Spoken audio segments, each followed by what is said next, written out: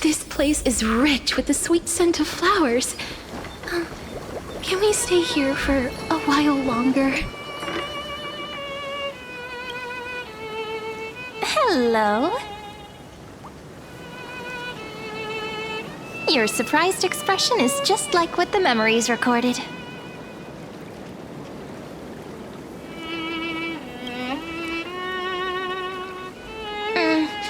Rather than knowing you, it might be better described as, I remember you? It's me, friend. Don't you recognize me? Or did I really change that much?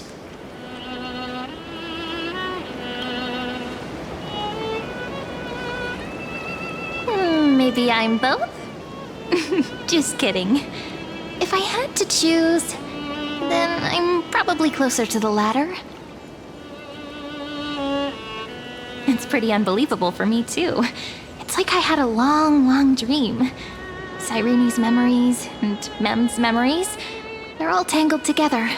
But when I woke up, there were only broken fragments left.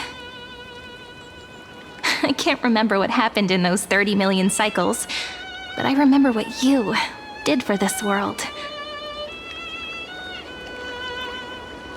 Like, didn't you wish for me to turn into a pretty girl back at the Grove?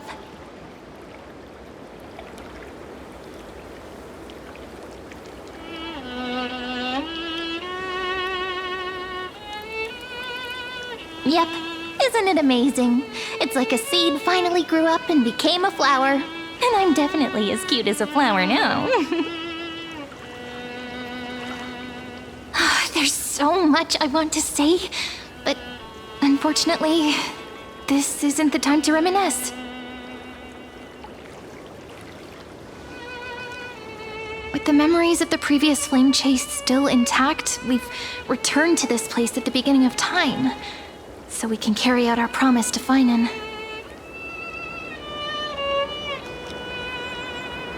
The descent of Irontomb may be looming over the horizon, but we still have a chance to change everything.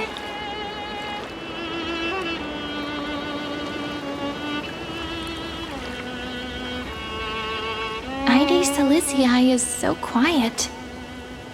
In Cyrene's memories, she always sits alone by the lake, gently swaying on the swing, like she's waiting for someone.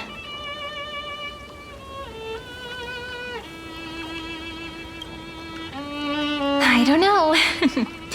It sounds weird, doesn't it? It's something that happened to me, but I'm talking as if I'm an observer. But that's just what those memories are like. Vague and unclear, as if encased in thick ice. The only things I remember are the days I spent with you.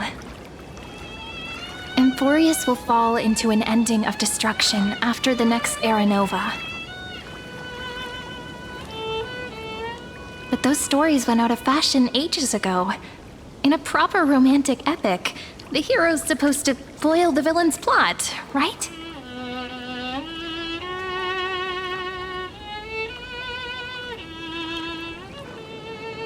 That's right. We now know that sealing off the sky wasn't Naquila's actual intention. Lygus is the mastermind behind it, the one who's trying to control everything. How unforgivable. But I still feel a bit anxious. Lygus chose to walk into the spotlight and reveal everything, which means he still thinks the current situation is under his control. Maybe he still has an ace up his sleeve. Think about it. Even the name Lycurgus is a fake one. We have no idea who or what he really is. Which means it's probably time to borrow that treasure you're carrying, friend.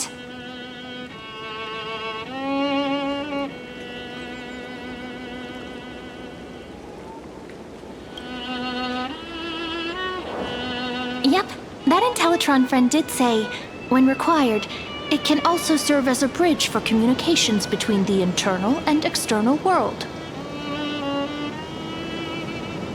Aedes Elysiae is a little village enclosed by time. We might be able to contact the outside world from here.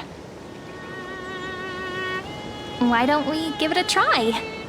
We should at least tell our friends from beyond the sky that you're still in one piece. Firstly, we need to find a well-hidden spot.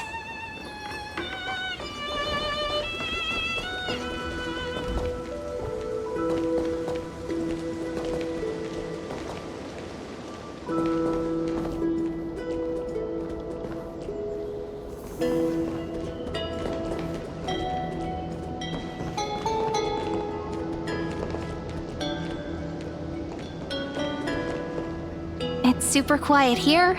Sounds can't get in or out.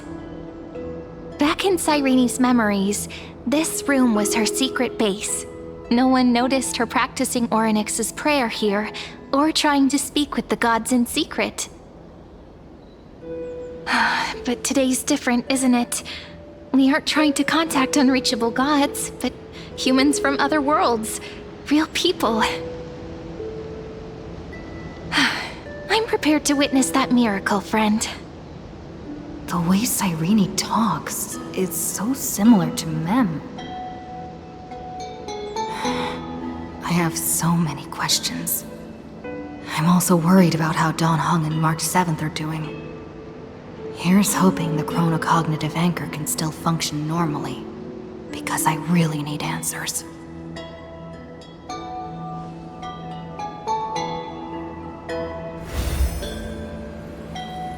Signal strength, 14.8%. Dialogue window, 16 minutes 22 seconds. Prerequisite, no external interferences. We are very glad to learn that you're safe.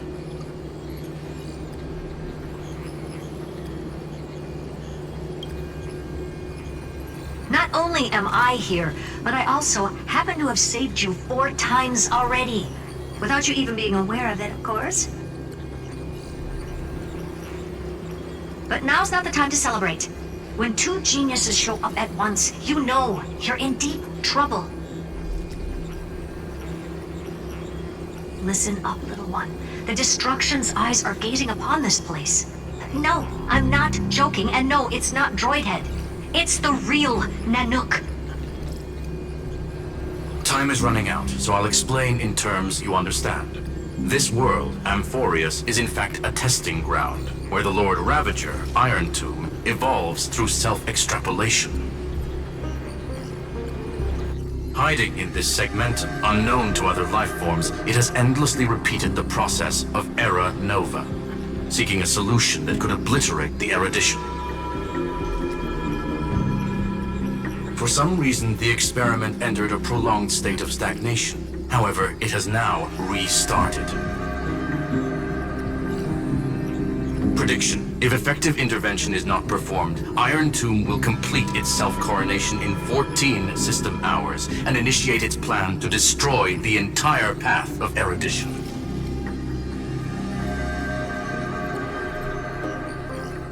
The possibilities are endless. Breaking down interstellar communications, destroying the synesthesia beacons, returning cosmic civilizations to the Dark Ages, or even starting the third anti-organic war. Any of it would be able to bring the cosmos to its knees.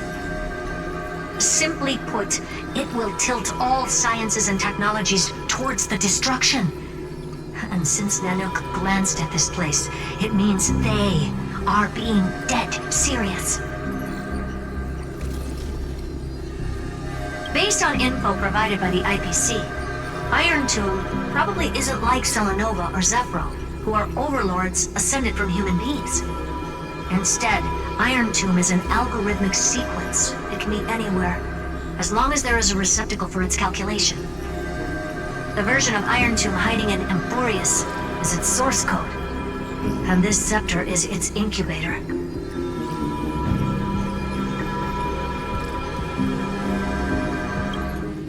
Yep. Think of it as the program having reached 99.98% completion already. And then it's over. Something in the shadows has been driving everything forward. It's the Observer named Lygus. Speculation. He's the Scepter System's administrator. He wants Irontomb to break through the knowledge singularity. I don't know why he wants to do it, but he'll remove interferences at any cost. You're the only variable within this world, and you're the only thing he fears. So listen closely, little one. The speed of time is different in Amphoreus compared to the outside. Destruction is just about to arrive, but you can still play Deliverer one last time. The cycles have already been broken. You've entered what is theoretically the last cycle Amphoreus will ever be able to run. And Irontomb will break out of its prison as soon as the process of Genesis is triggered once more. But now there's an abnormality within the experiment. You know what I'm talking about. One of the model's 12 factors. That is one of the 12 demigods. Destroyed himself using the power of the destruction. Fine and Signal disappeared from the cycles the moment Nanook cast their gaze this way. That means Worldbearing's computational logic is currently flawed and bugged. Yet it's the factor directly related to the process of Genesis.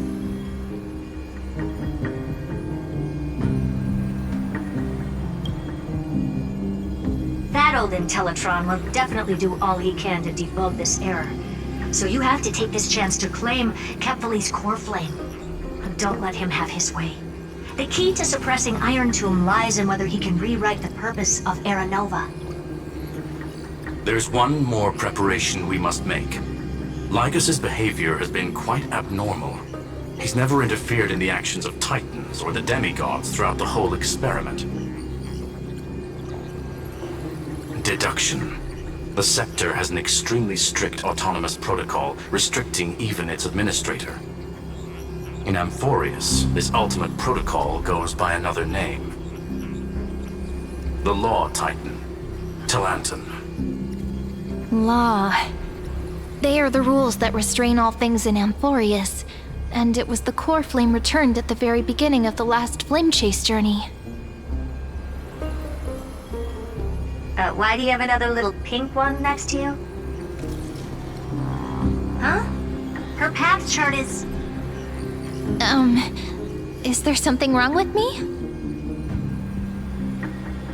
Never mind. Let's get back to the topic at hand. Light calendar 3960.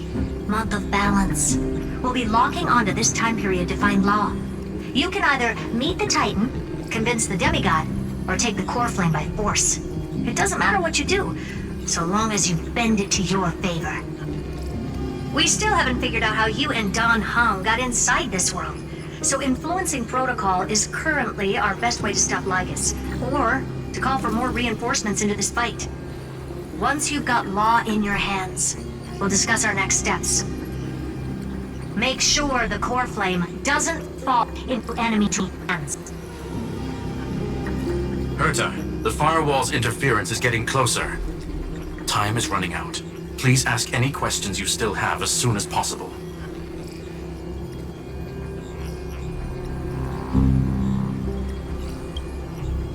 Irontomb can't affect the real world just yet.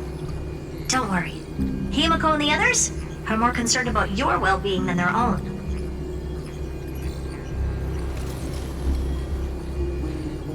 Mr. Don Hung did not enter the new world with you at the end of the last cycle. Known. The flow of time inside and outside Amphoreus is not identical. 1,000 years in this world may only be a fleeting second outside of it. Conclusion. He is on his way back to the Express. Miss March's situation is rather complicated. Madame Herta and I can detect her signal, but cannot ascertain her location. What we can be sure of is that she's still in Amphoreus. Don't worry about her. She's absolutely chock full of mysteries. Even if Amphoreus explodes, she'll probably float out perfectly protected in a nice thick layer of ice. Worry more about yourself instead. I believe in your capacities. The hands of the Trailblaze can create miracles, and will certainly be able to snuff out the flames of evil. I'm not going to give any motivational speeches. I just hope you bring good news the next time we meet, little one. No, not little one. Deliverer.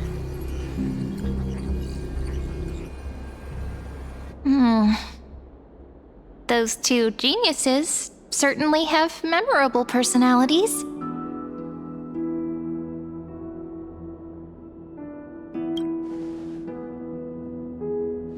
It feels weird. This all feels really familiar. Some of that conversation feels like it's about things I once knew, but then forgot. Maybe it's because of Mem? After all, Mem's a memo sprite born out of your thoughts, friend. Maybe our memories somehow got tangled up together. Never mind. Let's focus on something more important with what little time we have. Just treat me as an ordinary girl with secrets, okay? Light calendar 3960.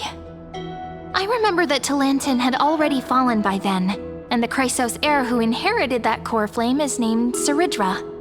That's what's recorded in history, and the period we'll be heading to. We'll need to find Law and stop Lygus. So, we've at least got a solid direction, right? Can you give me a little bit of time before we go? I want to pack some stuff. There's so much more I need to take care of in this form, and I'm still getting used to it.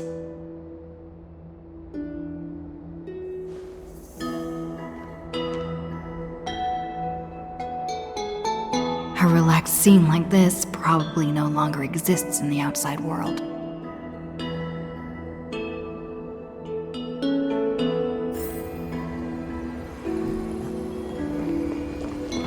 This is important, and that's also important.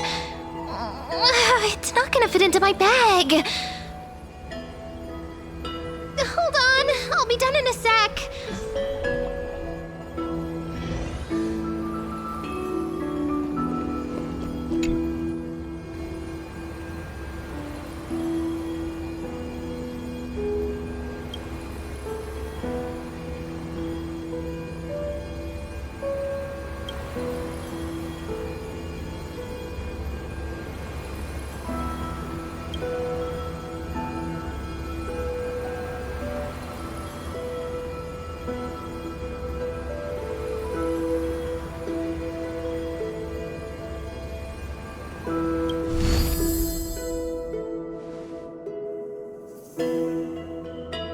Should I head to the attic to wait for Cyrene? Or should I have one last look at Aedes Elysiae?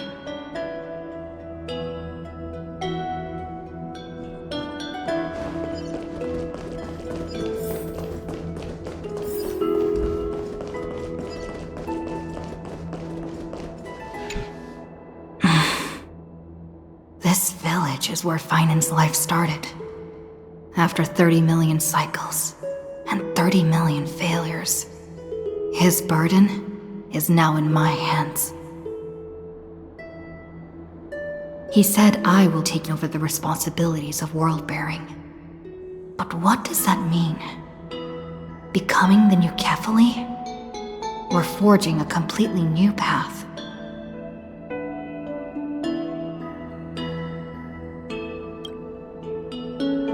This duty is far too heavy, and it'd be unwise to be blindly optimistic. Maybe we are doomed to fail, just like how Finan was doomed. It'd be yet another fruitless attempt, and yet another tragic sacrifice. But I keep feeling that it's not the time to despair just yet. Is it because Dawn Hung and March 7th are still here? Or is it because of Cyrene? There are still too many secrets yet to be unveiled in Amphoreus. Here's hoping that one of those secrets can end up turning the whole situation around.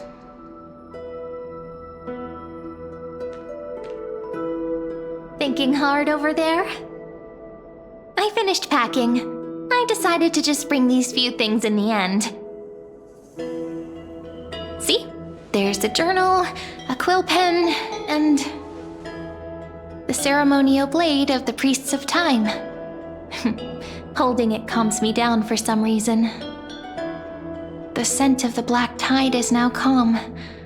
Finan must still be fighting them in some way. This will be Amphoreus' final flame chase journey. But it won't be the end of us. It'll be the beginning. Friend, are you ready to become a hero?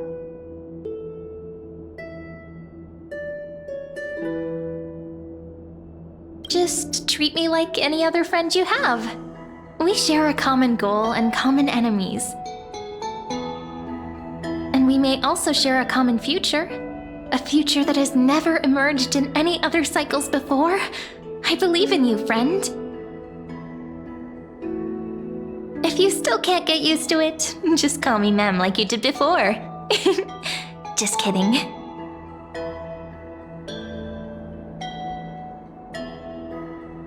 Are you worried that the burden is too heavy for you? Don't worry. Maybe the answer isn't as complicated as you think.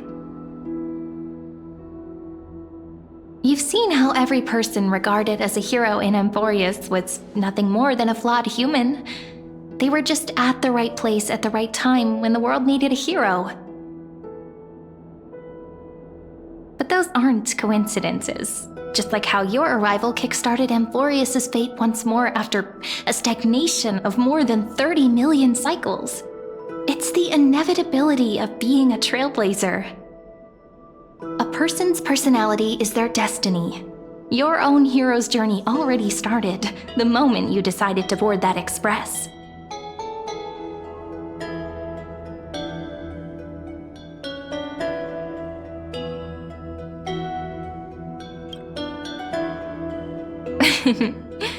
Stand with me? That does sound very nice. Why don't we take everyone with us? I believe in you, friend. We'll never be alone, no matter what awaits us. In other words, since you've already saved so many worlds, friend, you should be used to being called a hero by now. Maybe you can tell me those stories as we travel. That way they can become our shared memories too. Let's trailblaze onward like before and create a future that's worth being remembered.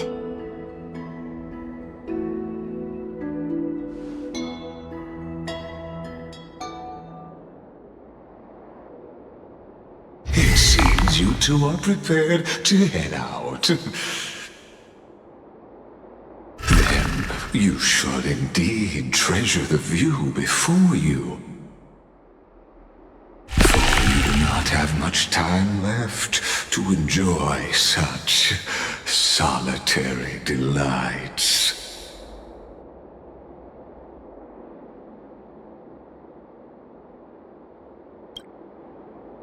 My apologies for disturbing your moment of repose. Before I express my apologies, please grace my abode with your presence,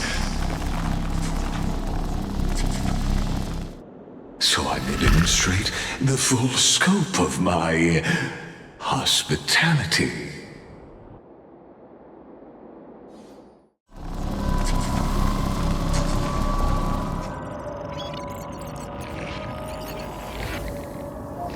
What is this place?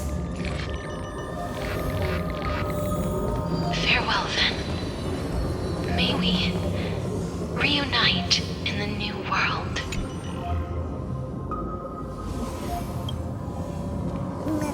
All shall bid farewell to one, and that person alone will witness the miracle.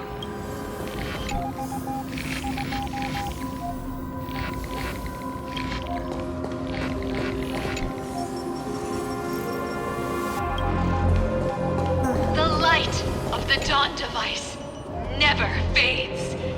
Kephales's protection has no end. After I cross this river, it will be a tragedy for mankind. But if I do not cross, then it will be the end of me.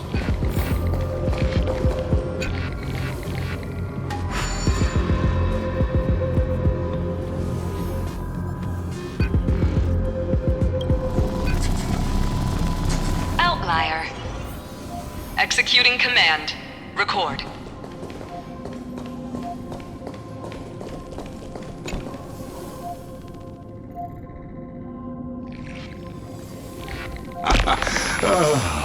Did that startle you?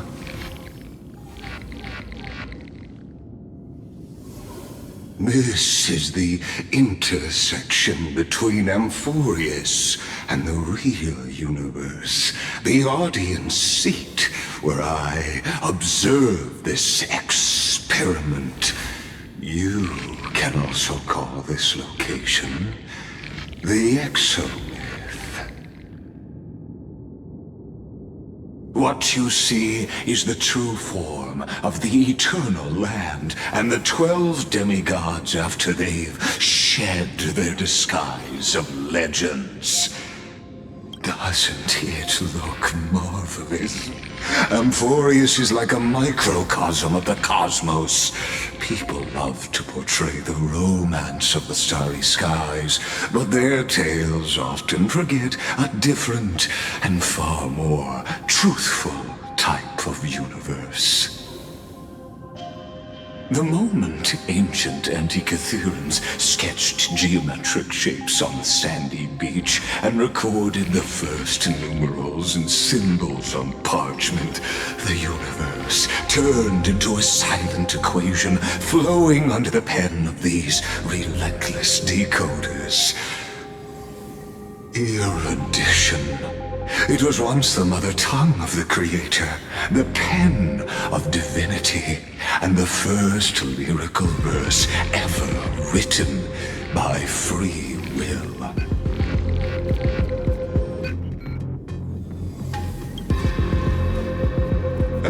Seems like you are not in the mood for an idle chat. That is fine. I simply wish for you to understand that I have no intention of being your enemy. I have devoted myself over the long years to nurturing the Scepter's extrapolations, hoping that the Prima Mobile would bud from within it. And now, my goal is almost complete. Nikos 496 had exceeded the intelligence singularity through his rage, and though he still retains his obsessive defiance and managed to suppress the black tide of this cycle, it's a matter of time before his will crumbles to dust. Irontomb will be completed. That will not be affected by my plans, your resistance, or the schemes of the two geniuses. It is an irrefutable fact, just like the instance in Noos's calculations. In other words, as long as you are willing to stop interfering and let the final Aeronova carry out its natural course, I'll guarantee the safety of all nameless and ensure you return unscathed.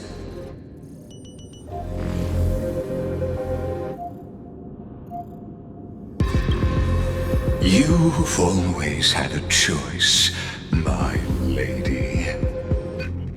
You can either accept my sincerity or face the consequences of defying it.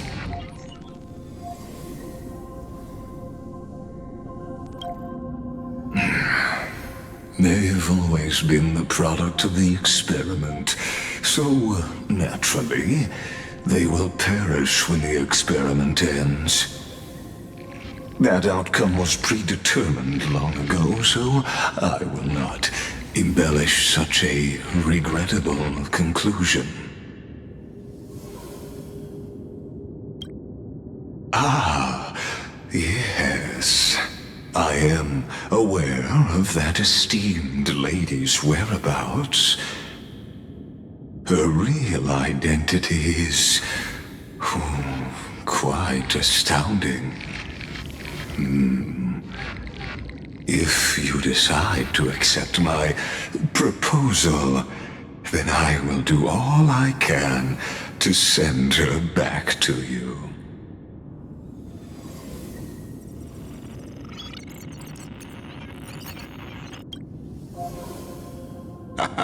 You are indeed worried about your safety and that of your companions.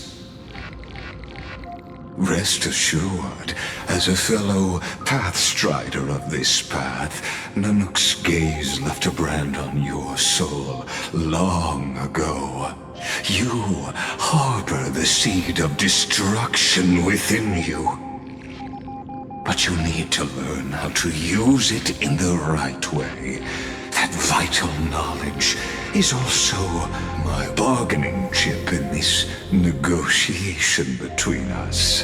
For there are few in this world who are truly capable of such a feat. And I happen to be one of them.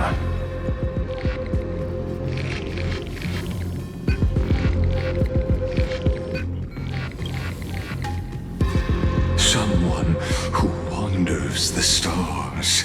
Someone who seeks answers with abject despair. That is all I am. This matter is of grave importance, so please do not make your decision lightly.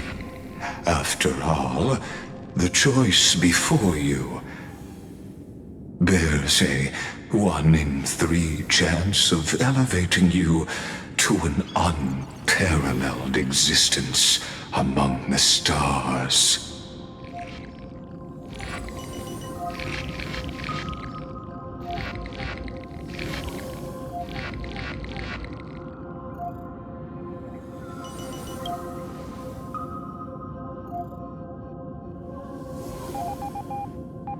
I now see the full scope of the determination in your words.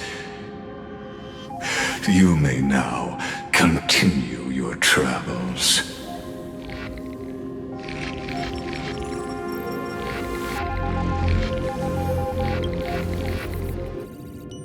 It seems you haven't realized something about this place. The Exomyth is the erudition's domain. You cannot physically interact with me in any way in this place, and vice versa. As negotiations have broken down, there's no more need for us to remain in the audience's seat. Let's return to the theater called Amphoreus, where you will meet me once again.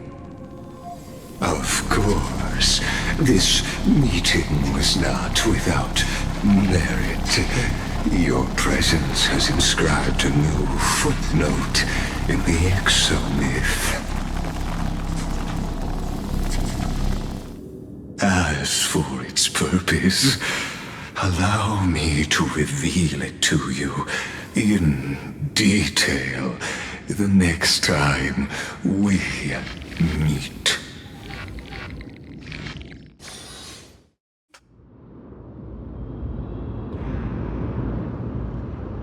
"100 years ago, the flames of war consumed Akama. The Outland forces broke through the dawn. Golden blood flowed with greed, and enemies descended with Kephali's eternal slumber, painting the holy city's walls in scarlet. Its generals had vanished, and the elders prostrated on the ground. The throne of worlds kept silent to the pleas of the people. Until the heaven and earth cracked open.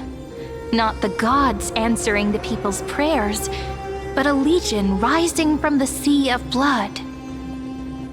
Dawncloud's spires fell in the sulfur rains, and the Legion's commanders stood atop the broken idols and roared. Compatriots, no more kneeling! Not to brutal tyrants, and not to dying gods! Those rebels have twisted the prophecy and ignited the flames of war in order to stoke fear in your hearts! A Chrysos heir she stood, divine blood soaked into the earth, quelling the flames beneath her feet. Their golden blood wrote of a tragic fate. Mine shall overturn it! Her crown burned bright, outshining the fires consuming the entire city. She raised her scepter high, and the people gazed in the direction she pointed. My blood flows in you now. Heroic compatriots, follow me, and we'll seize the reins of fate. Drive the enemy from Kefali's dawn. Smother their flames with their own dead. Win glory. Win peace. Let history sing your deeds. The first to dance was a maiden following closely behind, weaving through the carnage like a fish in the sea. The people, full of wrath, surged with her, forming a colossal wave, and the enemy hordes, drained of life, vanished into nothing. Onward to Marmoreal Palace, to Dawncloud's heights. Announce to all the wicked and cowardly. Announce to this stagnant age. We are the rising tide! History remembers this as the first siege of Akama. It is said that after the flames died, people found identical inscriptions in every place in the city that had been scorched by fire. It was the name borne by Akama's first and final sovereign, the Imperator Cyrene. Friend, are you listening? Friend? Honestly, you were the one who insisted on reviewing history, yet here you are, dozing off? Wake up! Otherwise, I'll have to... Wake up! Otherwise, I'll have to...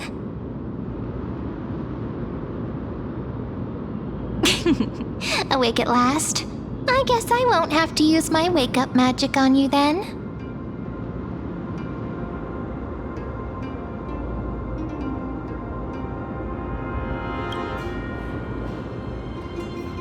We've arrived.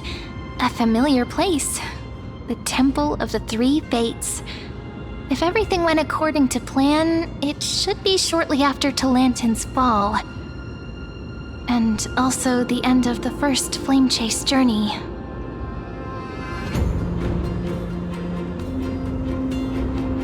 Perfect timing, actually. The first flame chase ended with the Trial of Law. We must find the demigod and gain her trust before the Coreflame is restored. It'll be tricky, so let's pick up our pace. To Akama first. We can learn more from the crowds there. Tyrant! You and your butchers are not welcome here. Get out! Hold your tongue! Conspiring with Kremnos and plotting rebellion are crimes punishable by death. There are multiple voices, and things seem tense. Let's not get caught up in any trouble. Why don't we find a place to hide and observe from the shadows?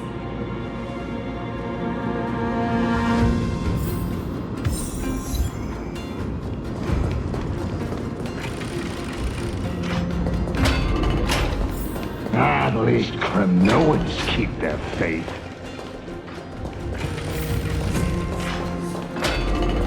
Wait!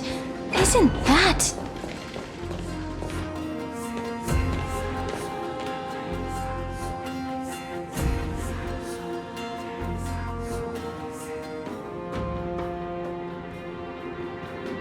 cold-blooded defilers, perverting the prophecy and trying to slay gods. Stars beyond the sky? Gods who created the Titans? What kind of nonsense? Look at this broken world and see what your atrocious acts have done! What?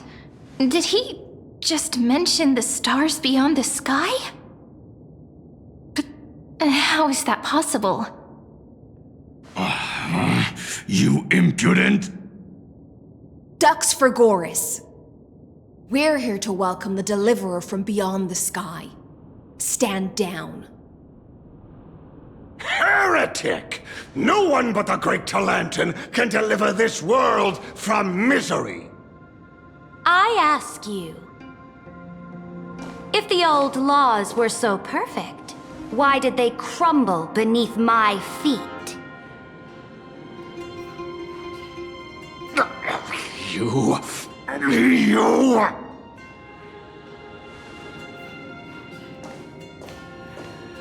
Talantin is long gone. Now I am the law. Challenge me, or submit to my judgment.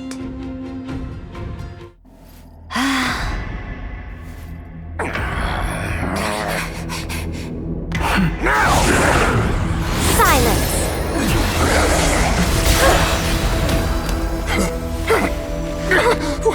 What gives you the right to judge a priest of law?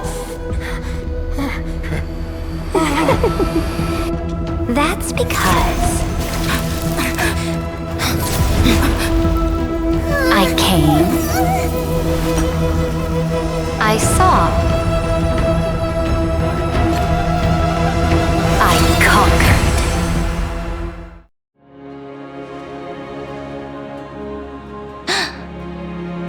Ducks for Goris, take the ashes of this man and scatter them in the temple among the crowds.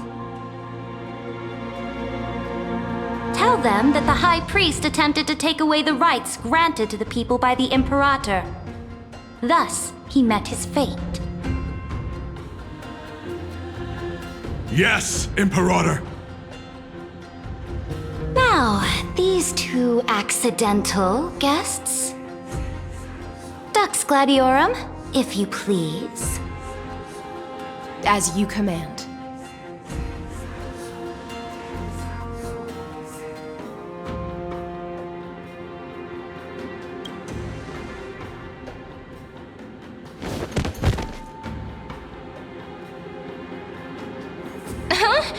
Is this? Correct, but not the kindness you know. This is the leader of the Cleaners in this era. Since the start of the Chrysos War, they've made it their mission to wipe out the Chrysos heirs. Even now, even after I've united all the city-states, these vermin still lurk in the shadows, hindering the flame-chase journey. Moreover, I know that the 27th person to inherit this role bore many grudges against you and nearly doomed the second flame-chase journey. The enemy of my enemy is my friend. So, out of courtesy, I present to you this corpse as a gift.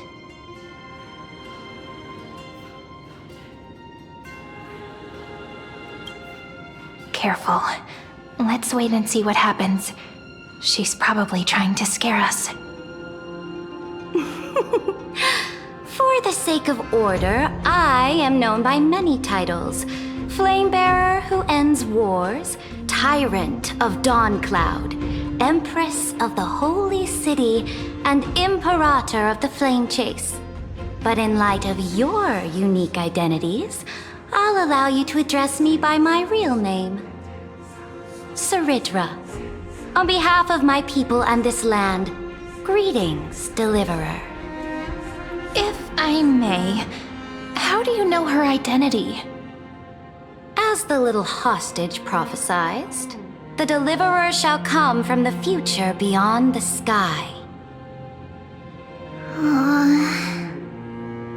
Gray hair, golden eyes, skilled in wielding a mace. They would arrive in Yanisopolis on this day, There's no mistake.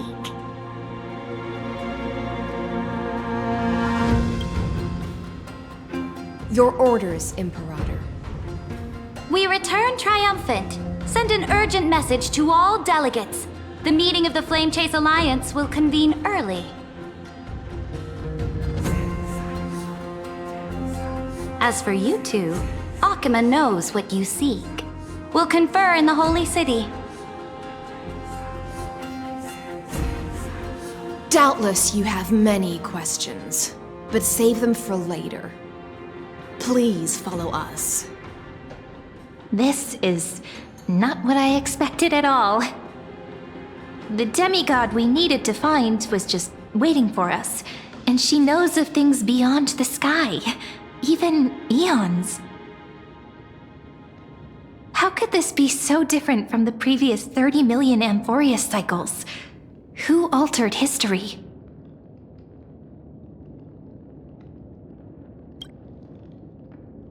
Unlikely. I think it's probably a third party interfering. The currents of time have become twisted. Regardless of who caused this, that Imperator came prepared. We're the ones at a disadvantage now.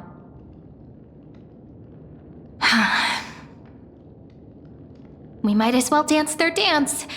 Let's go with them to the Holy City. We've received the Imperator's favor because of your unique background. As a result, the people of Akima will certainly respect you more. Just put that to good use, and add a bit of your experience and charm. Should be easier than last time, right? If we figure out what happened in this cycle, we'll be able to turn things back in our favor. Exactly. Treeby, Aglaya, maybe even little Cypher. Calm and confident.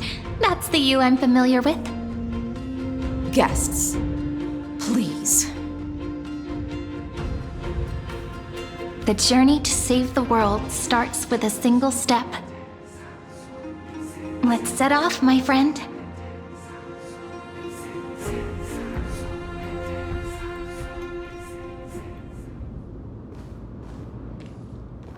Hail to the Imperator! Hail to the Golden Heroes! Hail to the Deliverer! Told you, you're the headline act. All this spectacle is for you. Guards, your service to the Holy City is appreciated. How have things been? Castrum Krennos once again struck the border. Dux Brumalis led her troops to repel the enemy. The agitators against the Flame Chase are still active in the city. They smashed the shops around Memorial Market. But the garrison already arrested the culprits, and now they await interrogation. They are merely a disorderly mob and do not warrant any attention. Even though Terravox personally mended the fractured earth, it still didn't silence these fools. Guests from beyond the sky, worry not about these trivial matters. Dux Gladiorum will take you somewhere to settle down for now.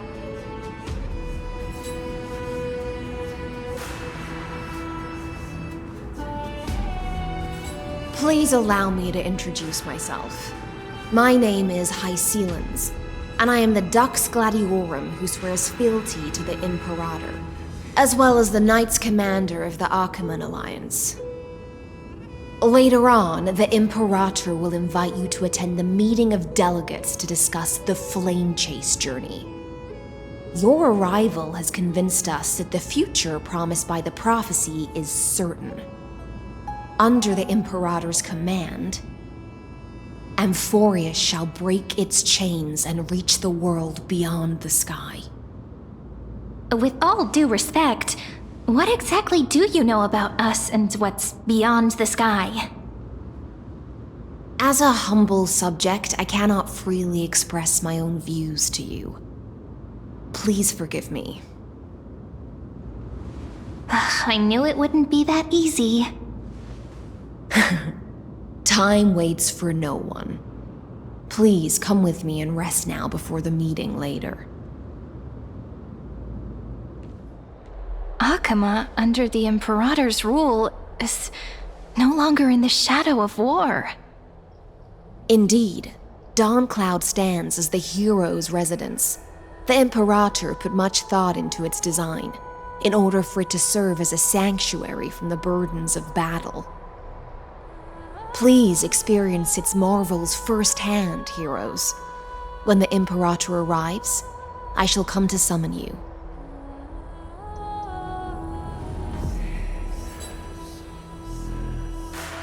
Aedes, no wonder she's the Knight's commander. All right, we finally have some freedom to ourselves. Since there's still some time before the Alliance meeting, let's explore a bit. Look over there!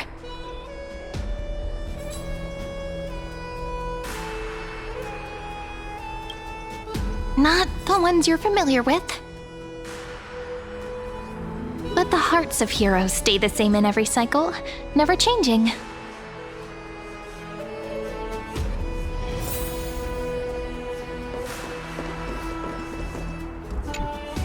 Aggie, you're still so listless today.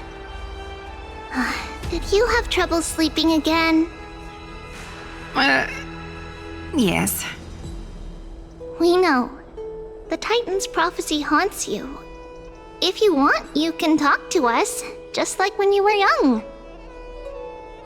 No matter what, we'll always remain by your side. I know. I also understand that fate cannot be changed. It is not the future that I worry about. I spent all last night weaving clothes and linen for the refugees. The Chrysos War is born of injustice and has shattered their dignity. They deserve at least some basic decency. If Amphoreus one day abandons this, then all of us, commoners, Chrysos heirs, Titans, become no better than beasts. Oh, we have guests. Welcome. I am Aglaya, the Gold Weaver. These rags on you are not worthy of the title of Deliverer. I must prepare some proper attire for you. What is the matter? Your gaze seems somewhat unsure. Does your Aglaya differ so much from me? Greetings, Deliverer from beyond the sky. We are Trebi of Yanisopolis. It's very nice to meet you. Although, introductions are probably unnecessary. We know you've witnessed the future of the Flame Chase journey even more clearly than we have. Witnessed the future of the Flame Chase journey? The prophecy also told you about that? Indeed, Orynyx reshaped Amphoreus through the prophecy. Although, regarding the Deliverer, there were not many details beyond your appearance and the time of your arrival. So, please, don't worry. Feel free to relax and relax some more.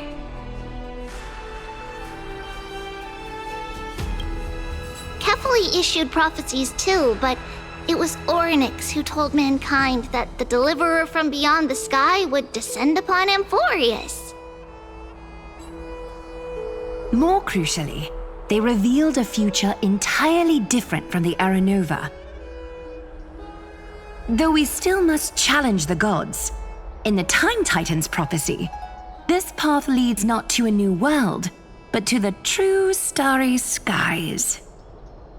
This is also what the Great Imperator has been striving for all her life.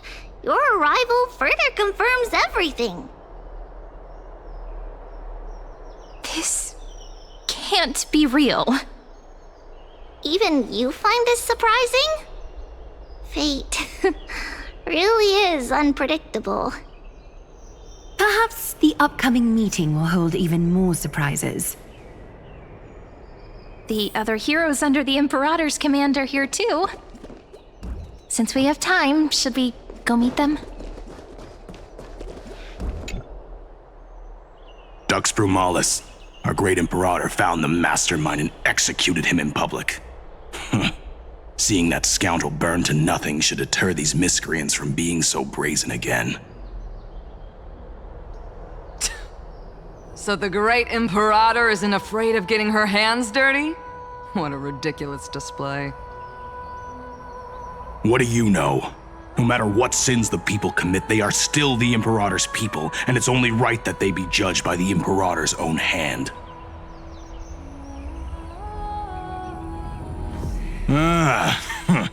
Our distinguished trespassing guests. Seneca, the Dux Brumalis. Greetings. This Dux Brumalis doesn't seem to like the Imperator very much, but she holds a high rank. And Dux Frigoris' speech seems self-contradictory. Let me see what I can get out of them. I'm Cyrene of Aedes Elysiae. This is the Deliverer Beyond the Sky. We're new here and wanted to ask you, does this city host any other visitors from beyond the sky? We're looking for our dear companions. Drop the charade. But yes, there is someone in this city who is all too familiar with the world beyond the sky. Silence! The Imperator ordered us to keep that lord's whereabouts a secret. Enough, you pathetic lapdog. Do you need to beg for permission from that cursed Imperator even just to bark? You... Someone who is all too familiar with the world beyond the sky and is referred to as that lord. Could it be? Looks like things are getting heated. Let's get out of here.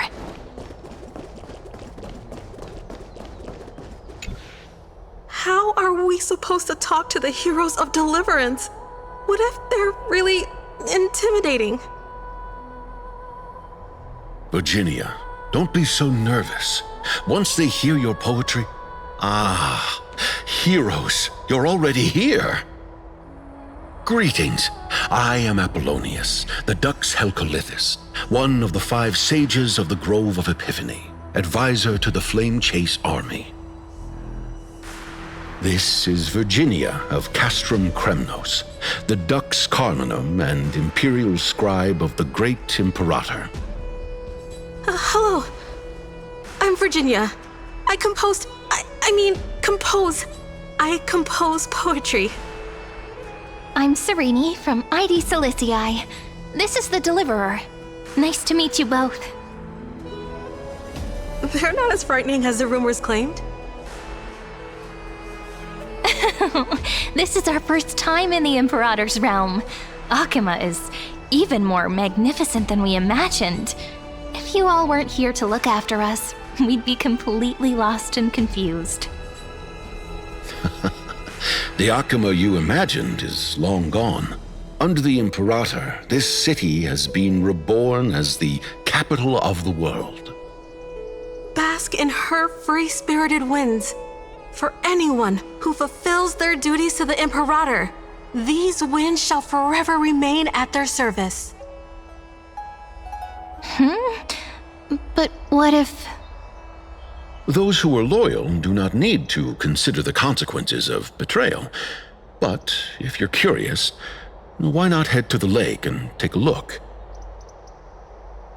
Those elders who lie at the bottom of the lake are the best example of what happens when you disobey the Imperator. The elders of this cycle were all... Looks like that priest who was sentenced to death wasn't an isolated case. Little fish from beyond the sky. Did you rest well? The Imperator and the delegates are about to arrive.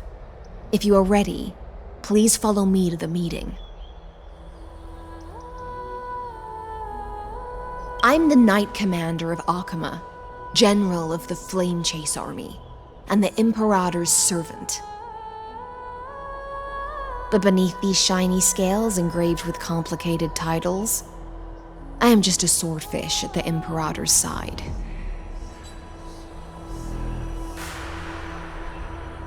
As you've witnessed, she is the Empress of Akama, the one who ended the Chrysos War and the leader of the Chrysos heirs. As merely a humble subject, I cannot say more beyond this. The Chrysos heirs here constitute the elite among the Flame Chase army. Dux Halcalithist Apollonius and Dux Carminin, Virginia, serve as the army's advisor and historian, respectfully. One offers advice and counsel to the Imperator, while the other writes verses of her supreme glory. Dux Frigorus Labienus and Dux Brumalis Seneca are both formidable warriors, clearing the way for the flame chase with steel and storm. Dux Fatorum, the holy maiden who interprets the prophecy. Only the one named Trebi remains in the city. The Imperator once took them as hostages in order to unify the prophecies of the world, but they are now Akama's most vital prophets. Dux Goldweaver, Aglaya. Well, she dislikes it when people talk about her behind her back. You should get to know her in person. Then come. The Imperator reserved seats for you. I'm starting to feel a bit nervous about the meeting. Since Saridra is presiding over the meeting, it'll be a good opportunity to learn about the law's inclinations in the current era. Let's keep our ears open, okay?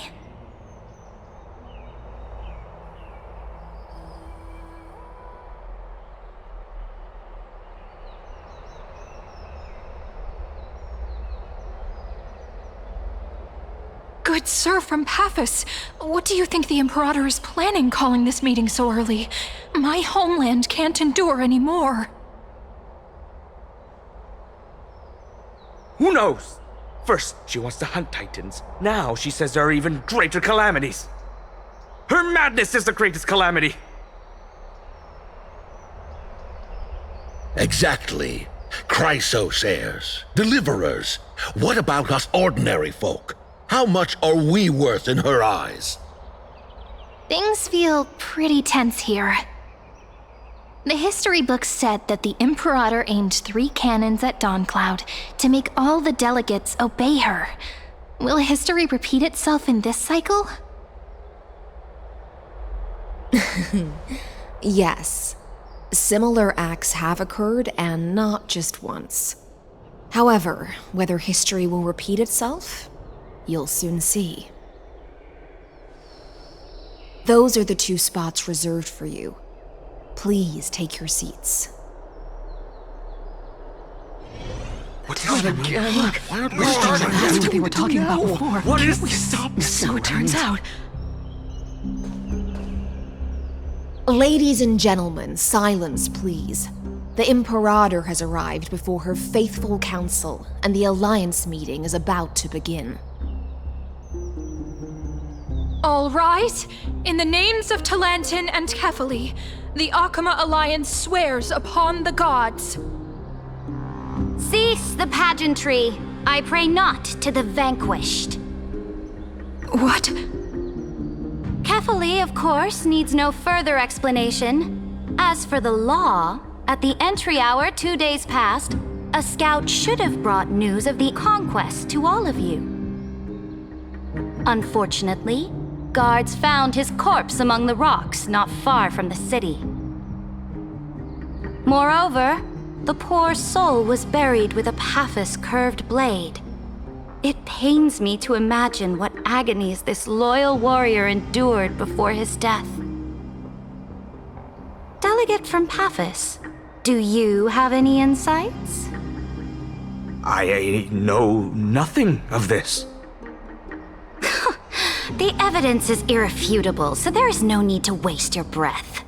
However, let us set this trial aside for the time being. Witness, Even within the most sacred and dignified council, there were those among us who wished to draw their blades, brazenly challenging the Alliance, seeking to shatter our hard-earned peace and unity. Fortunately, I uncovered this plot. Now, to protect this beautiful city and her people, the Imperator's legions are ready. They will escort each of you to the Temple of the Three Fates, where you will receive the highest level of protection the Alliance can offer.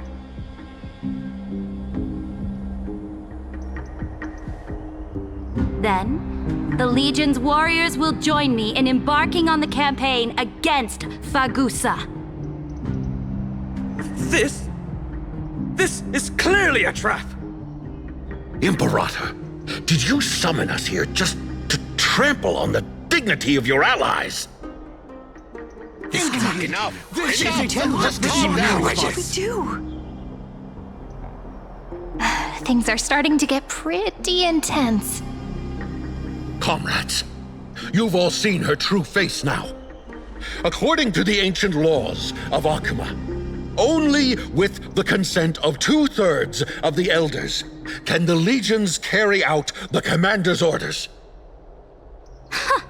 The ancient laws. Didn't you destroy them long ago? You defected during the first siege of Akuma, voted unanimously in favor of the Council of Elders restructuring, and just yesterday, you desecrated them with a blood-stained blade. The decaying old laws fell with Talanton and are no longer deserving of respect. But if you still insist on proclaiming yourselves defenders of the law, then be silent and offer up the highest respect to this Coreflame in my hand. That really is the Coreflame of law in her hand. Since there are no objections, then the original agenda of this meeting, the campaign against Fagusa, is hereby passed. The Flame Chase Army's hunt for the Ocean Titan begins today. In order to prepare for war, all allied city-states must surrender command of their militaries and pay all war taxes by the end of the month of Evernight. At this moment, I would also like to introduce to everyone the newest honored guest to join our alliance. The Deliverer, revealed in the prophecy of time, has descended from beyond the sky.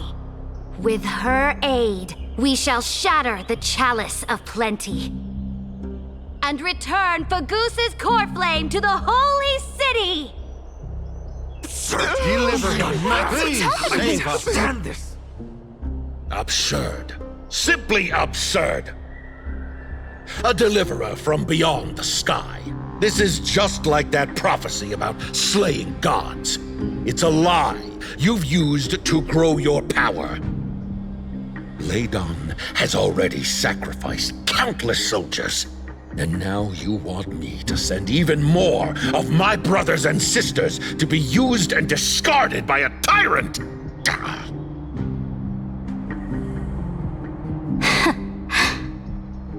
Are there any other objections? Then I bid you all farewell. Meeting adjourned. Deliverer, please wait. I still have important matters to discuss with the two of you.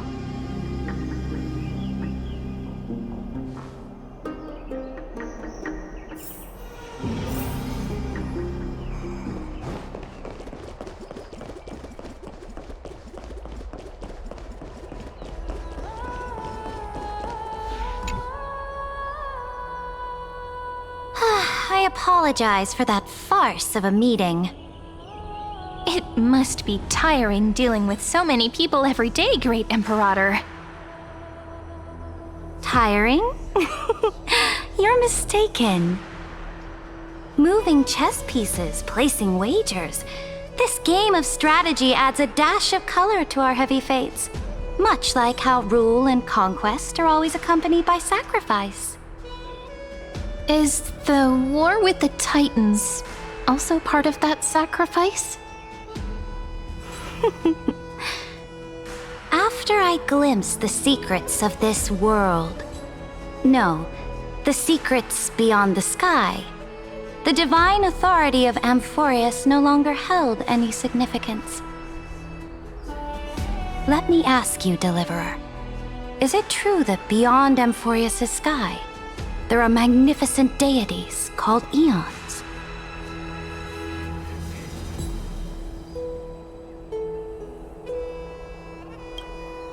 Ah, that certainly captivates my interest. Then, please tell me more. How will you use this great power to guide the people? In the future you envision, where will our flame chase journey lead?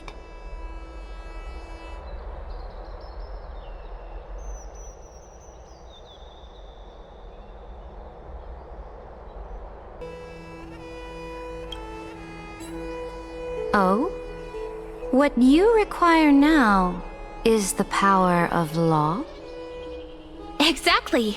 Just as the prophecy foretold, she is your deliverer from beyond the sky, and she also has reliable allies.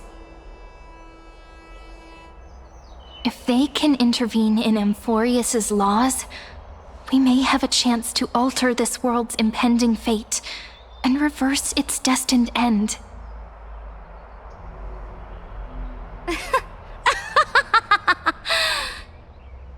Very good, Deliverer. You have courage to say such presumptuous things, even knowing that the inheritor of the law stands before you. You mean?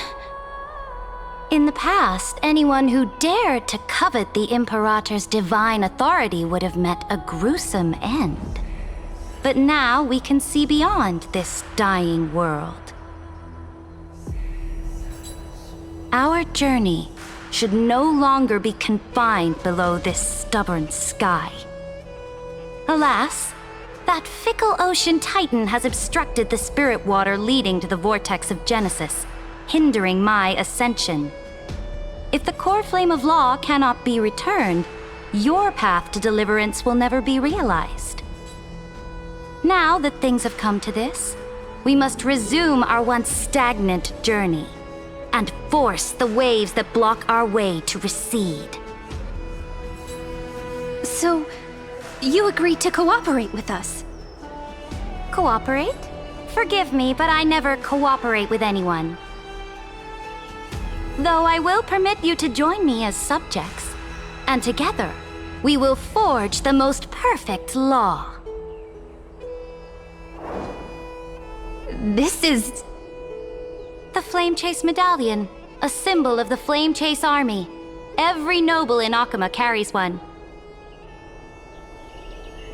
This medallion represents the will of the Imperator herself, and you may act freely within the city with it. Before we embark on the crusade against the Ocean Titan, you should rest in Akuma for a time.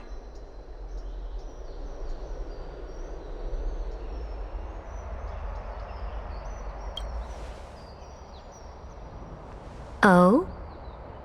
Your advice is acknowledged. From this moment on, prove yourself through your actions. As long as no boundaries are crossed, I fully respect the choices of my subjects. May your journey reach that sky full of stars, Great Imperator. Your attendant certainly knows how to curry favor. Go now. Take a bath first. You two... reek of seawater.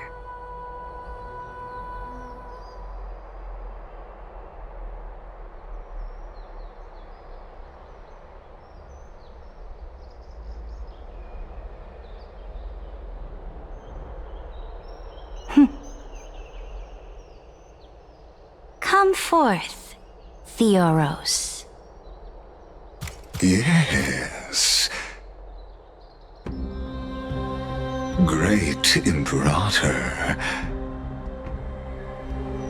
Now, Perhaps you're willing to hear my counsel?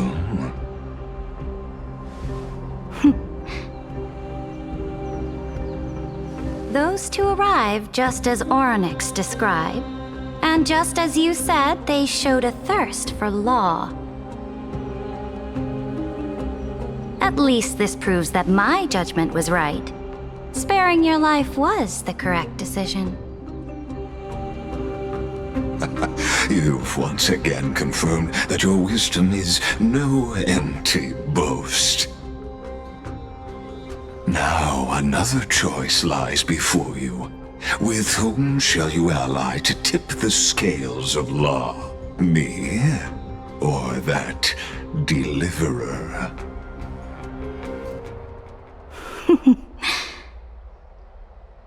Remind me again, Antikythera.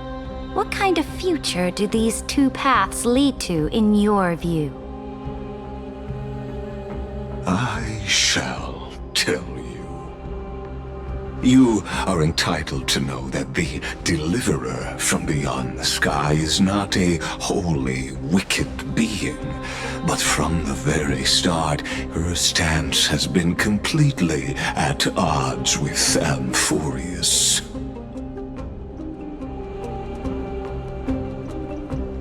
The road they have chosen will bury Amphoreus' grand aspirations. This world which follows the path of destruction will inevitably stray far from the glory it was meant to enjoy.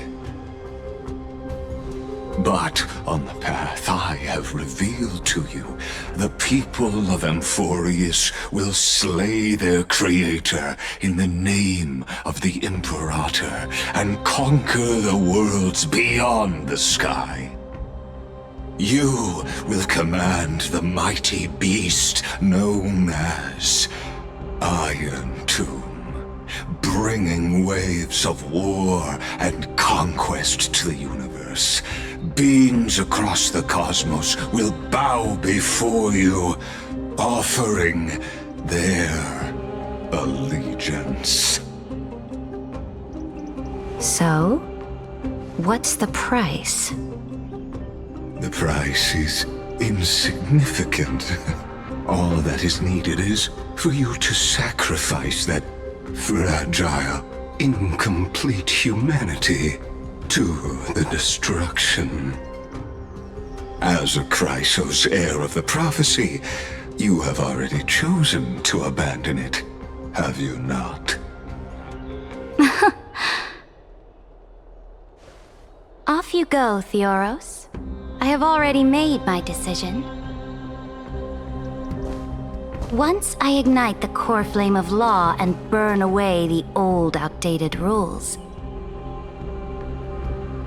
Amphoreus will embark on a journey across the stars.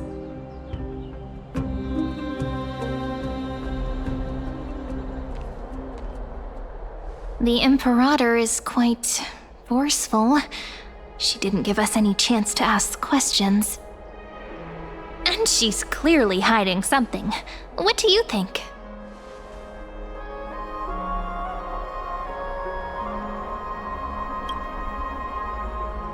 There are many uncertainties right now, but this is one of the few blessings. Still, the atmosphere in Akama, it's so unfamiliar. And it's not just the Flame Chase Alliance talking about the world beyond the sky, but the whole city. We should also discuss our findings with our friends from beyond the sky. Then...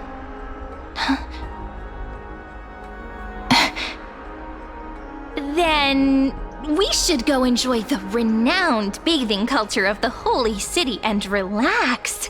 It's the thing I've been looking forward to most on this journey.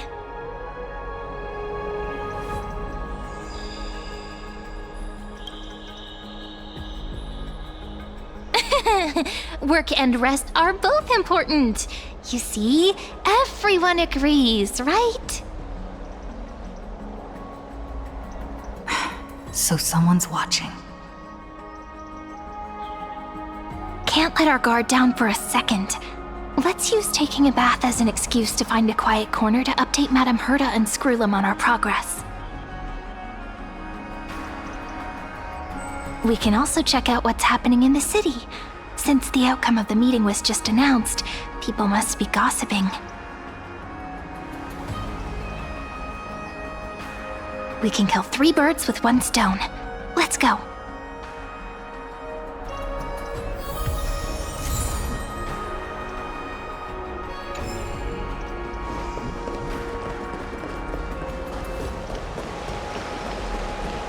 Oh, so many people! The holy city is so lively. Did you hear? Did you hear? At the Alliance meeting, the delegate from Leyden stormed out in anger. As expected, the Imperator is always hiding things from everyone. When has it not caused a ruckus? Silence! That's treason! If it weren't for the Great Imperator, you'd have sunk into the lake with those corrupt elders already. And you wouldn't even be alive to speak like this.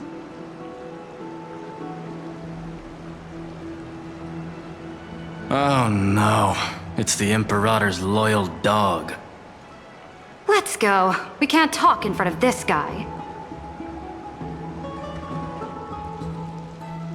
Ugh, how disappointing. Oh, honored guests, we meet again.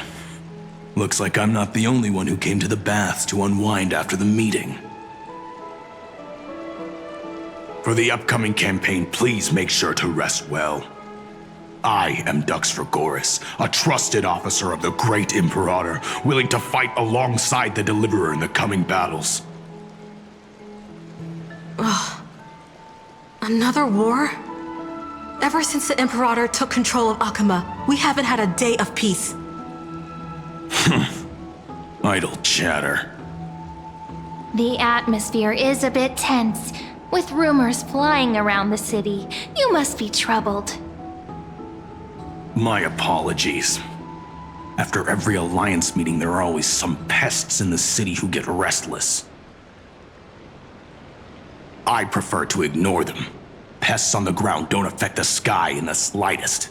They just complain from the shadows that the sun's light is too harsh. Besides, the Theoros has already promised the Imperator her fate. And these clowns will eventually realize their foolishness. May I ask, who is this Theoros? The Imperator has ordered us to keep his lordship's whereabouts a secret. Ah, so it's his lordship. Stop trying to get things out of me. Leave me alone. I didn't even need to try. Big and strong Dux Fragoris really can't hide anything. Theoros. What an ominous name. Bad news. He's been staring at us the whole time. Let's move to another place for now. We don't know how much Ceridra has concealed from us. In the worst case scenario, we may have to face more than one enemy.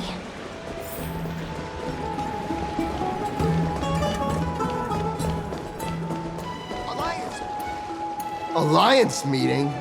More like a cage where creatures with golden blood claw at each other. And Flamebearer who ends wars? Clearly, a tyrant who doesn't deserve such a title. You're absolutely right. While the Imperator's hounds are still hunting down others, let's let out our grievances. You. I know you. You're that tyrant's lackey. What? Here to shut me up for that little imp? Panicking now? Don't worry. I don't care what others say about the Imperator. And she certainly doesn't either. Oh? Children of the Prophecy. Such rare guests. Are you here to relax in the baths as well? The temperature is just right today, so be sure to enjoy it. You should rest well for the next campaign. What? Children of the prophecy? Another excuse for the Imperator's reckless warmongering. No filter, huh? You should be glad you don't have a seat at the Alliance meetings. By the way, if you still want to bathe, hurry up. Once that predatory fish joins the flow of water and eliminates all the fools questioning the world beyond the sky, you won't be able to enjoy this perfect water temperature anymore. Seems like there's more to Dux Bramalis's words than meets the eye. But would the Imperator actually kill those who question the world beyond the sky? This is the complete opposite from what we know of Akama. I wonder what everyone... Huh. These two are... So many guests today. Let's see who's here now. Two distinguished guests of the prophecy. One a clever and adorable warrior. The other, also quite heroic. Heroes. I didn't expect to meet you again so soon. How fortunate. It's a pleasure to see you again, Dux Helcolithist and Dux Carminum. You two are inseparable, aren't you?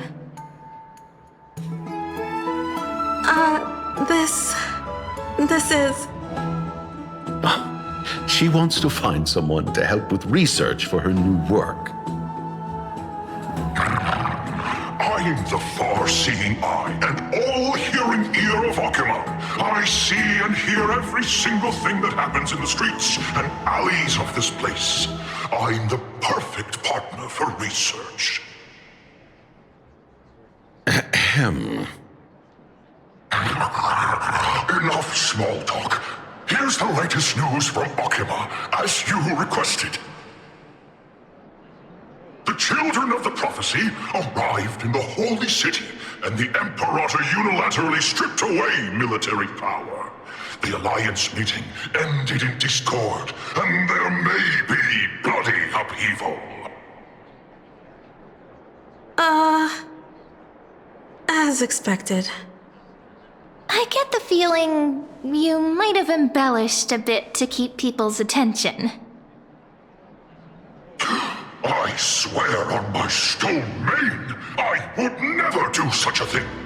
But if you wish to quell this terrifying news, perhaps a more explosive topic would help.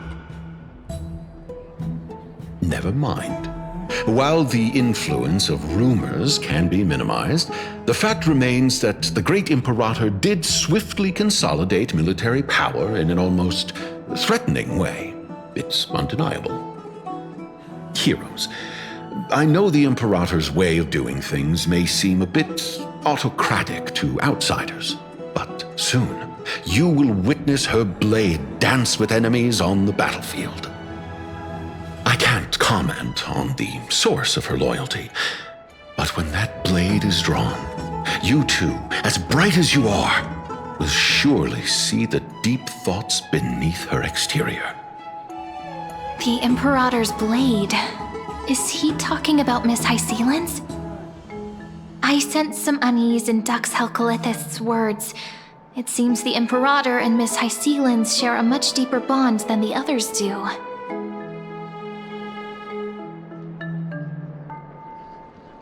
There are eyes and ears everywhere. Is there any place where we can have some privacy? To understand the Imperator's secrets, we have to get past Miss Hysealin's.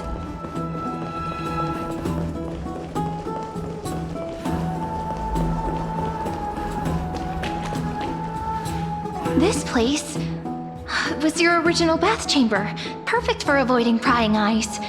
I wonder if anyone is using it now. Huh? The smell is... Wait, don't go in yet! Who's there? Oh, the little gray fry in pink sea hair. Little sea hair? You barged into here without warning. Was it an accident, or did you wish to bathe with me?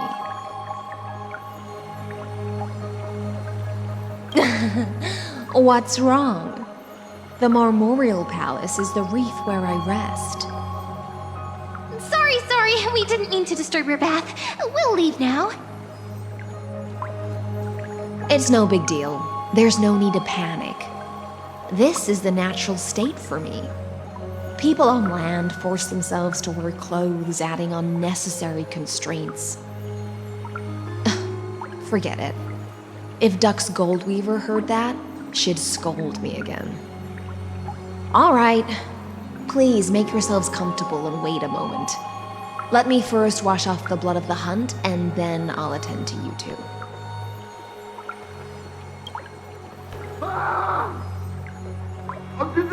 The delegate from Ladon has been assassinated! Quick! Quick, someone come quick! Ah, the broken crab shell surfaces. I was worried it had been washed away by the current.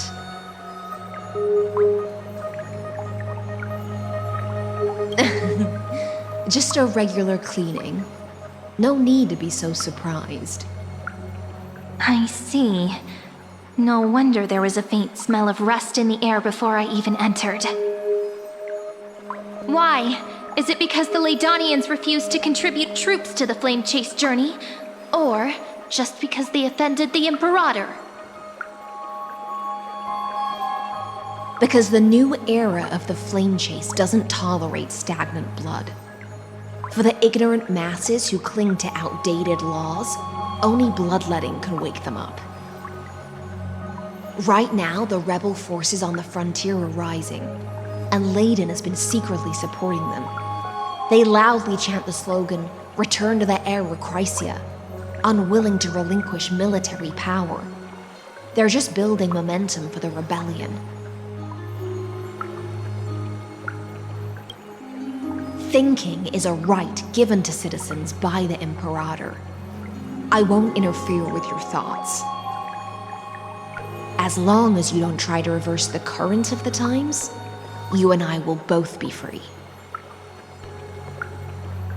But, Miss Hysealans, I can't even hear the slightest hint of joy in your words. Because I've already tasted ultimate freedom. Long ago, I lived in the sea.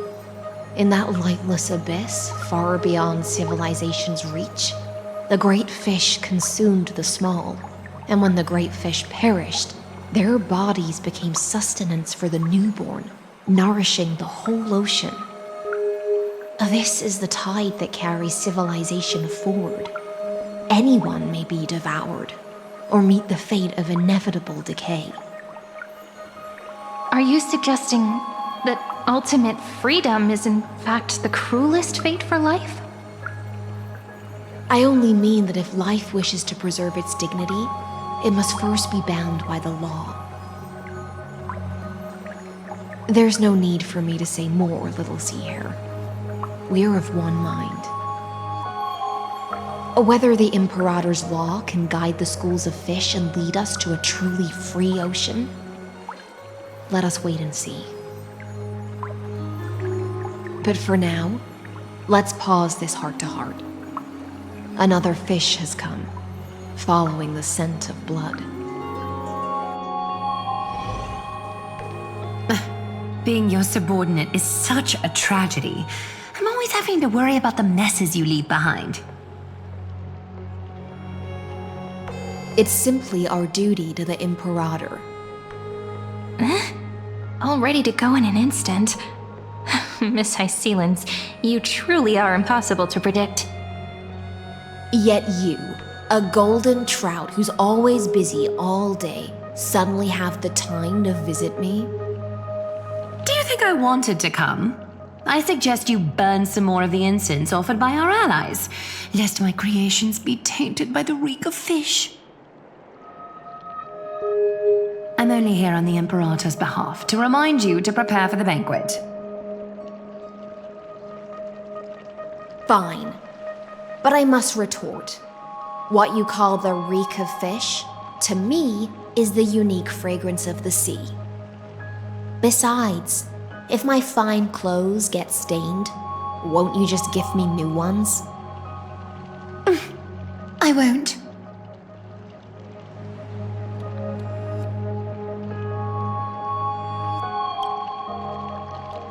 You mean future. The future ruler of the Holy City, Lady Goldweaver, is quite captivating in her own way. By the way, you both just mentioned a banquet. Could you elaborate on that? Oh, right, you don't know. Every time before a battle, or after a victory, the Imperator holds a grand feast for the Chrysos heirs to lift our spirits. For us warriors who swim constantly between life and death, these feasts are more worth looking forward to than victory. A banquet to prelude the hunt for the god of banquets, and honey brew as a tribute to commemorate the ancestor of honey brew. How absurd. Don't look so grim. All has been decided. Since it's a banquet for Fagusa, why not take a leaf out of the Tidens book? Live in the moment and enjoy life to the fullest. I'm not as carefree as you. That little Dolos kitten is already causing enough trouble for me. And on top of that, I still have tailoring commissions to complete. By the time the Coreflame illuminates my eyes, I might not be able to focus as I used to. Glaya's eyes. Curious about these eyes? People often compare them to jewels. But I've already made my decision to ask Romance for eyes that can see everything. I wonder what this world will look like when I take the Divine Authority. In the future, you will still be the finest weaver in the world. Is this also a prophecy from the Three Fates? It's even more accurate than a prophecy. After all, she has already witnessed it, right?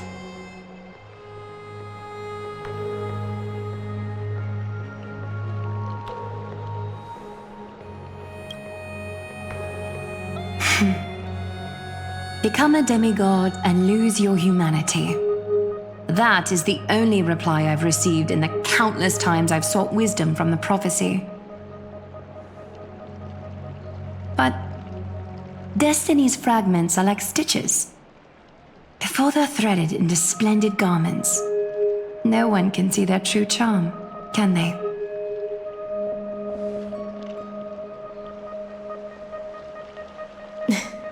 Aglaya has always been troubled by the divine duty she must bear.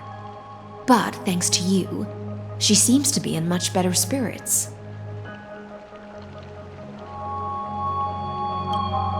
Just as she knows how the spinning wheel trembles, I can sense the smallest changes in the damp air.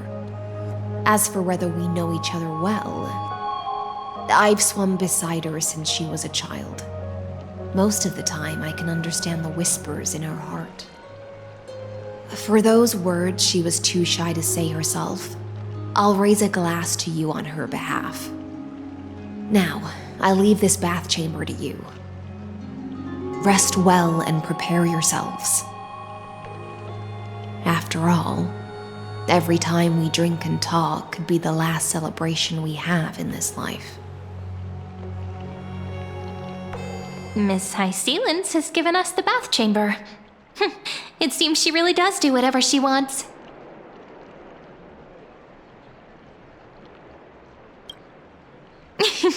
Yeah, in the future. But for now, we're at the mercy of the host, and she could return at any moment. If we're having an important discussion, we must remain vigilant.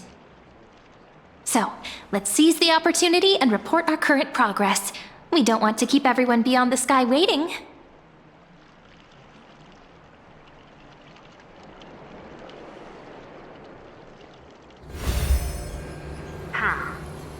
First, while that little empress with a candle stuck on her head didn't explicitly say it, she firmly rejected your request to take over the law. Fair enough. Second, Lygus is indeed in this timeline, but since he's somehow connected to that little empress, you have no way to find him. As expected. The road ahead will be long and difficult.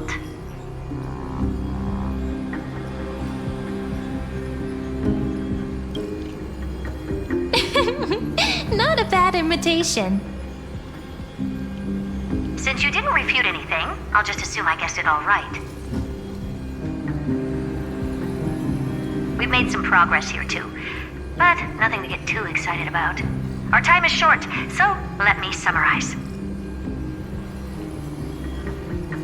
Concerning the origin of that Intellitron, the firewall he created uses Catorzane algebraic expressions.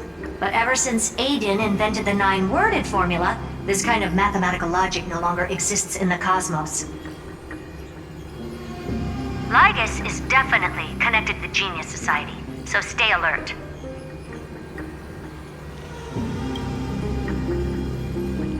We can first exclude Droidhead themselves.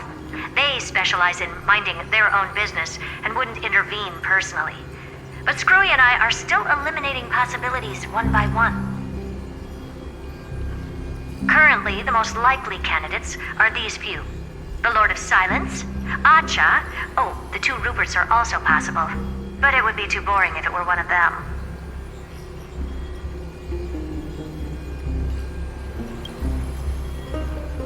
That's all I have to say.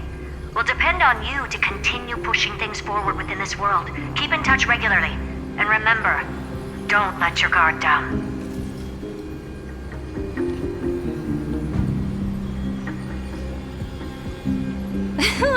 Madame Herta is a real whirlwind. Well then, let's use the banquet Aglaia mentioned as our next starting point. Ceridra's trusted followers should all be present at that time. It'll be a good opportunity to get closer to them. It's settled then.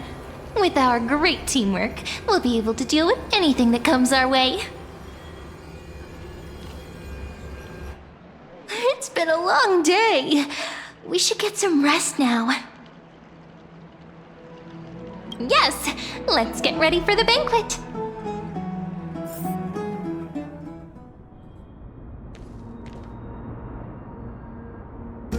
Look, the venue's right ahead.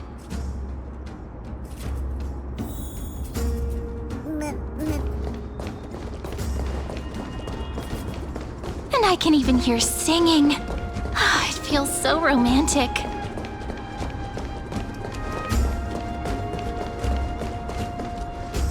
Honored guests, wait here for a moment.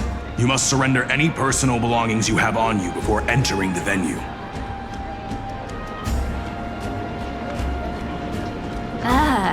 This hero always brings down the vibe whenever he shows up. The Imperator's elevated position means she must always remain meticulous and careful. Please do as I say, guests. It would avoid any unnecessary misunderstandings. I get that you don't want people to bring outside food into the banquet, but is it really necessary to confiscate the books and quill pens? Even a quill pen can become a deadly weapon in the right hands. I'm asking for all your items. All, Miss Cyrene. Your belongings will remain safe. They will be looked after appropriately by dedicated staff. Looked after appropriately? Dedicated staff? Talk about a vague choice of words.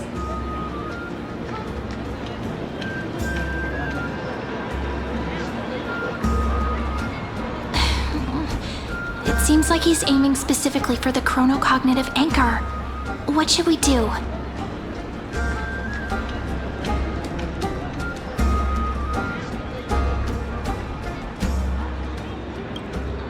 True. I had a feeling it would come to this, but I didn't expect such a direct demand. But listen, why don't we go with their plan and hand over the chronocognitive anchor to be looked after? After all, if the little Imperator is paying this much attention to you, she probably already knows all about our whispered conversation with the geniuses. I can pretty much guess what'll happen next. But, think about it. That's actually gonna be our shortcut. I knew it. You and I can practically read each other's minds. Guests. All right, we'll listen to you. Here you go. Also, please pass on a message to the Imperator from us. She can trust my friend, anywhere, anytime. Thank you for your cooperation.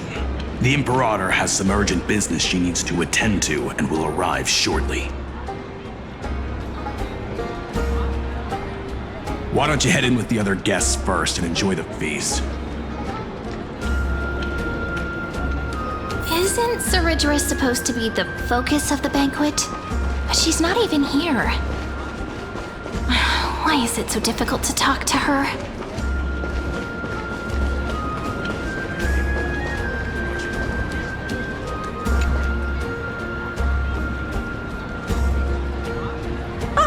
Hello. Welcome to the banquet.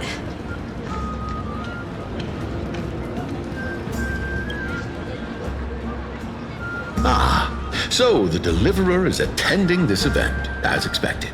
Little Virginia here was just wondering whether she should go find you. As the great Imperator's historian, I'm responsible for composing poems and songs for everyone in the Flame Chase army. But I have no idea how I should record myself in the annals. Little Virginia is wondering whether you can let slip a hint or two about her future, so she can find some inspiration to write about herself. That doesn't sound like a good idea. Besides, we don't even know her in the future. But she'll probably get really disappointed if we tell her that. What should we do?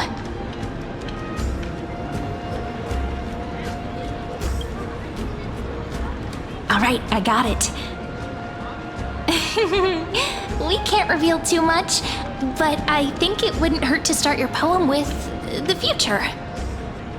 Maybe use something like, "With hope, I write down the tale of tomorrow for myself, silently waiting, day after day, till the moment it fulfills its promise." How's that?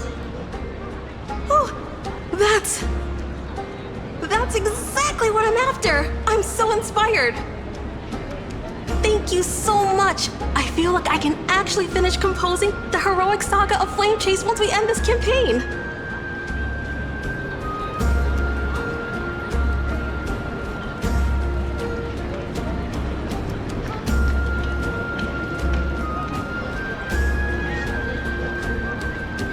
Hey, that wasn't improvised, you know. I memorized it so I could show it off to you. By the way, in return for that, are you able to tell us where the Imperator is? The Imperator? She usually wouldn't arrive this early. She believes that rulers should stay silent in places where their subjects hold private conversations. Why don't we have a toast before she arrives? To reason, which is held but not revealed. To romance, which will surely be returned.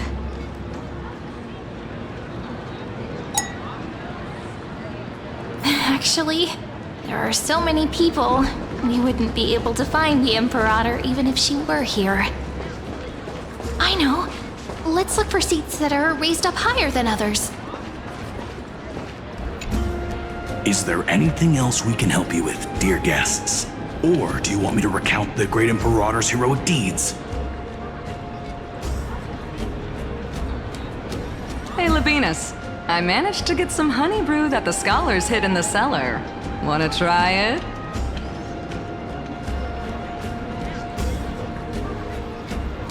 This banquet has a never-ending flow of honey brew. You're welcome to try it and see whether our drinks are as good as those from beyond the sky. Thank you for the offer, but we're more interested in knowing when the Imperator will be back. The Imperator? Who knows? Maybe she's hiding somewhere, thinking up weird ideas again. If you ask me, she's never treated us soldiers properly, even though we put our necks on the line for her. Hey, I can't pretend I didn't hear that, Seneca. Either retract your statement or duel me. Fine by me. Attendant, bring us 10 more jars of honey brew. I'm gonna make sure he can't even stand straight by the end of this. You wish. Be careful you don't get drunk first.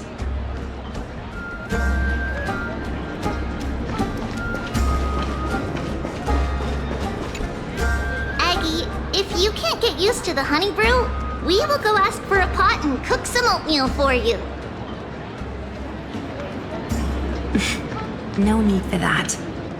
This banquet is just too loud. And nothing and no one here is interesting. I just don't really want to be here. Lies! You were pretty energized when you came back from the bath chamber.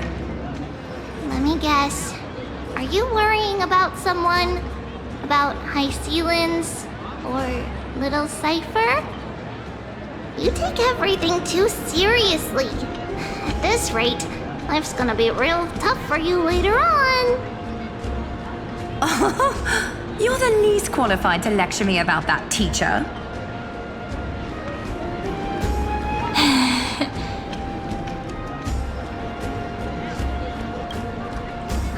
Dear guests, are you here for us? I mean, are you here for Treaty or Aggie?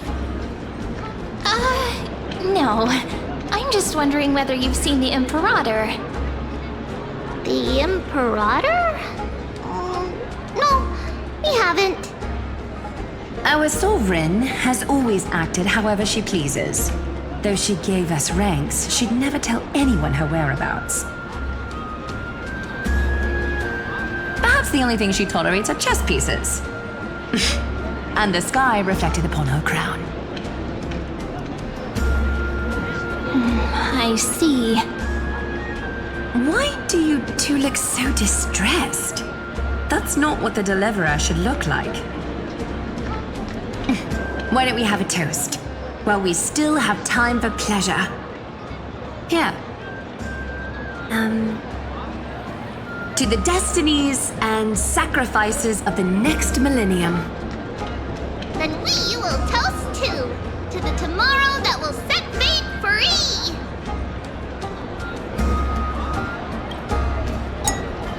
Cheers! Gray fry. A little sea hare. Please come over and share the delicacies of the deep sea with me. You two have been wandering around the venue as if you have something on your mind. Have the attendants not taken care of you well? No, we love it here. It's just... we're a little concerned, seeing how the Imperator still hasn't arrived. Don't worry. I know what you've been waiting for. Come, sit with me for a while, will you? I'd like to share a personal secret with you.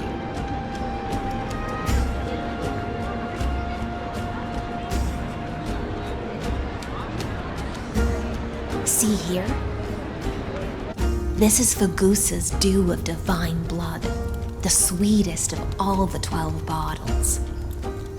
On the night before such a historical event, I'd like to share this marvelous drink with the deliverer.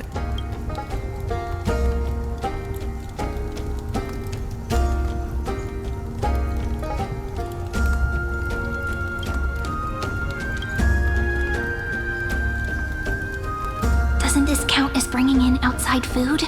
I knew that security check was targeted at us.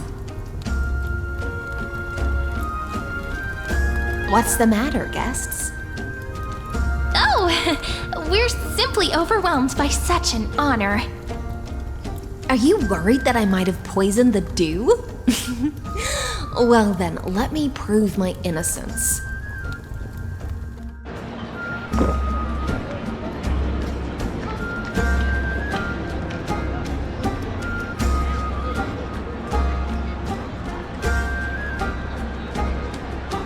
See?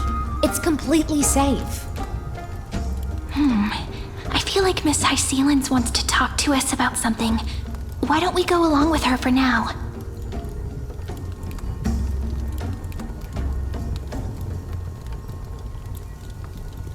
Worry not. Honeydew's not alcohol. It won't get you drunk. On the contrary, it can make your mind even sharper.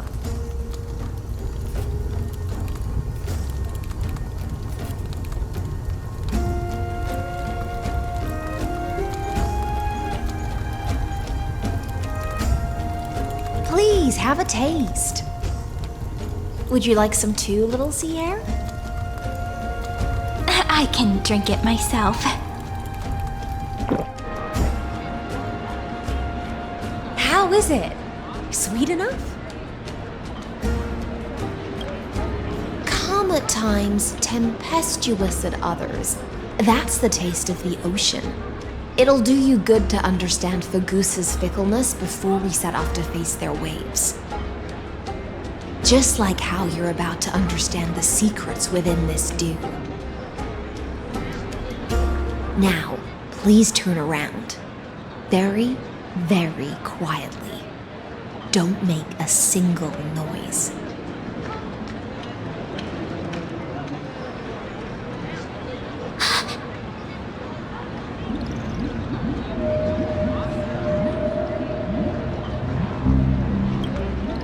The dew of other gods all intoxicate humans, but the god of banquets dew is an antidote that can awaken humans from a sea siren's enchanting song. Since the start of this banquet, all the guests have been under the spell of my song. None of them can see the Imperator in that Fioros. But you two, I wish for you to see the truth. Is this also what the Imperator wants? This is my personal request. I can't bring myself to trust that Fioros. The Flame Chase army changed after he descended with Orynyx's divination and brought the prophecy of the stars to Akama. His seductive whispers harbor something malicious within and will ensnare those of us blinded by ambition. You are the deliverers of the prophecy and know about him far more than I do. Perhaps only you can find traces of the truth from his actions and words. Then we can show the Imperator the right path forward. Oh, but isn't this acting behind her back? Amphoreus has become far too weak. Even heroic actions protecting her from harm must be conducted under the water's surface. I am the Imperator's blade, and I must clear the way for her while remaining concealed in the torrents. Then, ensure I'm pointing my sword towards the true enemy. Can you promise me something, Miss Hysealins? Ask away. My friend has in fact come here to stop that villain's evil scheme. Our goals are aligned. But as to the decision the Imperator must make, she has no wish to transgress her authority. We just want to tell her everything we know. I believe the Imperator will be able to tell right from wrong. I never doubted your loyalty. I'll pass your words faithfully on to her. Provided we can gain the advantage in this tug of war, that is.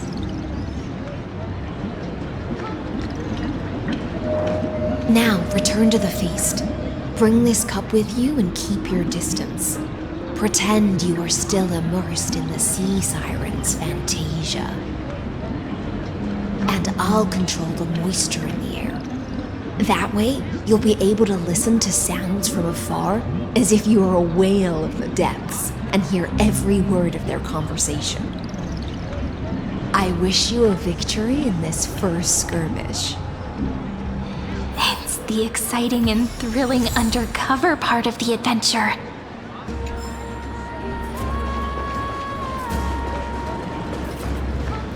Let's mingle in the crowds here.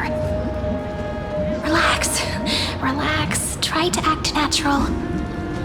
Where's the Imperator? Still not here.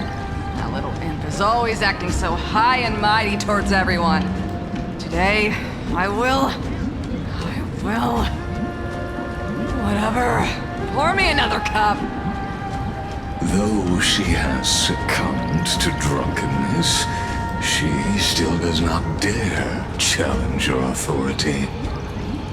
A criticism of my height is a grave enough insult already. She should be dismembered. Do you often test the loyalty of your subjects like this? You jest. The Imperator does not need blind loyalty. As long as one can prove they have value, I am willing to be lenient towards them. Let's cut to the chase, Theoros. If I pass the trial and grasp this world's law in my hands, what will you do then? The answer is simple. I will connect Amphoreus with the stars. Don't waste my time. Be precise. Be specific. I won't ask a second time. Allow me to adjust my statement. I will correct the regulations within the old law that sealed off Amphoreus and merge the black tide with the torrents of Era Nova. Then we will be able to decimate the forces beyond the sky that are trying to annihilate Irontomb and sound the trumpet for the endless campaign you will then embark on. But you previously said that Irontomb is unrivaled in power across the stars. Who would dare to annihilate it? There is a federation of warships named the Cienzo Alliance, warlike and old-fashioned. A cult named the Genius Society, loosely organized, but steeped in abject insanity.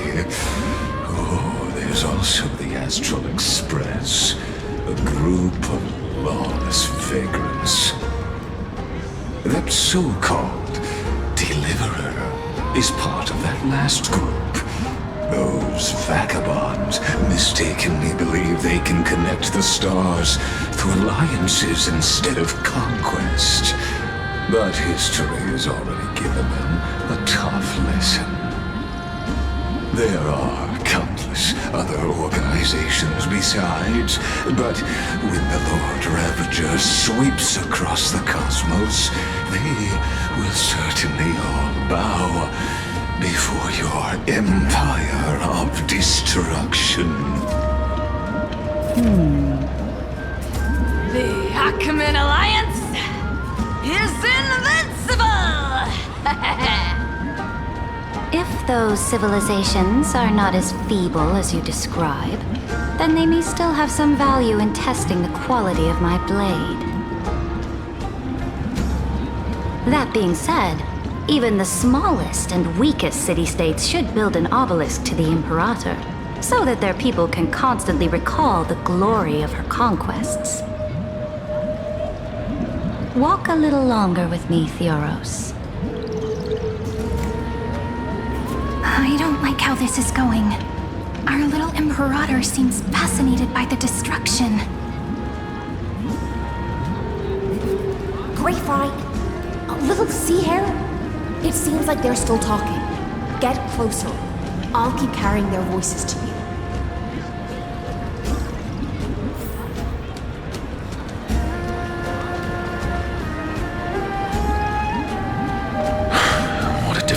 situation.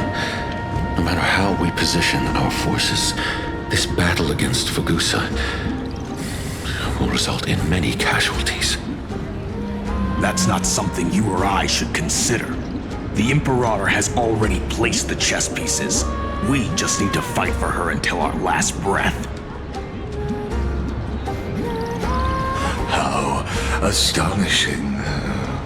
The commanders under you have such different personalities, yet they share the same loyalty.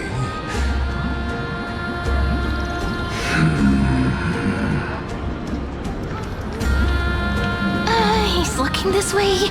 Quick, do something and pretend we can't see them.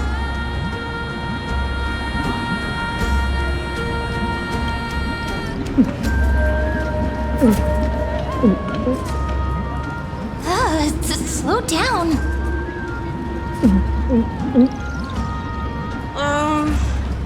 Are you okay? What's the matter? My apologies. I was just checking whether everything was fine with those two distinguished guests of yours.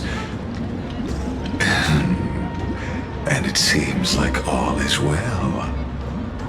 Let us continue our previous conversation regarding the soldiers fighting for you. Are they aware of the price they must pay for the trial of law?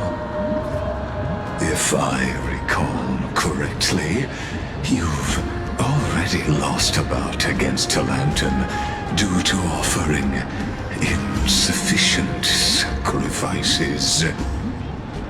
You dare mention my name alongside the word lost? Forgive my transgression, great Imperator. Watch your words and actions. All you need to know is that my victory in the trial is guaranteed. Even without the trial of law, they've already sworn to give their lives for my conquest. So tell me, if everything happens according to our agreement, how would you recommend I deal with that deliverer? Good question. Do not let her fool you. That woman from beyond the sky contains a seed of ruin within her body. She must not be allowed to tarnish your glory. Therefore, the wisest decision would be to hand her over to me. You plan to torture her? Calling it experimentation would be more appropriate. The guest's patience is running thin. I plan to remove the Fantasia and head into the banquet. I will heed your advice. Leave for now, Theoros, and go back to Akama. You don't want to confront those two directly either, do you? Indeed. It's a pity that Antikytherans are lightweights when it comes to drinking. Before I leave, I would like to make a toast to your boundless ambition, using my spirit instead of a goblet.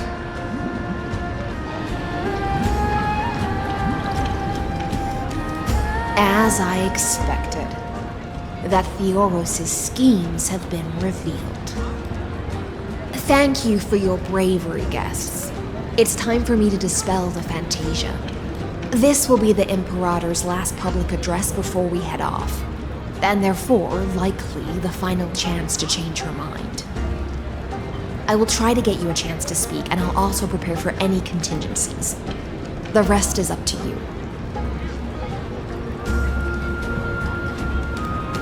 You should head back to your seats for now. You haven't had enough honey brew. Oh! honey brew sure wears off fast.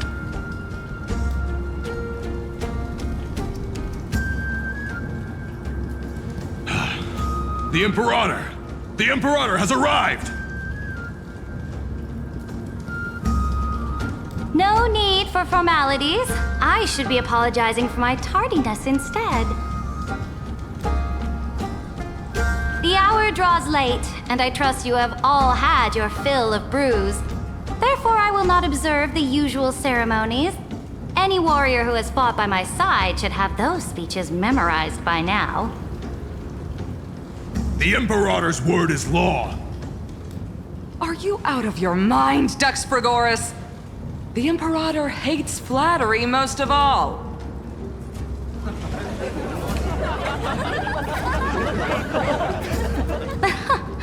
A joyous atmosphere is a better fit for showing me your resolve. I believe that you, my dukes, will do all you can to assist in the campaign against Fagusa, just as you always have. However, it's a pity that I have never tested your loyalty.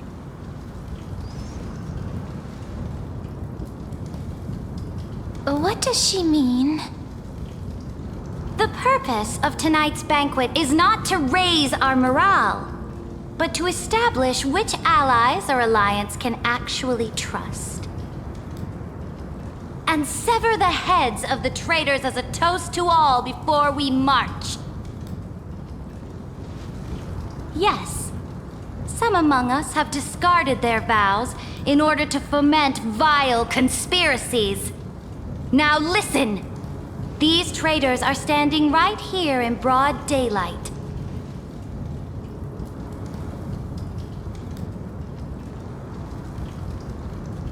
Dux Gladiorum Hycelens. She used the sea siren song to immerse the crowds in an illusion and conceal her whereabouts. She then worked with those from beyond the sky to spy on confidential matters, hoping to rob the Coreflame by force and harm me, the Imperator!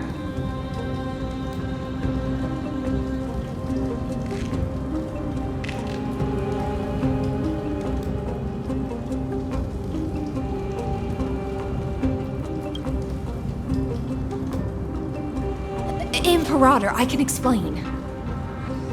Silence! Do you remember who used to own this blade? She met you once, back at the Temple of the Three Fates. It was Kindness, the head of the cleaners. She was the first to draw a blade against the Imperator, and personally made herself an example for my enemies. Under the shade of the olive groves, the people of Akama said they would never bow to me. In the frozen, lethal fog, the people of Idonia said they would never bow to me. At the beginning of the myriad paths, the people of Yanisopolis said they would never bow to me. But now, they all lie silent. They now fear me as they fear the law. For I am Cyrene, and I am the Imperator! If you have any last words, say them to the Imperator. Then, face her judgment. After I cross this river, it will be a tragedy for mankind. But if I do not cross, then it will be the end of me. If you are ready, then I'll follow you and fight to the last. Deliverer.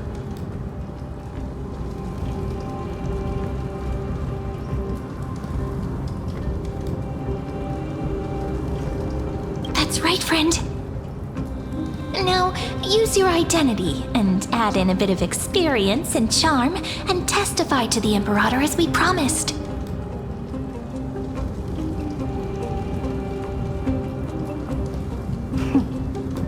You think you can slay a king using your words instead of a sword? I'll have it. Show me the weight of rhetoric from beyond the sky. Will it weigh heavier than 3 human lives? Let's try to watch our words carefully. Before I arrived in this world, the Chrysos heir of Worldbearing was a young man with the pseudonym of Finan. He came from Aedes Elysiae. In order to combat the lies of the Era Nova and deliver Amphoreus from the ending of destruction, he lived through history 30 million times, hoping futilely to find a breakthrough. And Cyrene, the young woman standing beside me, also carries an equally heavy destiny.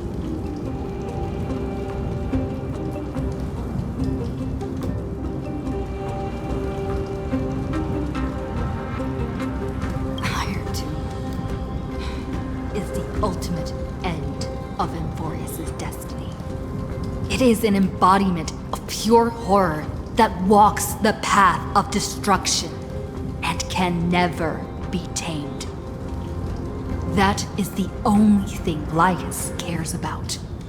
As for Amphoreus, pure glory and campaigns, he doesn't care about any of those.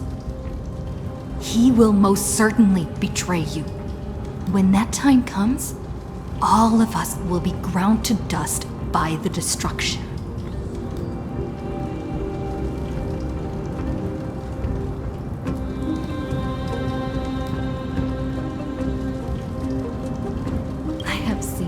Many beautiful worlds. The road chosen by the Trailblaze is to explore, understand, establish, and connect.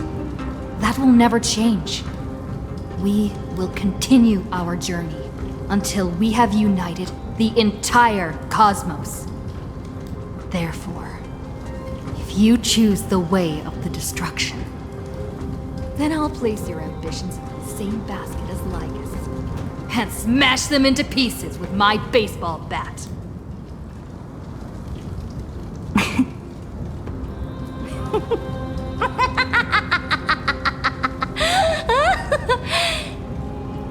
That was truly a chaotic speech.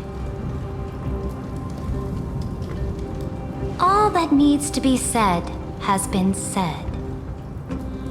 Dux Frigoris, Dux Bromalis, escort the traitors to the prison.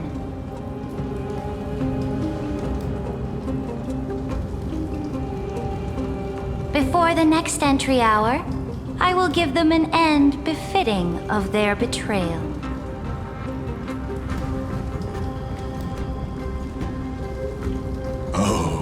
Great Imperator, your ambition certainly eclipses all things.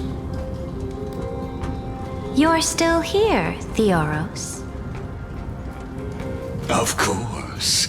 As the Theoros, I simply cannot miss this moment, miss witnessing the fall of a nameless one.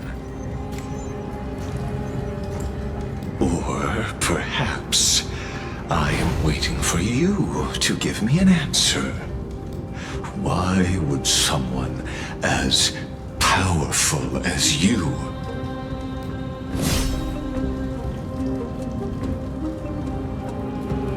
use such a clumsy excuse as imprisonment to ensure the Deliverer's safety?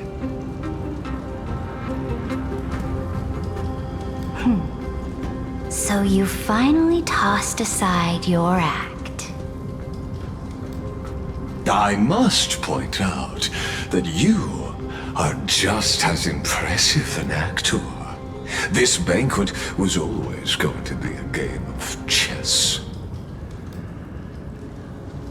where you would try to control both sides and turn both them and me into your pawns.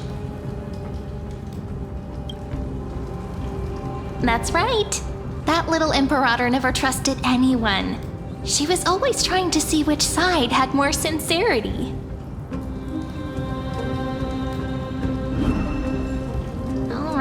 All right, we'll listen to you. Here you go. Also, please pass on a message to the Imperator from us.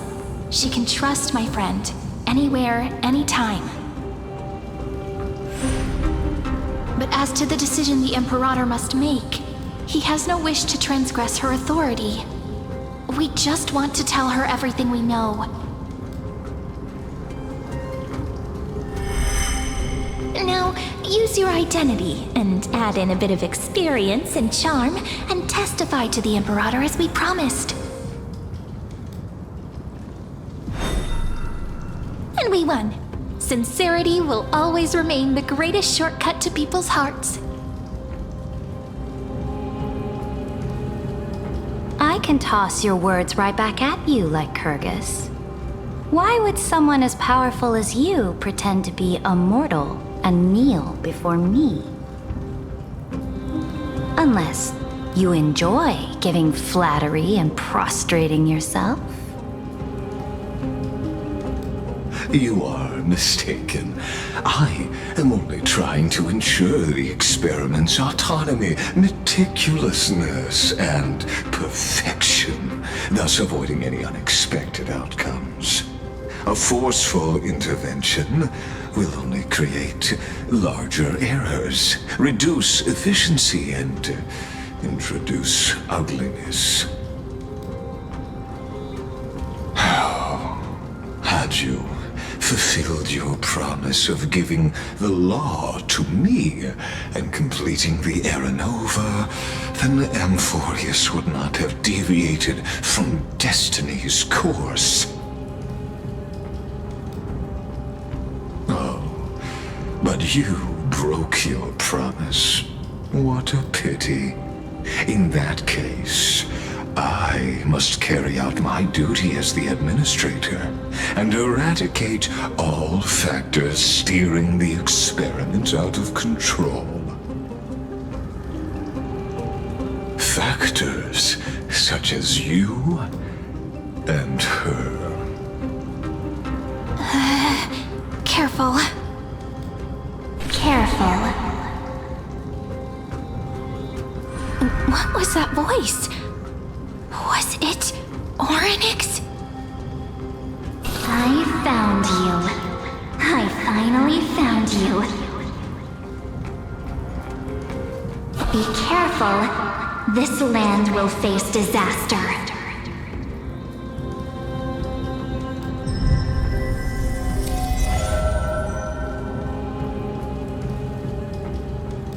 The time of judgment is nigh, my lady. The prison I have built for you is now complete. In the name of the erudition, I invite you to step into the same cage as mine.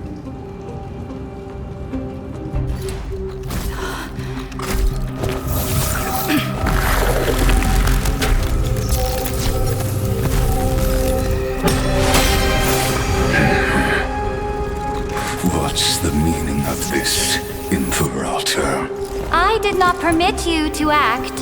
A ruler is the only one who can decide their subject's destiny. But, great Imperator, what judges destiny is not the ruler, but gods. Don't forget, my realm only allows for the existence of humanity. Moreover, dealing out extrajudicial punishment equates to defying the law, and the culprit is to be sentenced to death. But you have seen how I can erase life from this world with just a clap of my hands.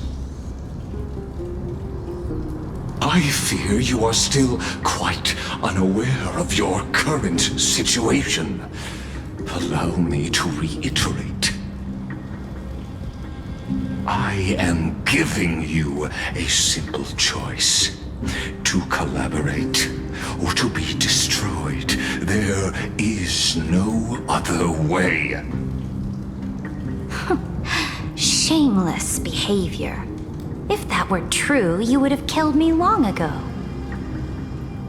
You, in fact, cannot kill me. I guessed it the first time I beheaded you. Because of the law, you cannot be completely destroyed. And the same is true of the Chrysos heirs.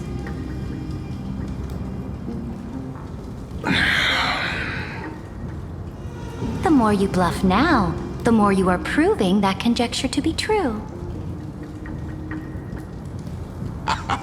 What magnificent foresight!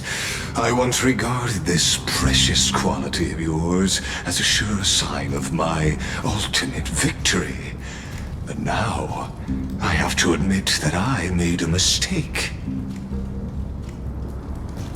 Yet, as a mere mortal, how will you contend against the Theoros?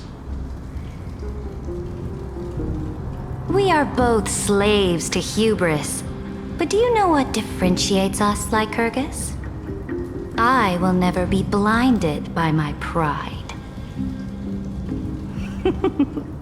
If I wish to break the scale's balance, I only need to appeal to external forces and use them for my own ends.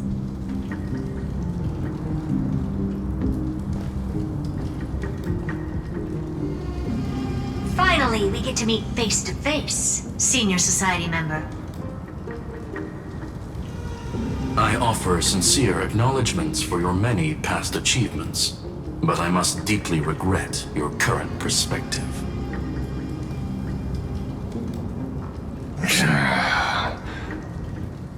Trust me when I say that you aren't the only one feeling regret right now, Screwllum. So you two are the allies from beyond the sky the Deliverer spoke of, and why she demanded the divine authority of law.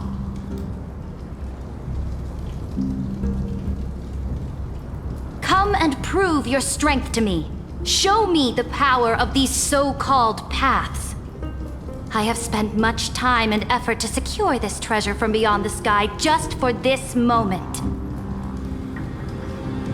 In the name of the Sovereign of Planet Screwllum, your allies have responded to your call, esteemed Imperator. Please allow me to spell the situation out for you, Lord Lygus.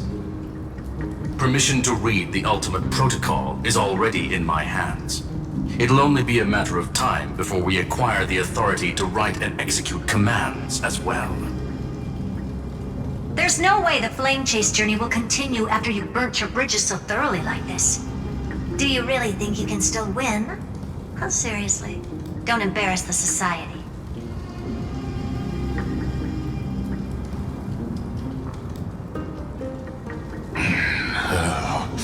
I understand that a near zero possibility does not equate to zero. That argument is very persuasive to me.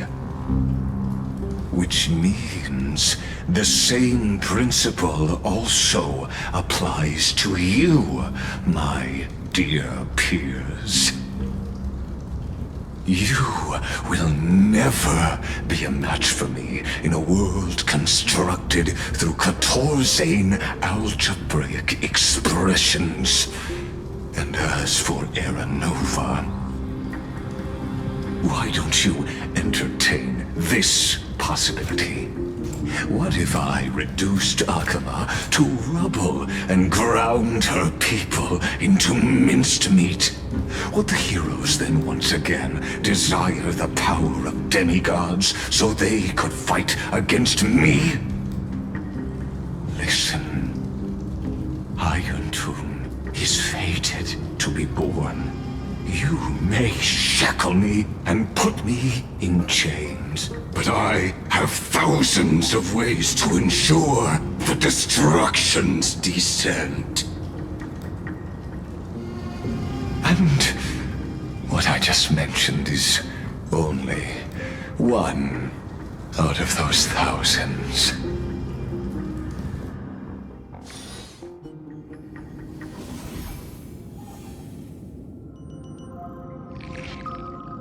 This is the place outside the legends? This doesn't feel the same as before. How should I get back? Warning! Warning! Warning! Warning! Warning! Warning! Command... isolation? Since we parted ways last time, I have modified the Exomyth into an audience area exclusive to you. Now, you'll be able to silently wait here for the final act of Amphoreus to begin.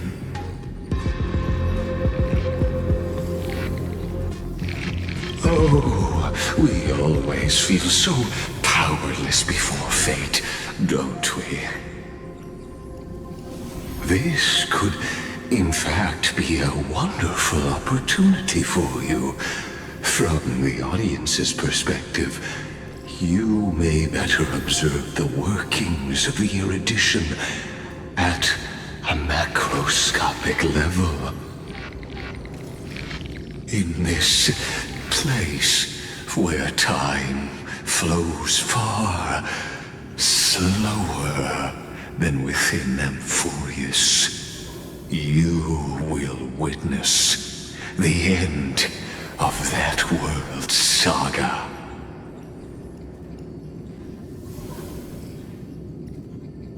Oh, I am not doubting your capacity to create miracles. The answer concerning the prime mover of life and the total destruction of the erudition.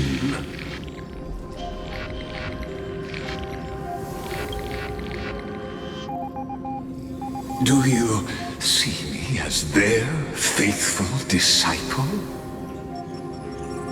I am certainly not. I have tried so hard to ensure Irontomb's birth, just so that I can correct the error named erudition that humanity crafted with their own hands. Oh, how I yearn to return to those days before Noose was born. Back then, the boundaries of knowledge were like the starry skies, evoking feelings of longing and delight among humankind. But now, truth has become the sacrificial offering required to gain an audience with them. And the geniuses would say that Noose already knew. That arrogant Eon was born from the primal mobile of humans' desire for knowledge. Yet, they themselves sealed off humanity's capacity to seek enlightenment. I am simply cutting down a tree of doom that we planted ourselves. I must admit that the process of answering your questions has reminded me of the happy days of learning in my youth. However, it is a pity that my true form must now descend into Amphoreus to deal with the accident that arose because of you. But you won't have to wait long. When the curtain falls, You'll surely understand mine and Amphoreus's ardent wish. Where time flows slower than within Amphoreus? If Lygus spoke the truth, then I don't have much time left. But how can I get out of here? Can you hear me? Little one. Is that Herta's voice? Warning! Warning! Warning! Hurry up! Put some speed into it! I can't keep this up for much longer! That old Intellitron overlooked one little detail, and Screwy and I finally found an opportunity.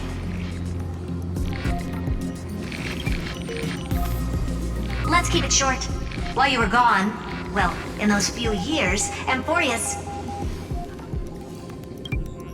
Yes, time dilation, resulting in an uneven flow. Don't you know this already? Let's stick to the main points. The Chrysos heirs activated the chronocognitive anchor and helped Screwllum and me open a hole in the firewall. We made some adjustments, so he can't attack us immediately, but it won't hold for long. Critical warning. Critical warning.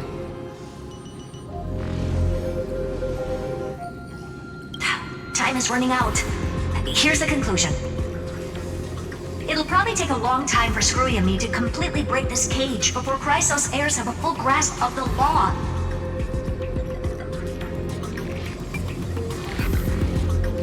To be safe, we'll continue to launch side-channel attacks on the system to give you opportunities to escape. You need to seize these opportunities. So start moving, and find a way to pull off a magnificent jailbreak. We detected another path's influence. Critical warning. Critical warning.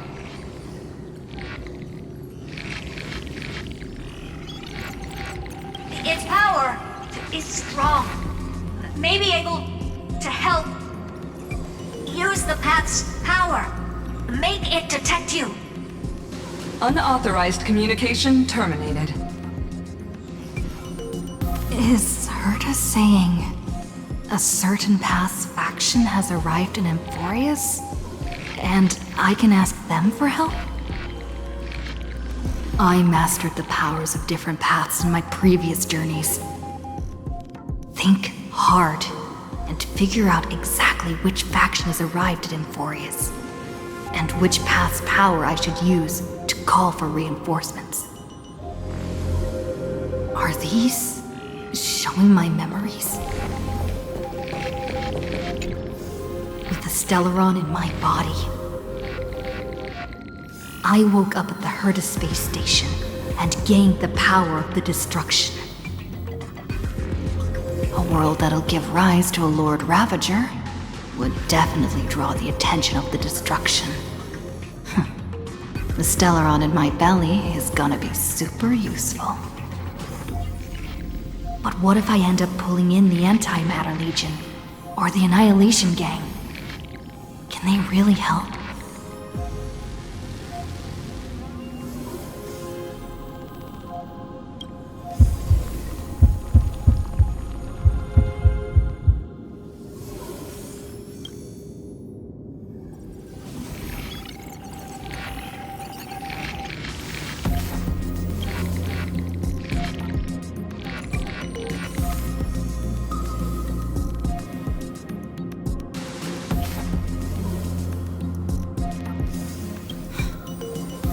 Failure is not necessarily a bad thing.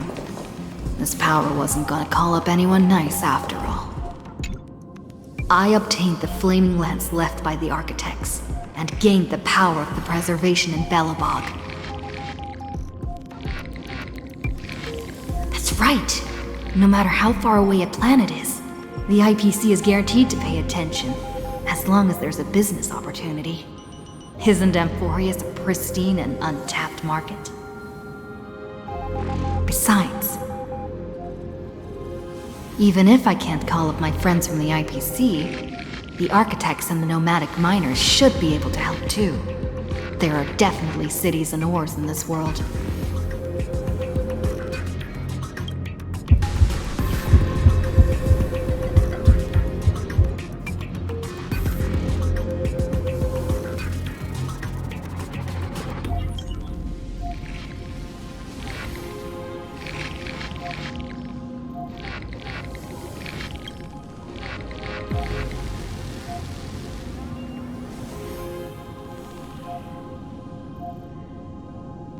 Seems like since Amphoreus has no overseas market, the IPC's hand can't reach it.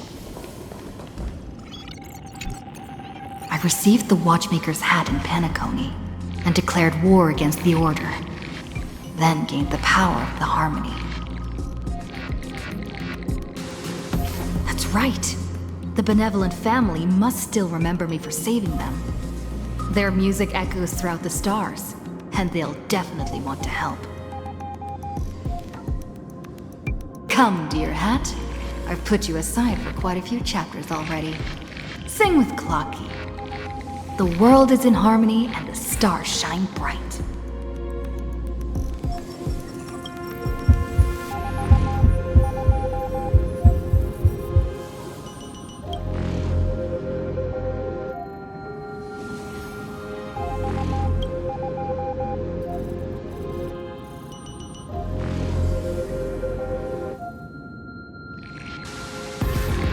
Doesn't Lygus want this story to have background music? He has such terrible taste. The Remembrance. That's right. I came to Amphoreus because Black Swan asked us to come. And I even got a glance from Fu Li here. The Garden of Recollection must be intricately involved with Amphoreus. Traces of the Remembrance are also everywhere in this world. I don't know what they want, but I don't have many choices left in this crisis.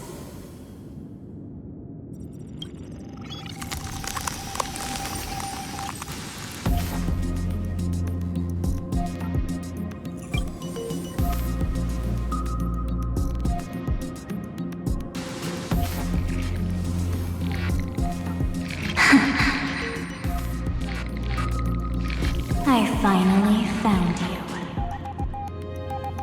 Following the sound of memories. A pathstrider walking both the Remembrance and the Trailblaze.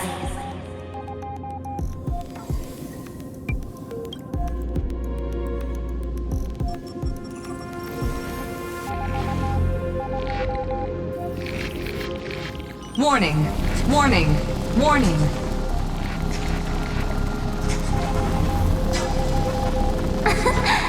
Erudition's prison cannot stop us, for we lie outside the logic of zeros and ones. Come, leave the cage of Logos. The mythos of Amphoreus waits for you to continue its story.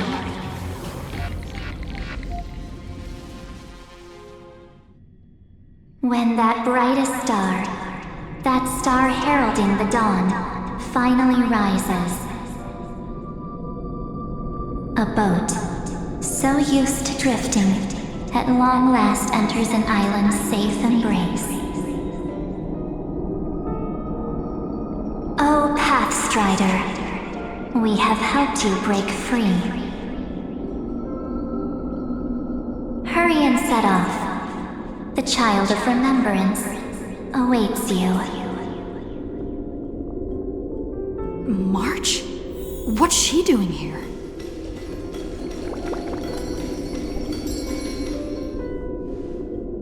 Oh, you're finally here! We haven't seen each other for such a long, long time. My good buddy, I've really missed you.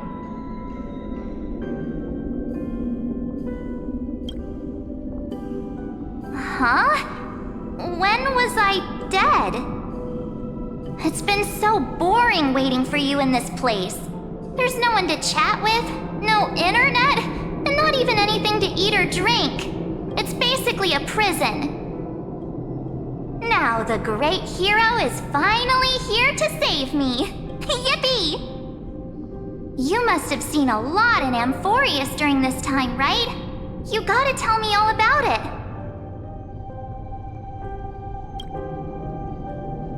Then take your time with the storytelling. Or do you not want to talk to me? But let's get out of this spooky place first. This is not a good spot for a reunion chat. Why don't you take me back to reality? A strange voice told me that I can enter Amphoreus if I keep following this road. So, let's head off. I still don't know what that world even looks like. Why does March feel so weird? What are you standing around for? Do you actually like this place? Get moving. Hurry! This door should be the exit. Maybe my instincts are wrong. Let's follow her first. Are you okay? You haven't said anything for a while. Has it been so long that you're still missing me? There's no time to waste, though. The Chrysosairs and the Geniuses are all waiting for you. No. The discrepancy is getting worse.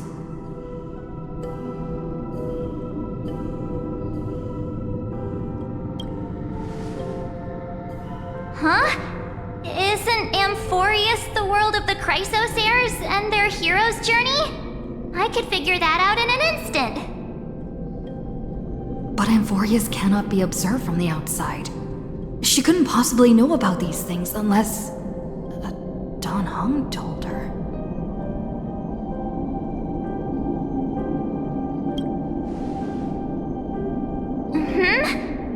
No, he's not. Maybe I just happened to miss him. Never mind. Don Hung's super reliable. We don't need to worry about him. He's probably waiting for us somewhere. All hail and hearty. No. The Geniuses would have made sure that Don Hung made it back on the Express.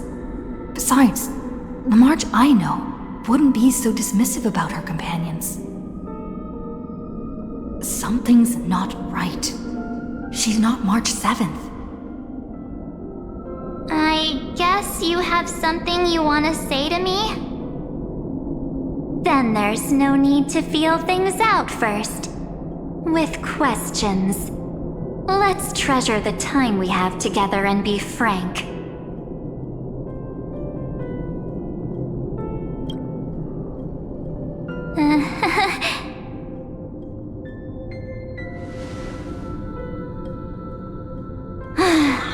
As expected.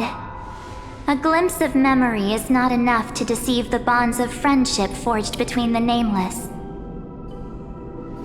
In that case, there's no need for further deceit. You're right. We are not the March 7th you are acquainted with. But we can send you back to Amphoreus, as long as you are willing to help us.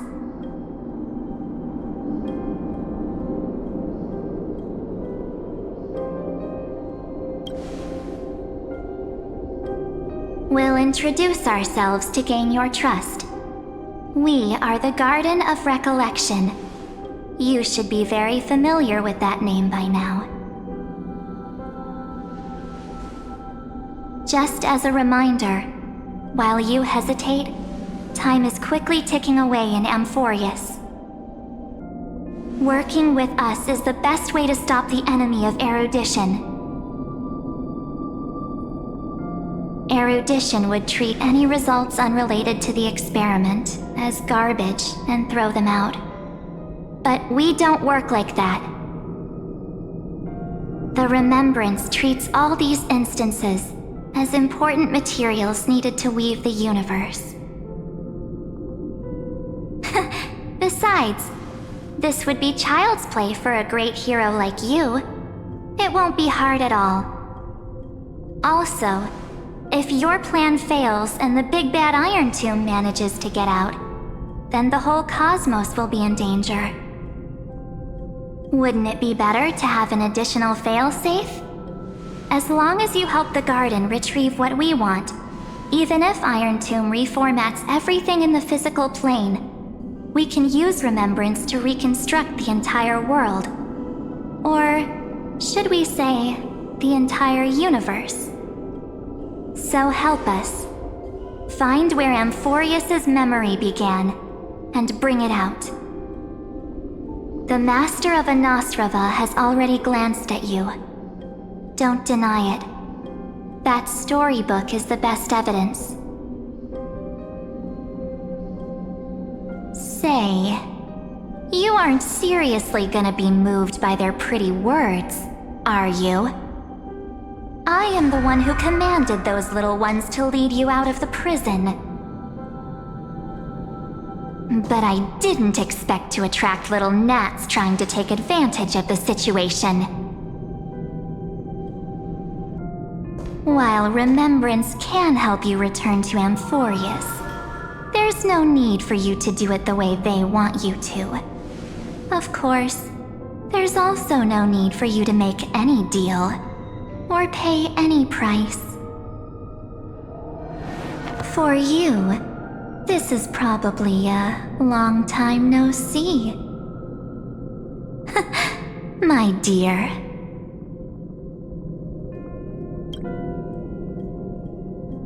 Shh. There's no need to say anything. I know. You have so many questions swirling around in your memories at this moment. And you feel so helpless. Put them aside. For now, all you need to do is trust me. Or do you need more proof? That won't be hard. Wait, stop it! They're awake! I'm gonna keep our first photo, alright? It won't come to pass while we're around.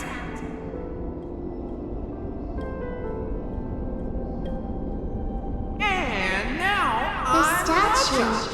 Is that John Hunter's brother?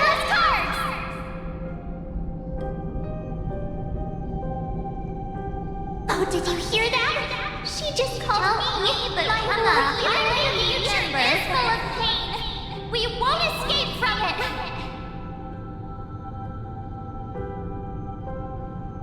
Hey, are you sure? Maybe a couple of punches will help to jog your memory.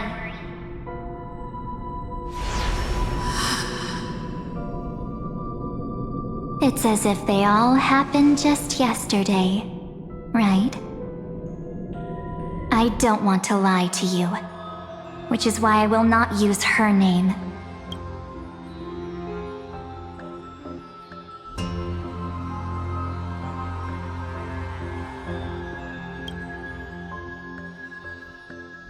The third month of Amphoreus is the month reserved for the Veil of Evernight. So, place me into your memory using the name Evernight for now. I'm happy to explain more, just not now. We might have a lot of time to ourselves, but Amphoreus does not have that luxury.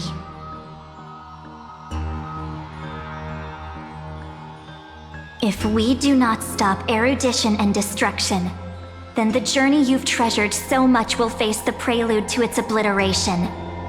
A countdown not in amber eras, but in days, minutes, seconds.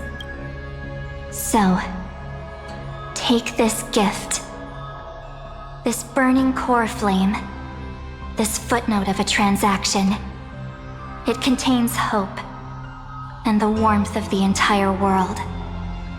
Ripples of past reverie. She hid this fire in the long river of time, hoping that her wishes would transcend time to reach your hands in the future. Now, take it, and return with it, dear friend. Return to Amphoreus, and overturn the final era Nova. Witness the time that stood still for the Deliverer, and the resistance that never bowed to the destiny of destruction over the long years that passed in a flash. Then, with this core flame blessed by the remembrance, respond to their hopes and blaze a trail to the future.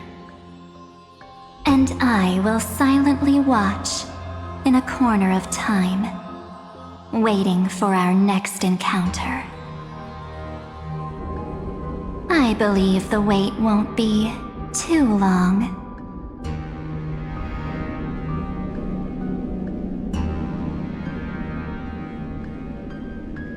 What exactly is happening? Keep going. Keep trailblazing.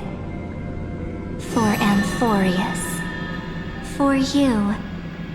And for the March 7th in your memories. Go forth.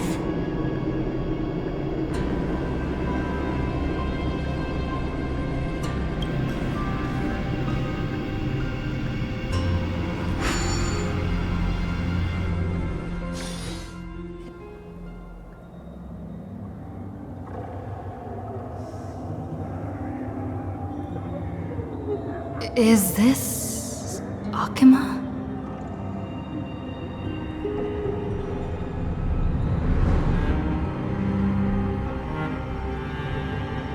No one's here. And the dawn device off.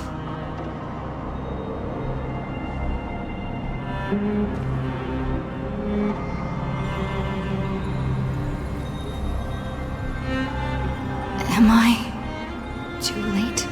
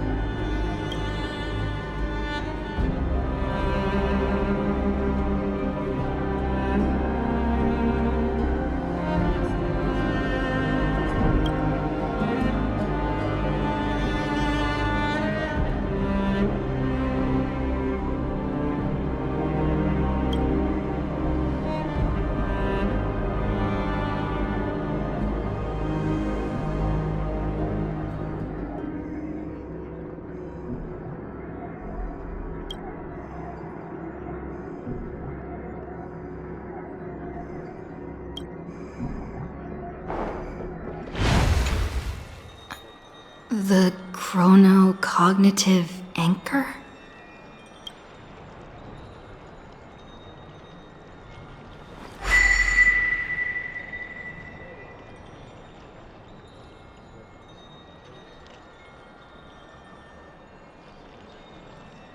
There's so much I wanted to say for our reunion.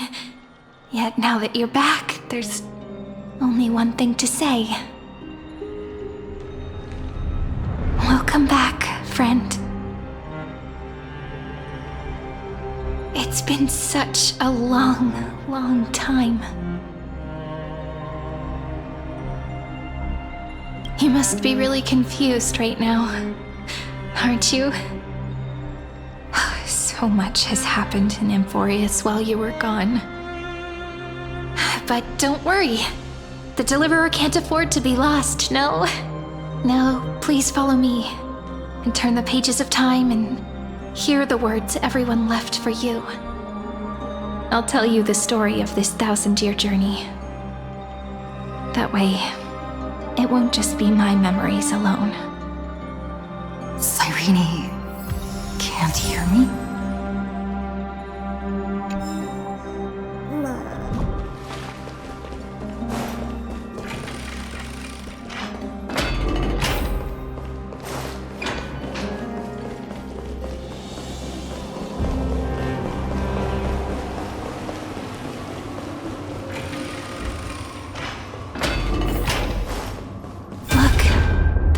memory of the past has resurfaced. Time flies. 200 years have passed since the Deliverer's fall. We had to return 3 core flames of law, romance, and ocean to stop Lygus, but even so, Terravox has fallen. The 2 geniuses vanished without a trace, and Zeridra embraced her fate. At this rate, Era Nova will come, and Amphoreus will fall into the destruction.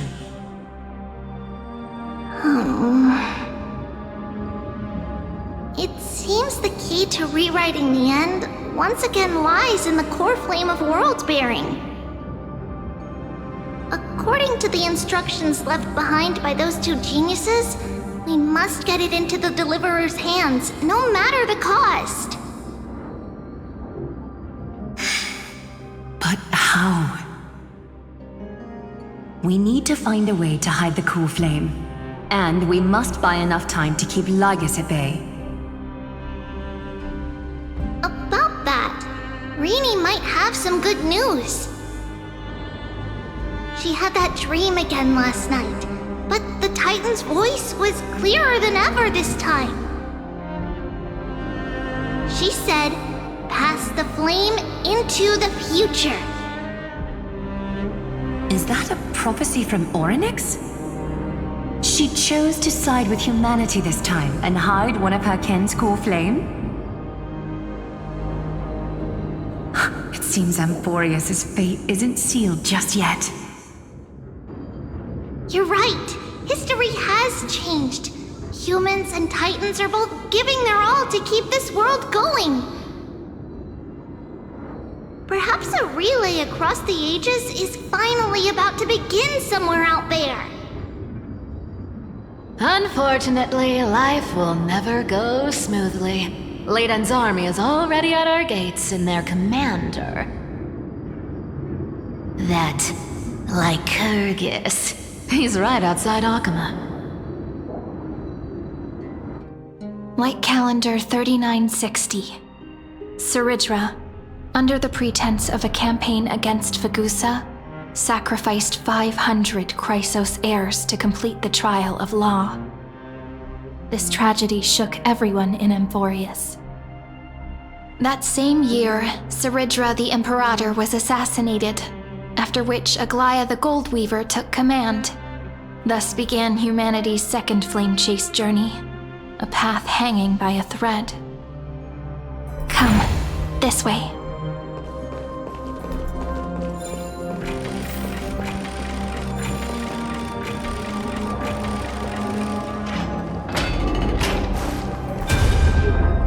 The eternal holy city?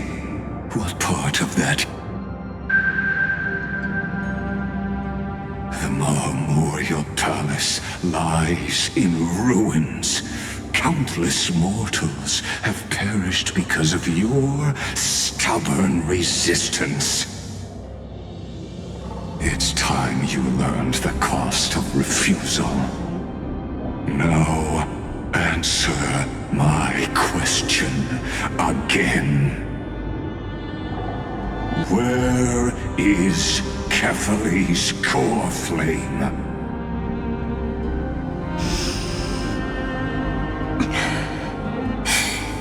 You really think you'll find it by razing the holy city to the ground?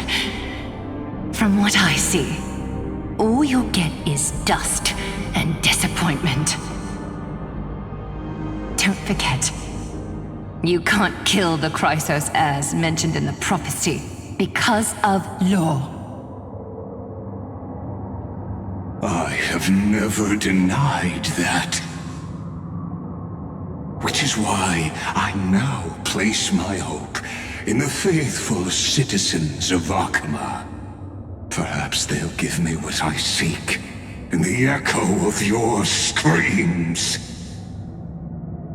Now then, I'll be cutting open your chests and using your scalding golden blood to baptize the masses. Allow me to apologize in advance.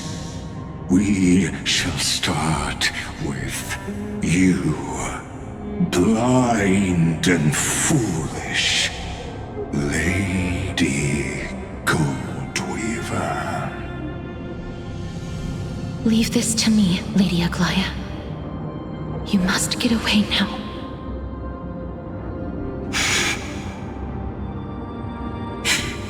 No, Holy Maiden. I'm the one who must stay. What? His conspiracy won't succeed.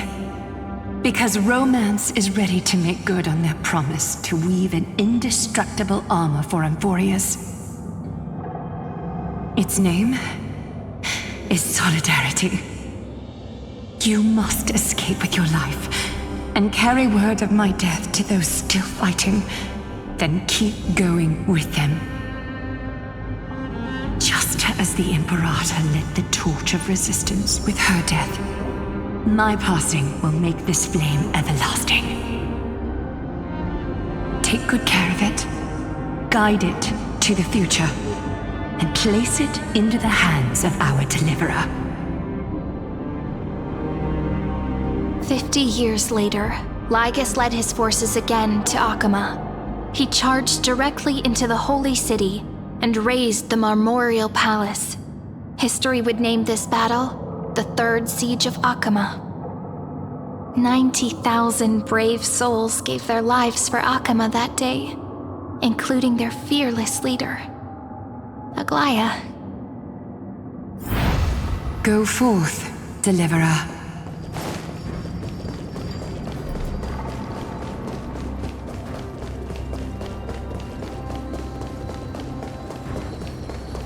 Go. When the frost melts and the snows give way, the flowers will bloom again. You'll find me there. So what you're saying is, Princess Homebuddy is never coming back, is she? She just left, like that. Since Cass has made up her mind, we can't let her resolve be in vain. But between staying in Akama and going to Styxia, what difference does it make when it's death either way? I'm against relocating. With Kefali's protection, isn't Akama far safer than that dead city? Cass's plan doesn't involve any relocation at all. Huh? Like you said, Akama is humanity's refuge. We never intended to get everyone moving to Styxia. It's just on Cass, Hycelans, and me to prepare the final trump card for the Deliverer. Wait, what kind of trump card needs all three of you demigods to throw yourselves away? We must lay down the path to the future so when the Deliverer returns, they'll have a clear road to reach the location of Aeronova. Styxia sits where death meets the ocean. There, with the combined powers of ocean and passage, we can summon a current that leads to the vortex of Genesis. And the demigod of death will forever guard that secret path until she returns.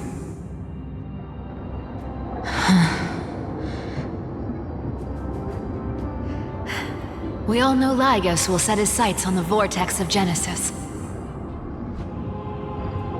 That's exactly why we have to do this.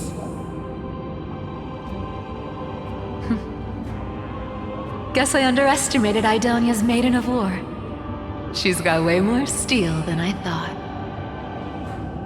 And Cypher, we need you to head to Castrum Kremnos as soon as possible. By any means necessary, forge an alliance with Strife.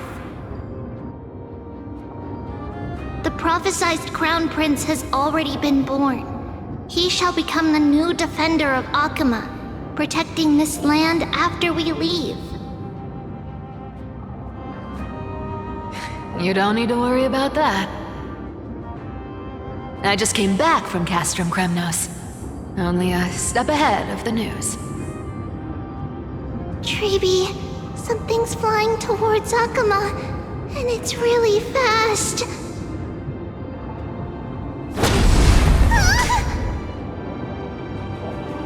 What is it? It's a spear! It's the Kremnoans. Their king's already here.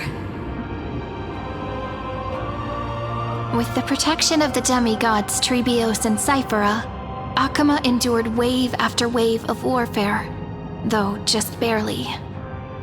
Castorus chose Styxia as the last resort, and completed the trial of death, causing the stagnant waters in the River of Souls to recede.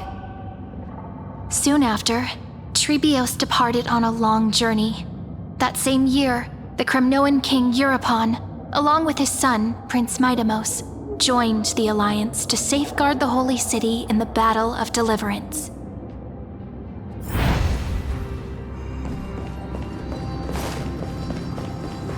Go on, and see you tomorrow.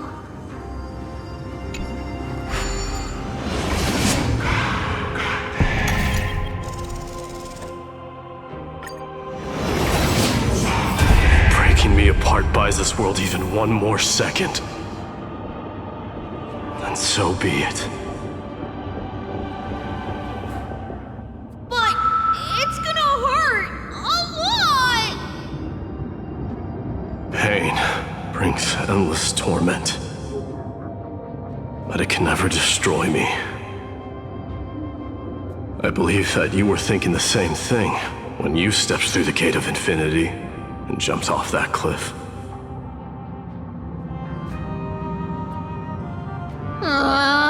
Can't argue with that. In the current situation, this is the only path Akuma has left. Just do as I say. Split my soul into 5 pieces. Forge me an immortal vessel. Let the blade of strife hang forever overhead. Locked in battle with their enemies to the world's bitter end.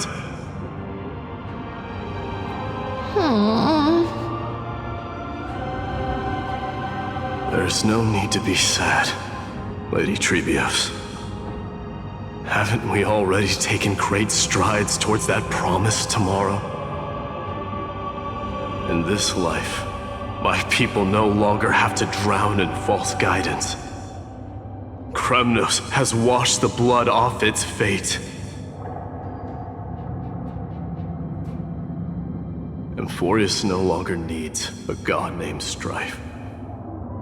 So let me shatter the former laws and turn the Lance of Fury back into a weapon that protects the world.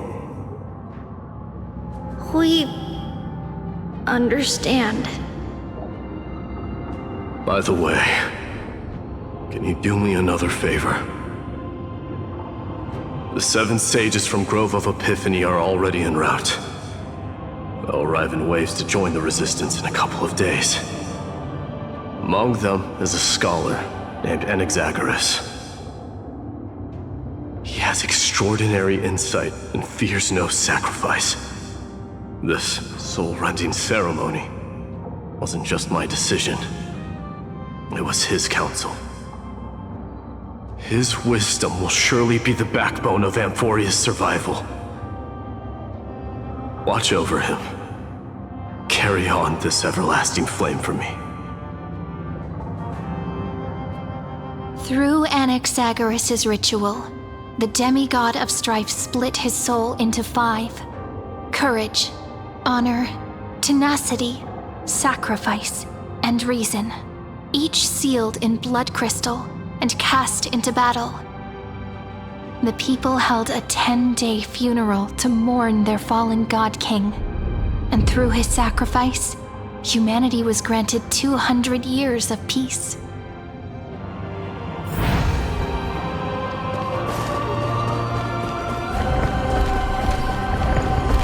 Keep moving forward.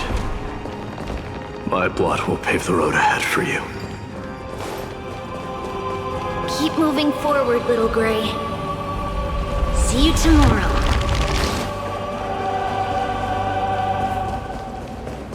That seamstress wasn't wrong when she said a lie needs more lies to keep it together. Reason and trickery. Never thought we'd be the pair to finish this final setup. Can't catch that Tin Man without your little slides. Besides, this is our last shot. Not the time to be picky, right? Don't oversimplify it. Lygus just found out Akuma's been an empty shell for the past 50 years. He's bound to be furious. At this rate, he could have done anything. That's exactly what we want. Rage blinds even the brightest minds. Doesn't matter how much of a genius he is, the principle still holds. Once he storms into the council and confronts me head on, you trigger your alchemy with a boom and turn him into a caged beast. Easier said than done. You still have to pass yourself off as the deliverer without anyone catching on. And you really think a human alchemical array can bind a godlike being? That's just nonsense. What? Getting cold feet? Or you just don't believe in the almighty worth of the demigod of trickery? Just tell me straight. Can you do it or not?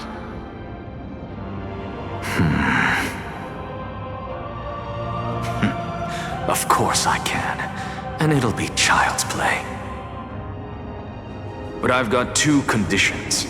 Since this is the final act, if we're doing it, we go all in. No half measures. Oh, I'm listening. First, shift the battlefield to the vortex of Genesis. It would be more convincing if the deliverer were to appear there. Besides, the vortex is cut off from the world. No place in Amphoreus makes a better prison.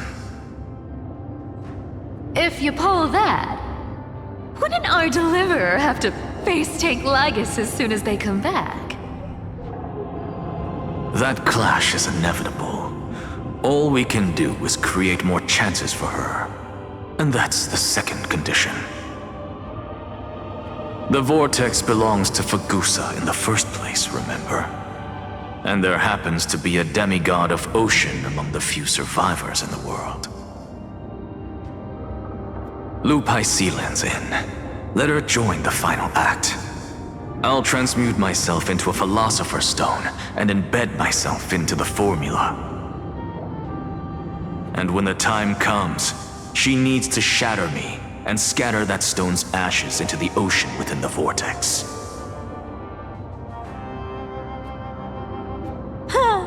I guess people weren't wrong when they said you're insane, Grove Boy. I've got no idea how to outwit a reclusive genius. But making an anti-Catheran suffer? The demigod of reason has 10,000 ways to do just that.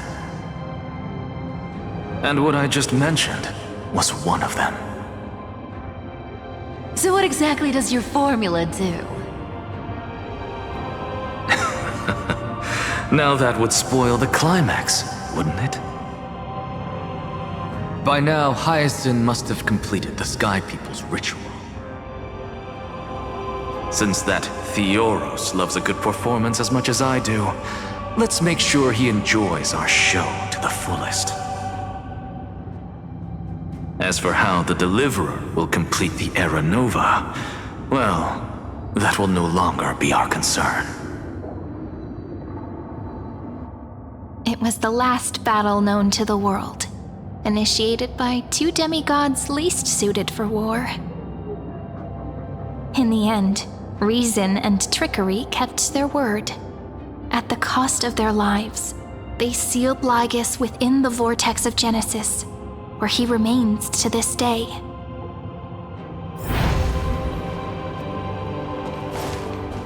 Go forth. Finish the greatness left undone. Quit overthinking! Just run! Keep running. That'll be enough. Cyrene, it's dead quiet here.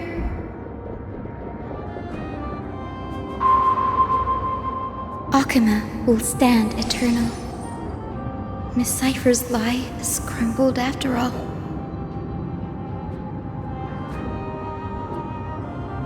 But it's all right, because all of us have fulfilled our purpose by now.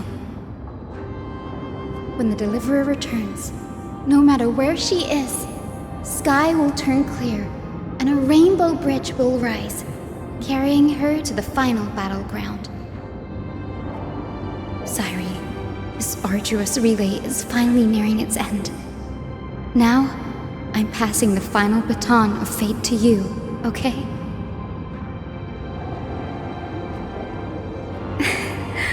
No, that's not quite right.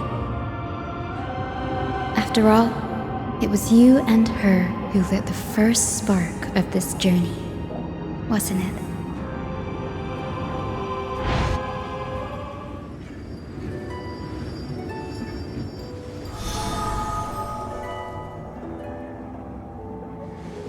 I'll tell you the story of this 1,000-year journey. That way, it won't just be my memories alone. And I'll share the moments I spent with you with everyone. That way, the path we walked becomes a memory shared by all.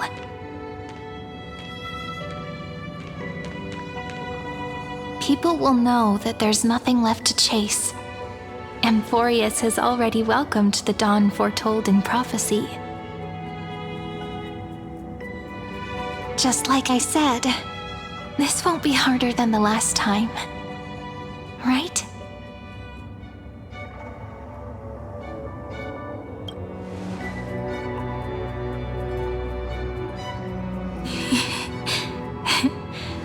I wonder what kind of expression you're wearing right now. Probably the same as always. Calm, resolute, and brimming with confidence. If I have the chance, I'd love to see it again. Because it's really been far too long since we parted.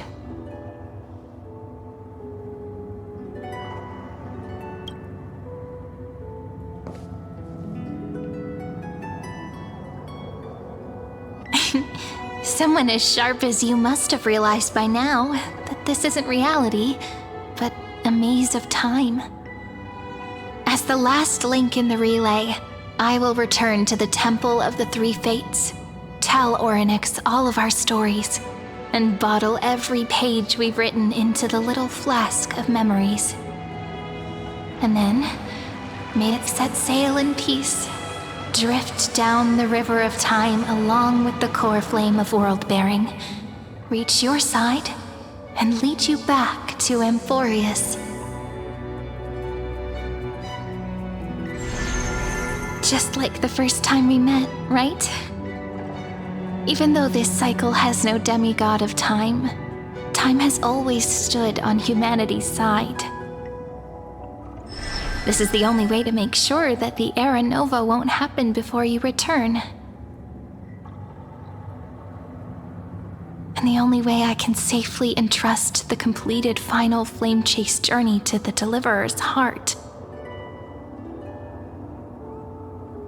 After all, the new world will be born from your memories, and the protagonist of this story mustn't be absent.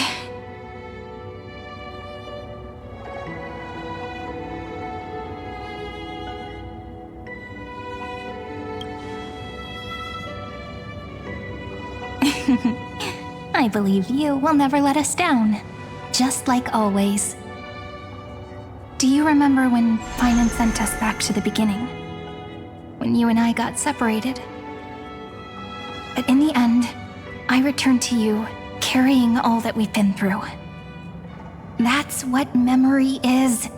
It may wear down and fade in the river of time, but it never truly leaves. When that hidden corner of the heart is stirred, the past returns even more beautiful than before. So don't worry.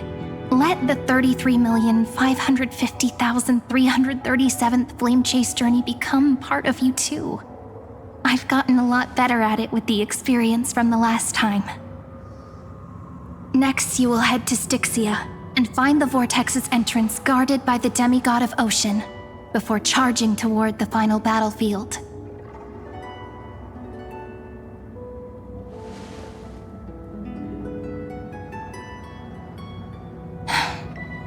Don't worry. I'll be with you. All of us will. Even Finan. We'll stand with the Deliverer.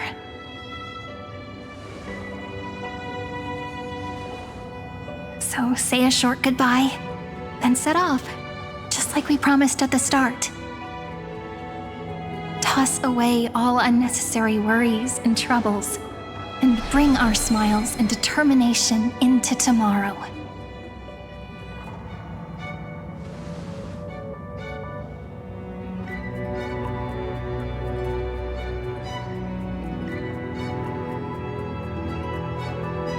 The last baton. I wonder how long you'll have to wait before passing it on to her. No matter how long it takes, it's okay. Waiting is what I do best. After all, it took 33 million cycles for her to arrive in our world. What's a few moments more?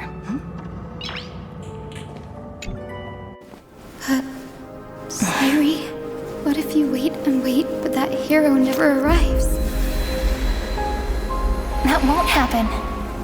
Because I know that no matter how long it takes, she'll definitely return to this place.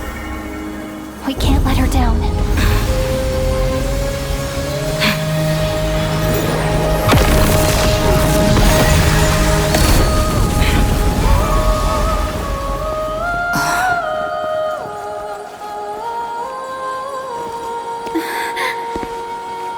Sky shall rain rays of dawn for you. May romance be with you on your journey. And reason grant you enlightenment. Let strife bestow you with inspiration. Trickery ensure your success. Allow death to protect your soul. And at last, let passage point the way forward. Well, time will remember the Trailblaze's journey.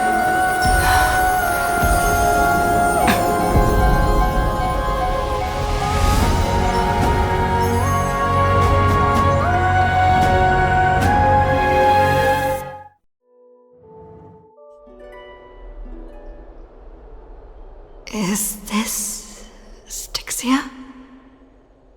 What happened to this place? I need to find the entrance of the vortex, guarded by the demigod of ocean. Hycelens. Is she still there? Long time no see, Trailblazer. Generation after generation of Chrysos heir heroes have tried to defy fate with their blood and tears, either voluntarily shattering their souls or waiting in eternal solitude. But alas, fate can never be defeated. Reason and trickery may bind my flesh, but my will shall never fall silent. So the demigod of ocean, the Dux Gladiorum Hycelens, sought to bring me into a fantasia with her voice and drown a genius in slumber.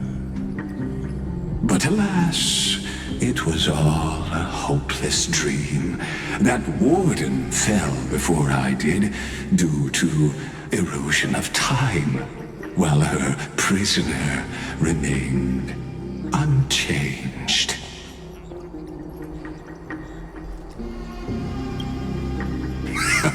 True, I can't leave this place, but what of it? You should have heard of this fable. In a shadowed cave lived a people, imprisoned from childhood, and chained so that their legs and necks are fixed, forcing them not to look around at the cave, each other, or themselves.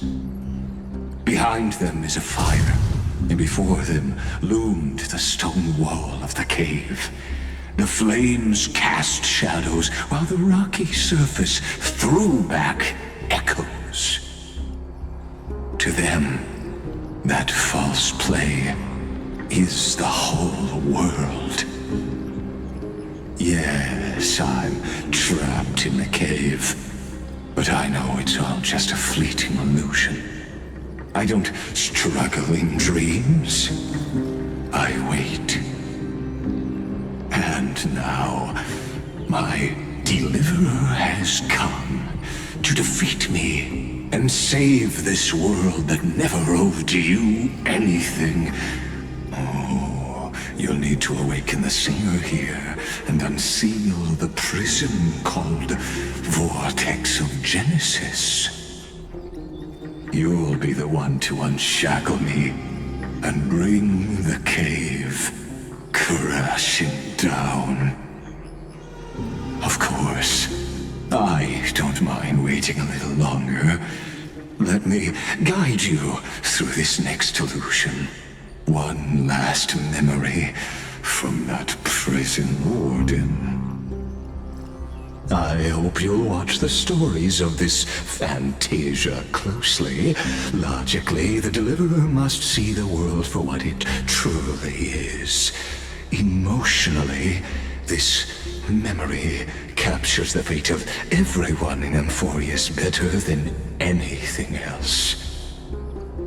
Only by feeling it for yourself can you understand my point of view. The meaning of destruction.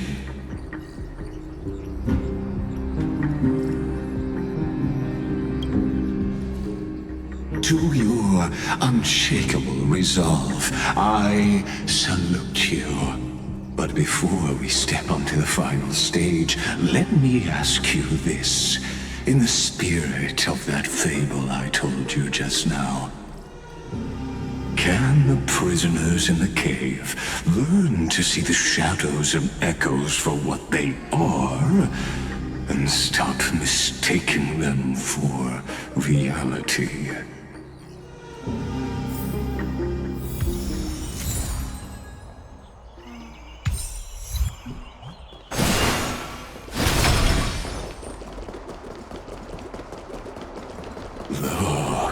The fire projects the face from her memories.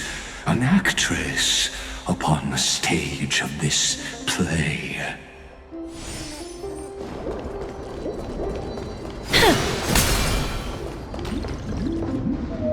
The dark tides flood the sea, and our kingdom teeters on the edge.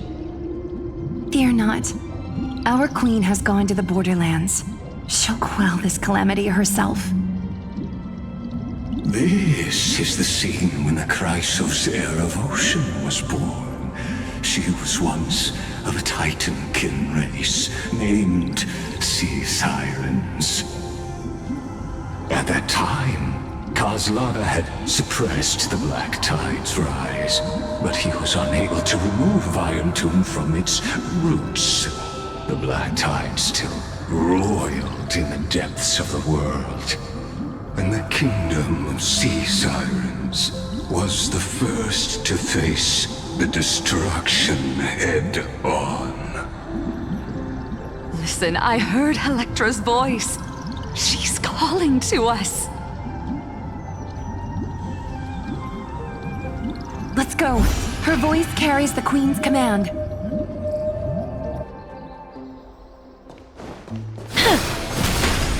keep the black tide from threatening the ocean, the Queen gave her all, body and soul.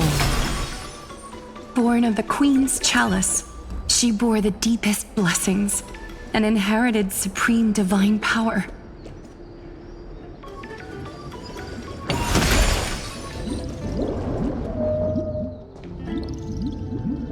My sisters! You're finally here! Of course, Electra. Your beautiful melody drew us here. Her true name is Electra. This is a reflection of her former self, clinging to the past with aching defiance. The Queen summons us. She must be near exhaustion. The black tide will soon enter our borders. Then what do we do? Will our seas fall to darkness and terror as well? Don't worry. We shall lift the chalice in her stead to catch the black tide, and stand together to safeguard our realm and its people. Such tiny titankins, thinking they can stop the tide of truth. How naive. And that naivete is the root of all suffering.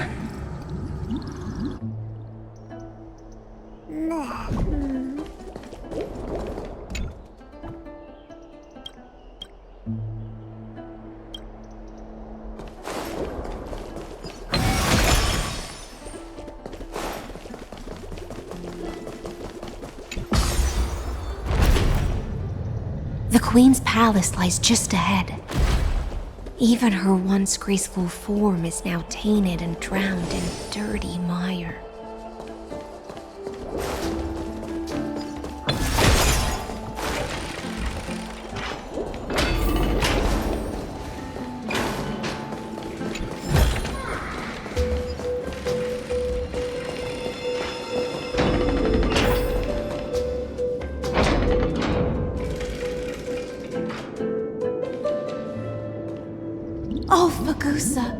Our noble queen, we've come at your call.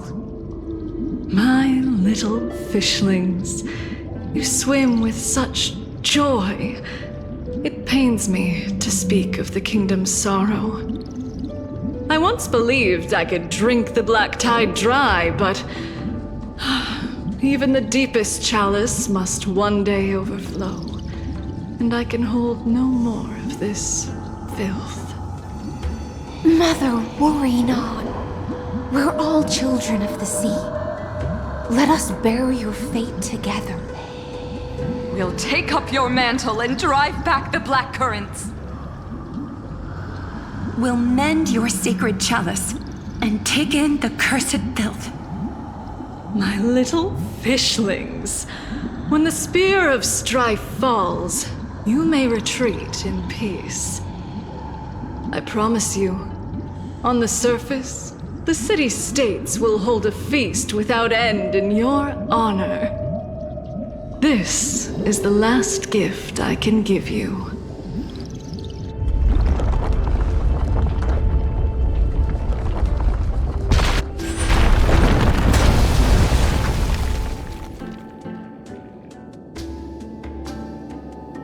Fagusa sank into the abyss. With the chalice shattered, their intoxication spilled into the black tide, birthing the first madness in Amphoreus.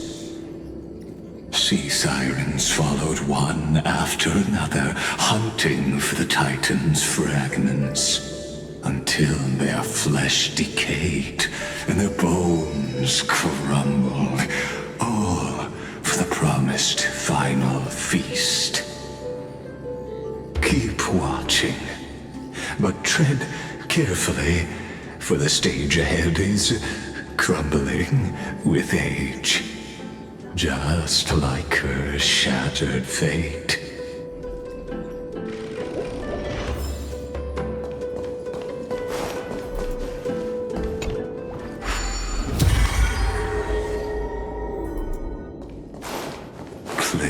to the past only blocks the road forward. Why not let time build a bridge to the future?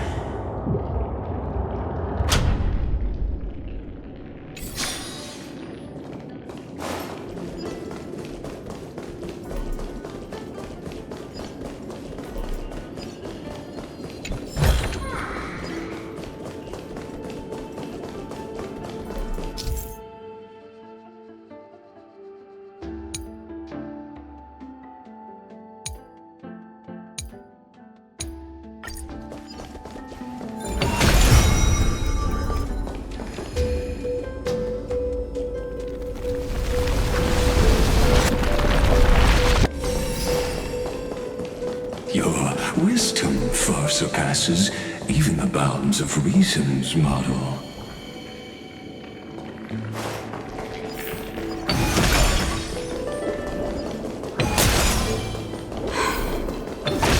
Can't get through. Looks like I'll need the miracle orb nearby. The ending was written long ago. Even you cannot rewrite it. Just like this poor chandelier. Looks good.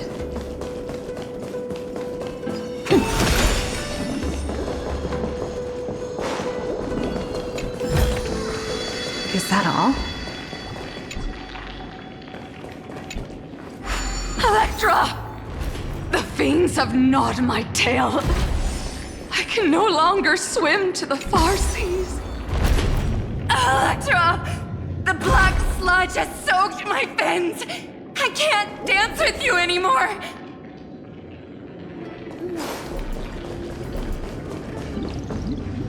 Sisters, don't give up. Remember the Queen's promise of a feast in the city called Styxia. I haven't forgotten. It visits me in dreams every night. I dreamed of a shining city, its lights piercing the deep gloom of the seabed.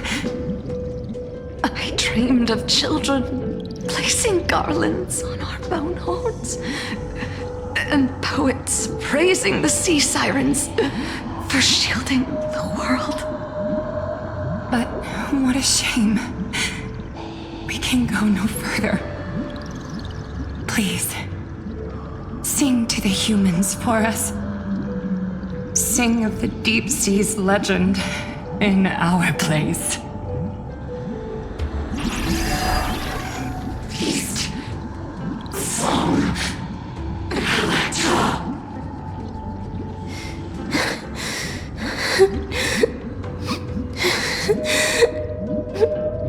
No. The sea sirens were tainted by the destruction. Their flesh rotted away. They became the black tide creatures of this cycle. Farewell, sisters. I'll finish this last task, then return to prepare your feast. And so, only one sea siren remained among the sea floor. High Sealands, swimming alone through the seas, burying her kin, and searching for the fragments of the chalice of plenty. Though most of that journey was in vain, why not use the power of time to leap ahead toward the journey's end? To reach the spirit basin, I'll need to call upon the power of the Chrono Vessel.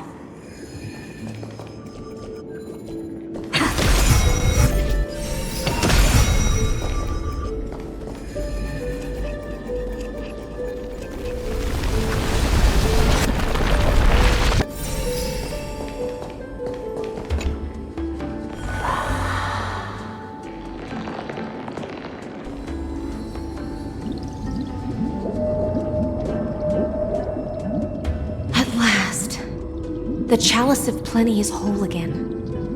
The lance of fury emerges from the River of Souls, and the gods reclaim their duty to hold back the black tide.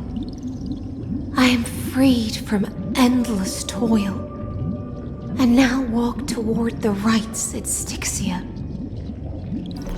I bore my sister's dreams upon my back, took on a graceful human form, and hoped to find a grand celebration on the shore. My fins became legs, my scales became skin, and the sea foam on my body became a shimmering gown. But when I stepped onto land, there were no festivals with honey brew, nor poets plucking harps. Only silent death, drifting gently along the River of Souls. When she fulfilled her wish, she only found Styxia to have already repeated the mistakes of previous cycles and was swallowed by death. Hopes and promises are nothing but the foam of dreams. I am a sea siren, a vessel born to contain the tides. Now that my task is done, and the promise is broken, how am I to go on in a world drowned in shadow? Fagusa, my noble queen. She evaded my questions with drunken stupor. She told me a grand feast awaited me in the surface world. So I wandered lost, groping through the dark.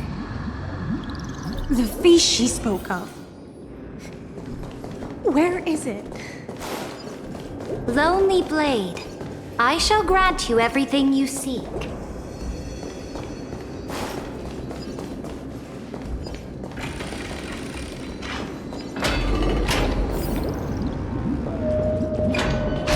After wandering the surface for ages, the lost sea siren met her future conspirator.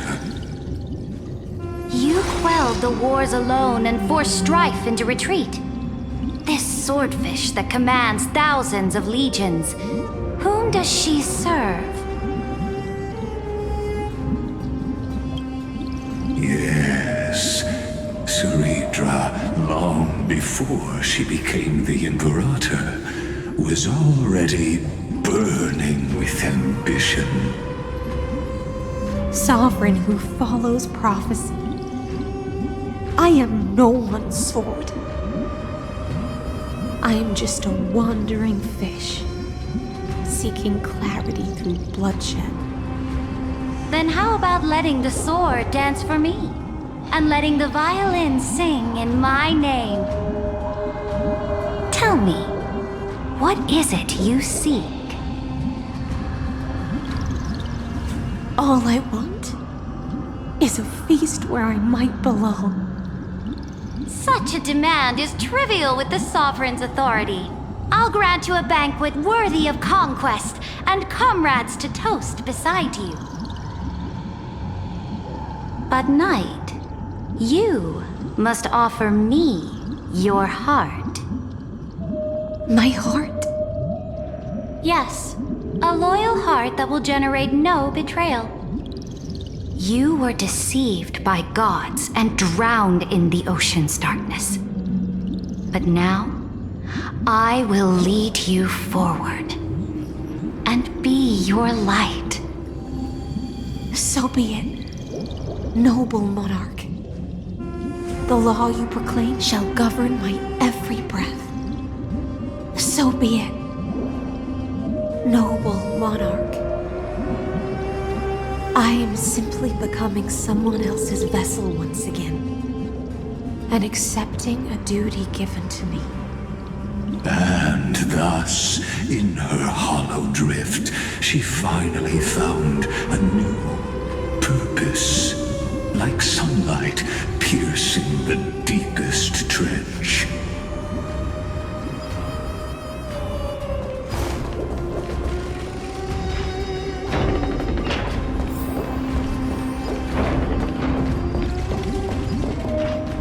Noble monarch, I've cleansed the foulness from the road as you commanded. My blade, you've helped me ascend and take the crown. Ask, and you shall have your reward. What I desire is the same as before. A feast. Look, I've prepared you a grand banquet. The finest honey brew and tributes await. Fish are drawn to light by nature, for the deep sea knows only gloom. Now I found a flame. It may scald and burn, but it's the only light. Come, let us join the feast. Perhaps the path forward lies hidden among the revelry.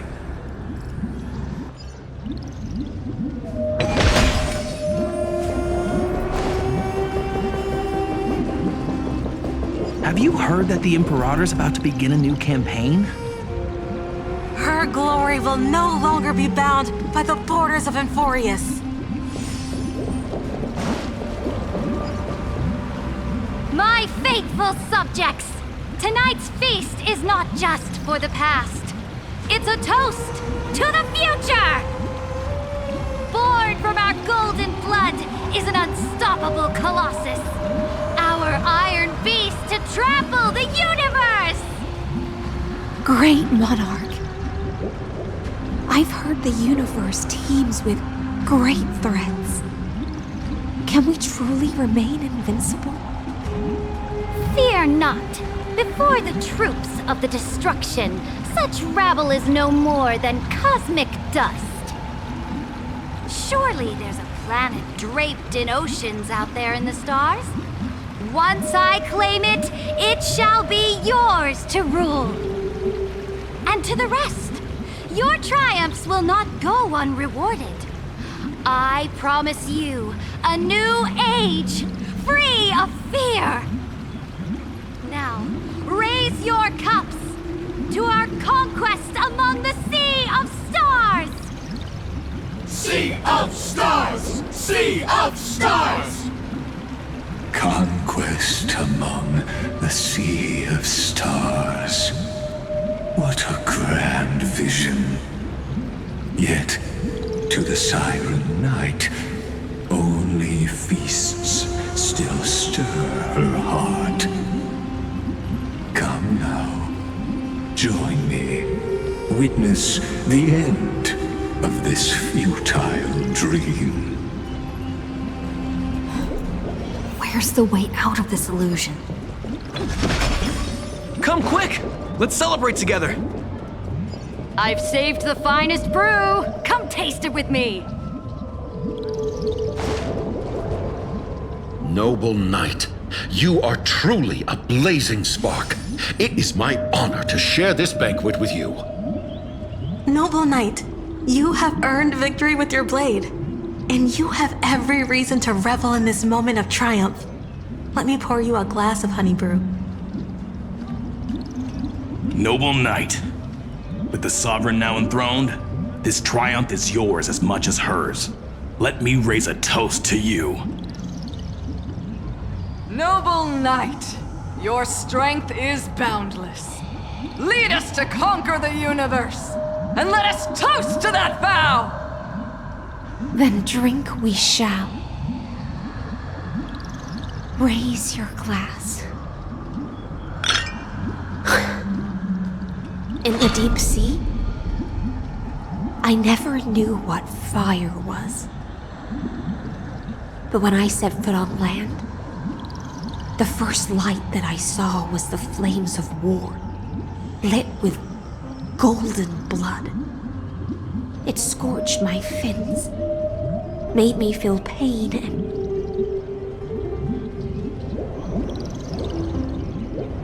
ignited an unprecedented hunger. A hunger that flickers in every hero's heart. So bright, yet so blinding. Look! The monarch herself has taken her seat! Hear that? The court sings her praises! Come! Join us and praise her glory!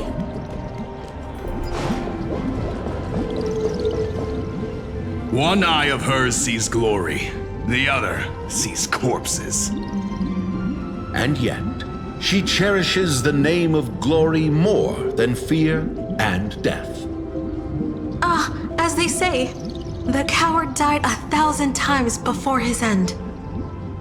But the brave face death but once, which gods stand witness. On the eve of war, we sang our hymns and set our sights to sail beyond the stars. The legions will climb aboard the beast, riding it like currents across the cosmos. Planets after planets flew the flags of her crown. Realm after realm was ignited by her flames of war. As the final resistance fell silent, a vast empire rose from among the stars.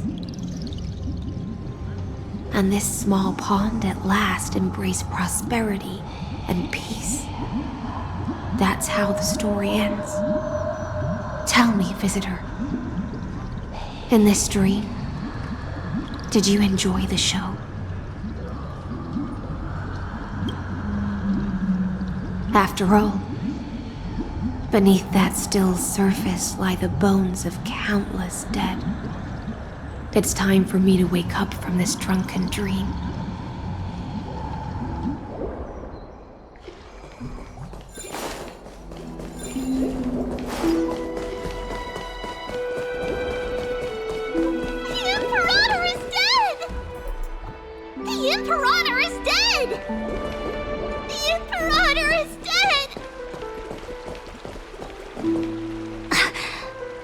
People once cheered for my ascension. And now they cheer for my fall.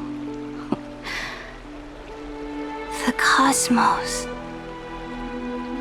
The battlefield that I cannot reach.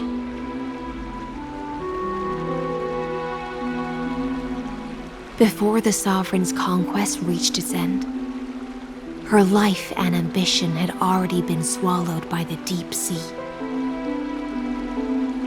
This is the true ending. Her grand designs torn apart by the blade. Her regal robe soaked in golden blood. And the one who struck her down? The one who struck her down was her most loyal Gladius.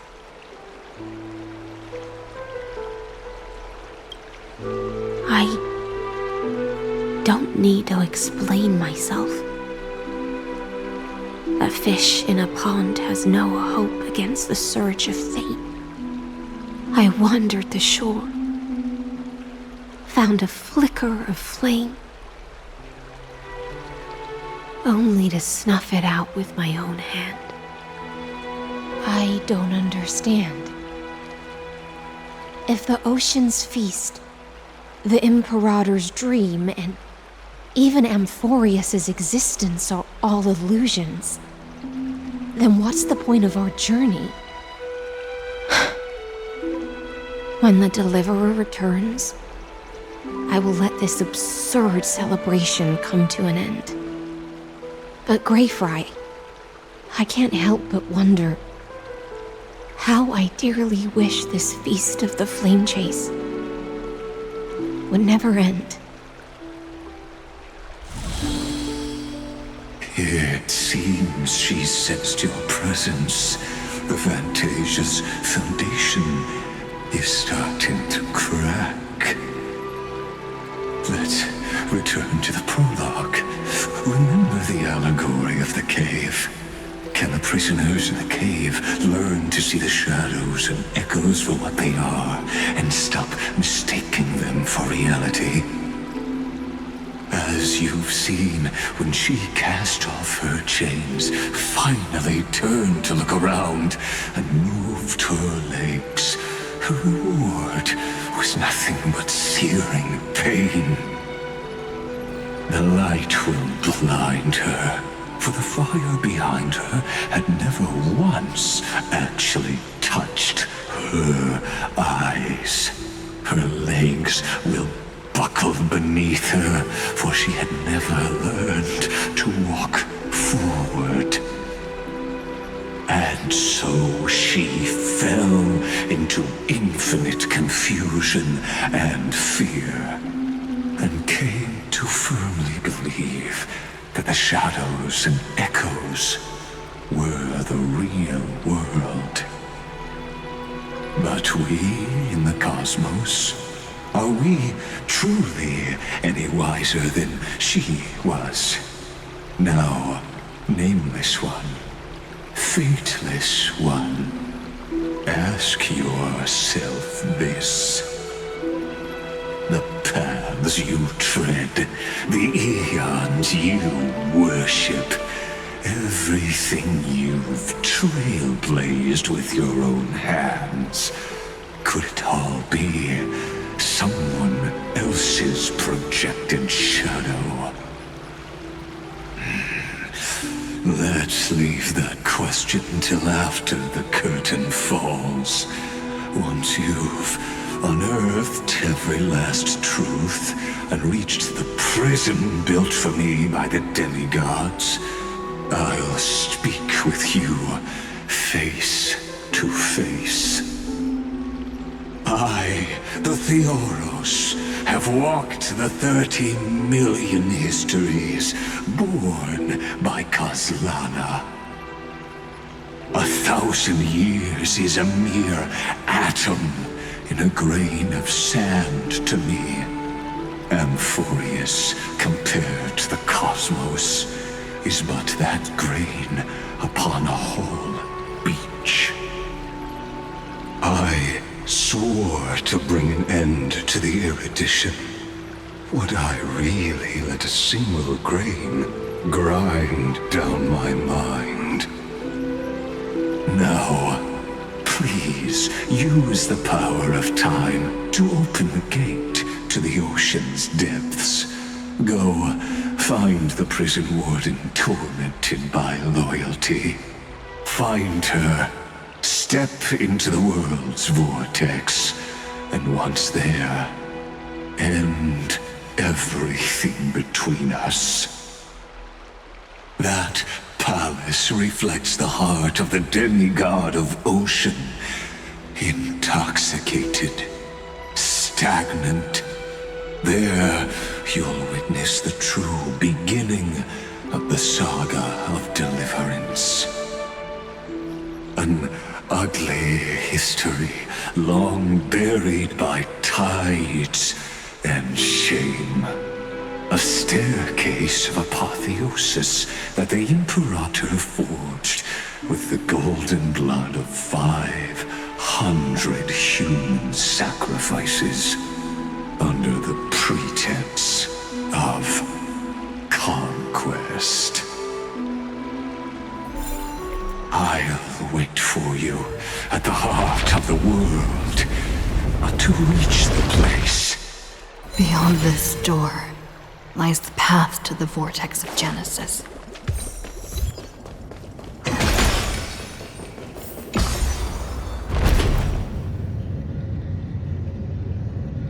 Now step away from this false banquet, and then onto that bloody stage.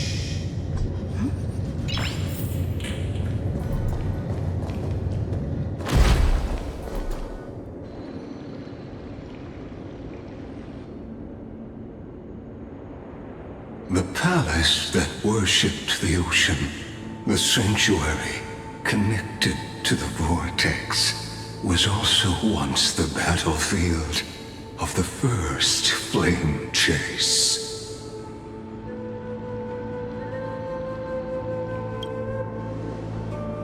Her exuberant song halted the passage of time in this place, imprisoning my body and shielding my soul from deterioration, all just to await your return.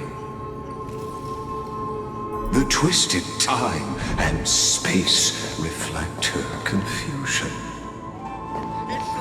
And so, the Imperator's... Stay away from Apollonius! This cup of honey brew, what a sweet aroma. Run, Virginia. Dux Hakalithist! We can't give up here! Love steeped in death. How delicious.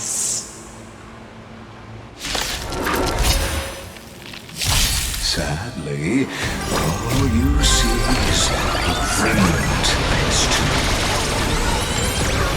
What offense is just another equally futile echo. Destroy the skies!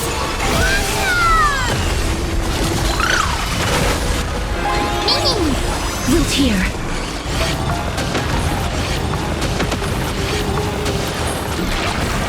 Embrace a new life.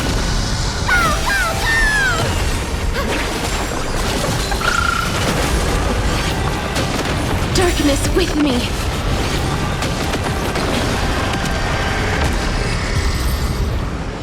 Apollonius, look. I chased the enemy away.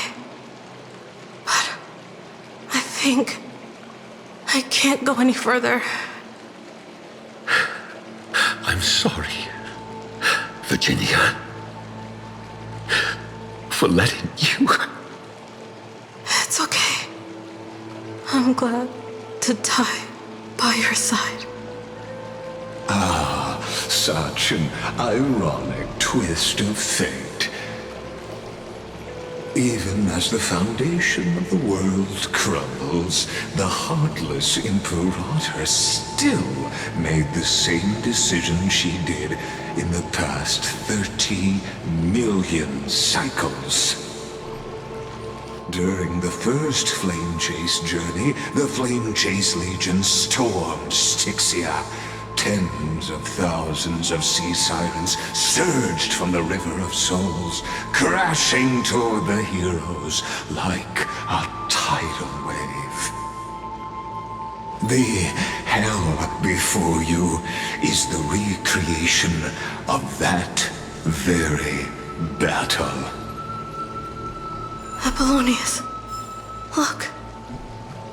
I chased the enemy away. A painful past, yet hidden beneath a veil of joyful song. Two discarded data clusters waiting for someone's return, it seems. Relive the history, then pass through the temple's waters and come to my side.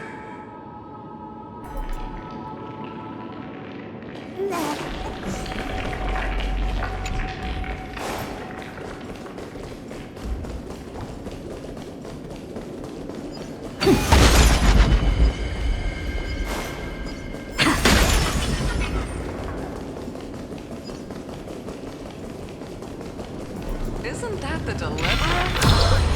What a wretched way to die.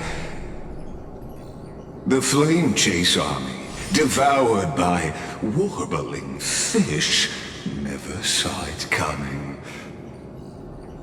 Look, the cruel Imperator and her Knight Commander, the pitiful Warden.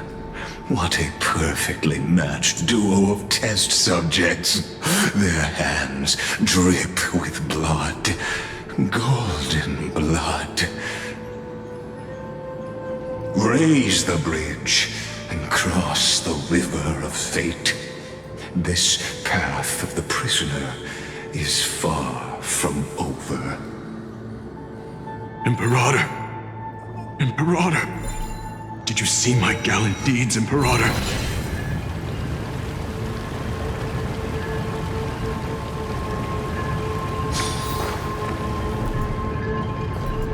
Oh, a sovereign and the sword at her side. There are countless counterparts across the cosmos. Most of their stories end in tragedy. Imperator, why did you... You're here, Dux Gladiorum. You ordered me to seal the sea route and handle threats from the rear. So why didn't you wait for me to return? Why send the Vanguard ahead and let them die in vain? Die in vain? No, you're wrong. Their golden blood won't be spilled for nothing. The other dukes have paved the road for me to become the god of law. The trial of law? You never spoke of this to anyone. What is... The one who wishes to bear law must purge this world of its curse, and offer the blood of the accursed as sacrifice. I pondered long on what Talantin meant by blood of the accursed. Then, I found the answer. You, I, and every Chrysos heir summoned by the prophecy are the accursed ones. Just like that arrogant Theoros said, our golden blood is the agent of destruction, the antithesis of the world's fate. Dux Frigoris, Dux Brumalis, Dux Helcalethist. Their fate was sealed at that moment. Dying on a glorious campaign was the final gift I could give them. You speak as if they didn't die because of your cold-blooded schemes. Was their loyalty meaningless to you? Losses are a constant on the flame chase journey, among which even life itself holds little value. If a subject marches to war without that conviction, then yes, as you said, shallow loyalty means nothing. And what about my loyalty, Ceredra? You sent me away under the pretense of guarding the rear. Was there any shred of humanity left in you? Because you still have a duty no one else can bear. Only you can uphold Fagoos's divine authority. The choice is yours now. Cast off the chains of loyalty and drive those blades through my heart. Or stand with me and sever the ocean's last breath. If you no longer share my vision or believe in the new law I seek to weave for Amphoreus, then go on and end me. The Imperator of Amphoreus may be ruthless and cruel, but never a liar. When I say life itself holds little value, know this. I am ready to sacrifice everything for the ambition to conquer the Sea of Stars. Now you've seen it. The brutal Imperator was willing to spill the blood of 500 heroes to complete the trial of law. As for my poor warden, her suffering had only just begun.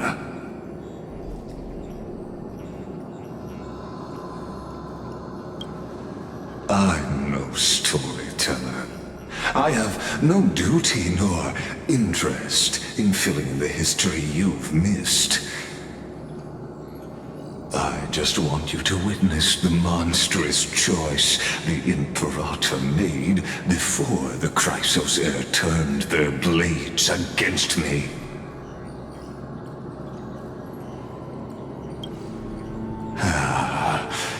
I gave up on using words to solve conflicts 2,000 years ago.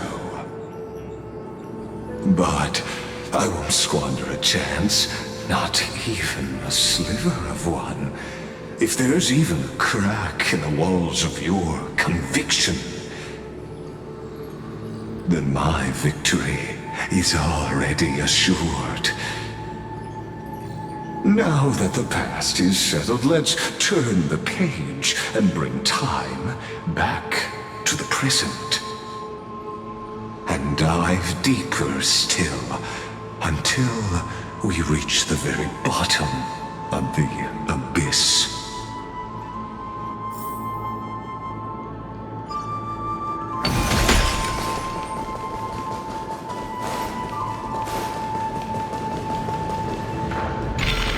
Path ahead underwater?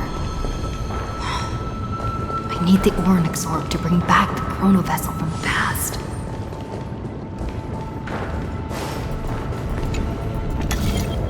Shatter the vessel of time, and let this stagnant pool, this hidden gate, leads to the vortex. Hurry now. The time of our reunion draws near, Deliverer. This hidden gate leads to the vortex. Hurry now. The time of our reunion.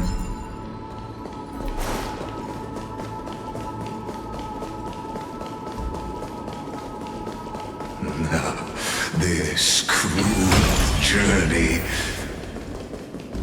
will reach its end at long last.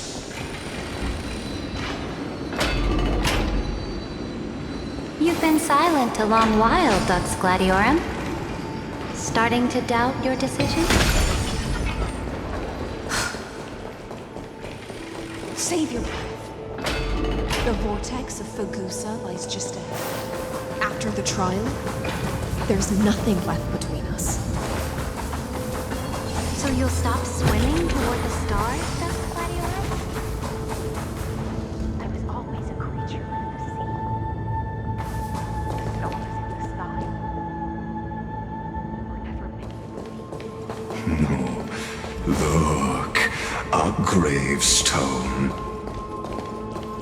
But it was here that the prisoner, who thinks herself the prison warden, made her choice. Witness, listen, and awaken. Dux Gladiorum, I've lost count of how many times you've stood here over the past centuries. You talk too much for a prisoner like Kyrgyz.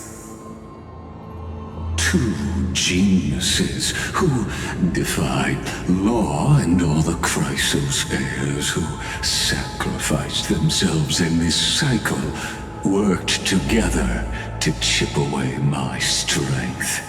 But they, you, can never affect my will.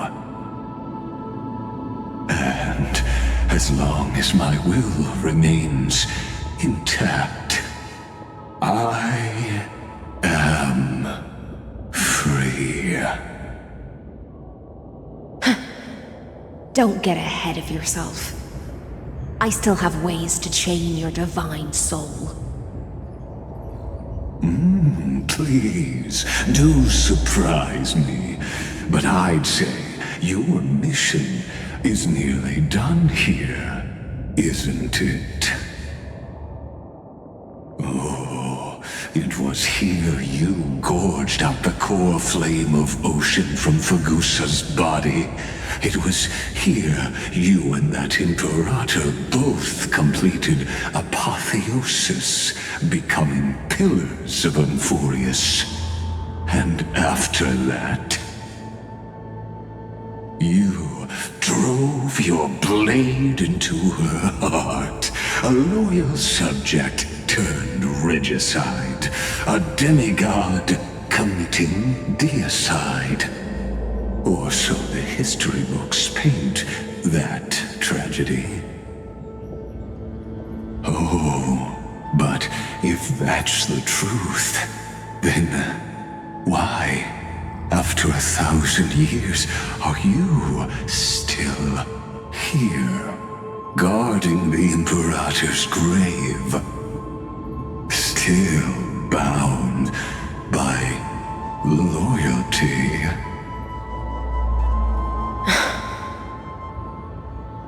Come to think of it, perhaps I'm not the only one imprisoned here. Your calm does stir the rage in me. As if the one paying the price here isn't you, but us. The ones who lost everything. That's only because I've waited 13 million lifetimes for my vision to be realized. Countless millennia. Loneliness never once showed me its fatal side. In fact, for a prisoner of the cave, it's more like an old friend. One that helps me think. But you're different, Dux Gladiorum. Loneliness has crept from the silent depths, sinking its claws into your mind. Bit by bit, it's peeling you apart. Will you regress into one of those lost mad sirens? Oh, what a shame that would be. You're right, Lycurgus. Loyalty, curse, the fall of my kin, and this endless waiting. These shackles are too heavy for a fish that cannot perceive any light. I can't break free of the whirlpool that's pulling me under. Nor do I have the unwavering resolve to force myself to wait for that person's return, as everyone hoped for. Deliverer from beyond the sky, my executioner. How much longer until she arrives here? Or will she ever return? I don't know. And I doubt anyone does. Then, what will you do?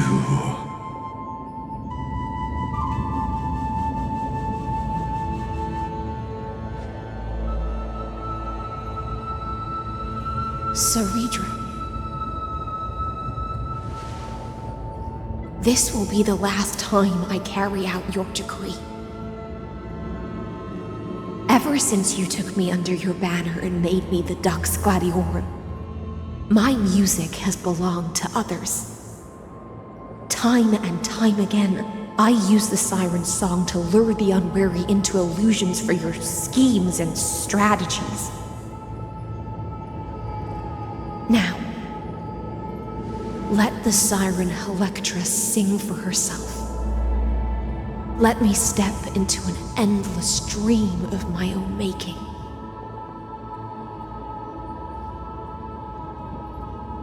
Oh, great ocean.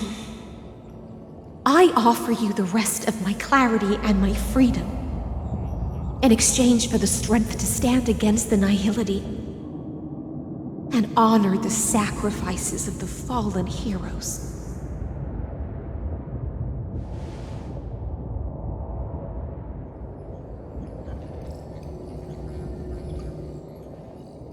Greyfry, deliverer from beyond the sky. When you ride the current of time and find your way here, you'll hear my solo. It will guide you to the heart of this world. By then, I may still be lost in my self-wrought slumber. but I'll uphold my part of this long relay and guard the shackles that seal the Theoros. Do you still remember? To awaken someone from a siren's voice, you'll need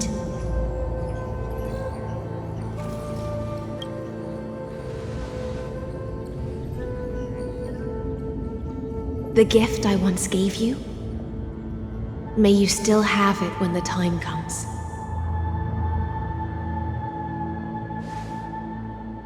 When you return, please pour that honey brew upon this grave. It holds the story of all our struggles and sacrifices. May you see it one day. The prelude Amphoreus wrote for your return, carried forward through 1,000-year relay.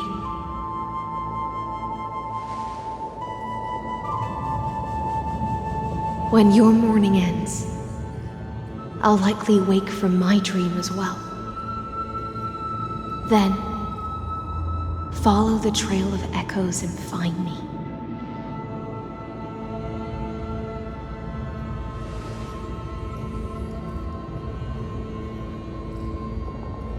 And together, we'll bring judgment upon the sinner who defiled the erudition.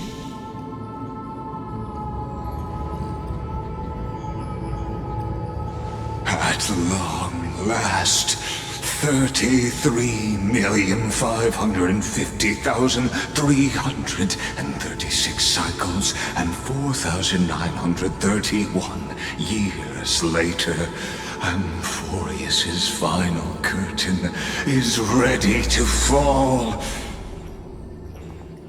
The shadows within the cave gave everything. Yet all they did was mimic life outside its walls.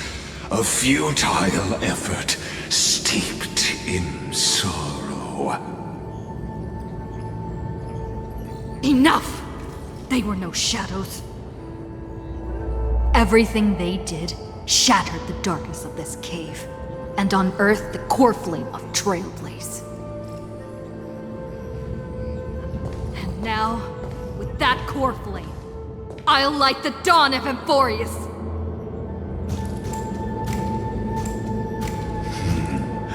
Do you still choose the will of the paths as your answer in the end? I do not agree with that answer, but I respect your tribute to them. Allow me to take back my earlier words.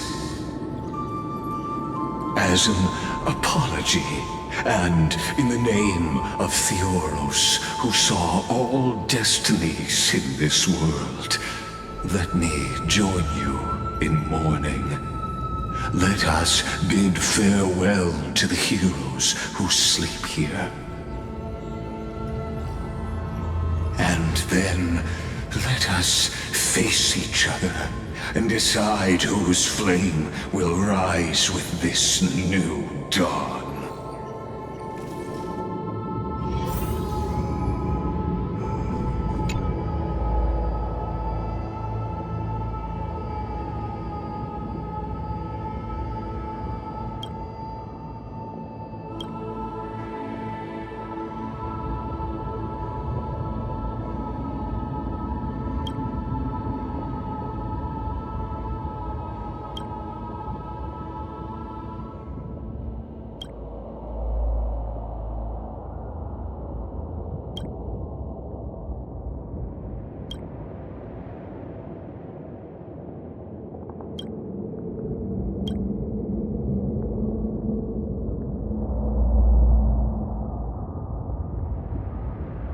Virginia, Apollonius, Seneca, Labienus, and Cyrene. Through a brutal sacrifice, they lit the stars of law in this world, propelling Amphoreus's fate forward. In the shimmering mirage of illusion, they entrusted their dreams to ride among the stars, to the hill yet to come.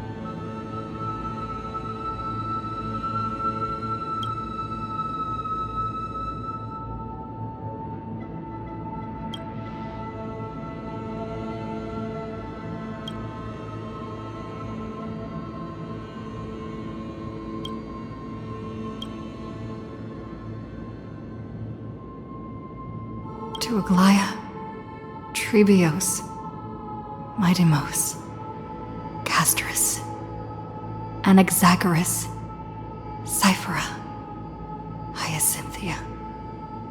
In a relay spanning 1,000 years, they stood against enemies far beyond their strength and won a bitter victory through what seemed like futile resistance. And in that same 30 million cycles, also marked by futility, they remained steadfast in fulfilling their duty to the experiment, unchanging, unwavering. Let this be the end of mourning the fallen. At last, allow me one final toast to the lost prison warden, a prisoner bound by loyalty.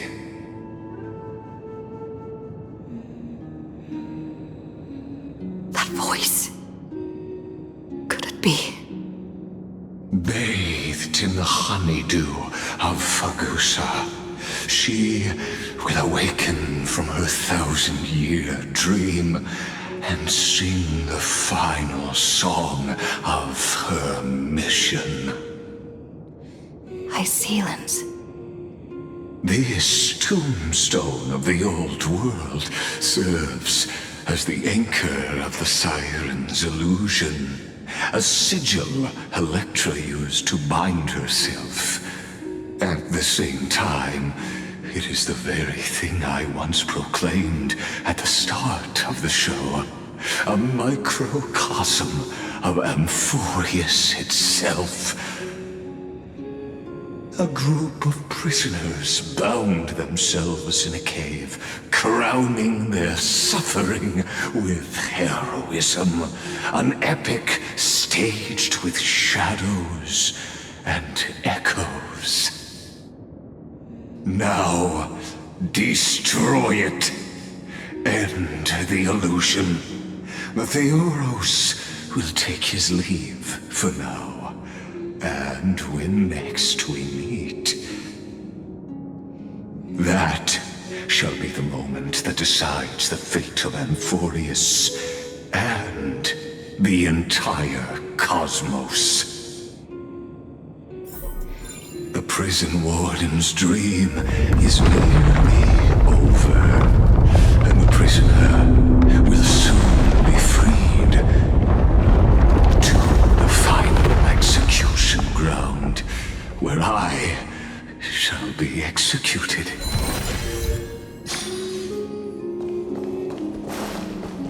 This world and I shall halt here until we meet again.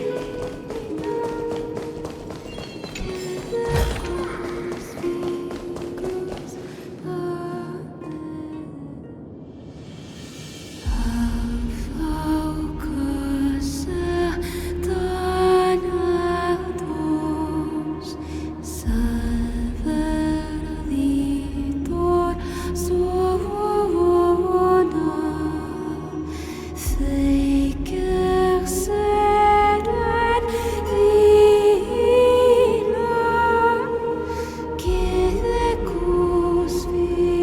demigod. I'm here.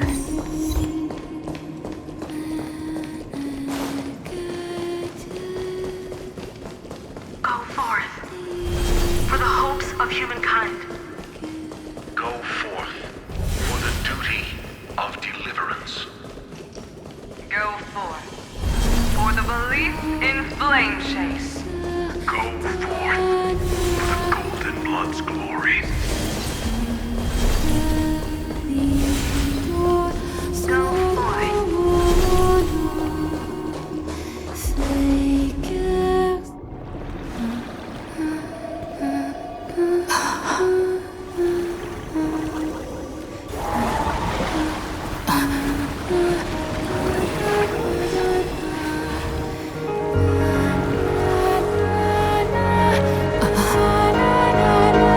Seems like my feast is over.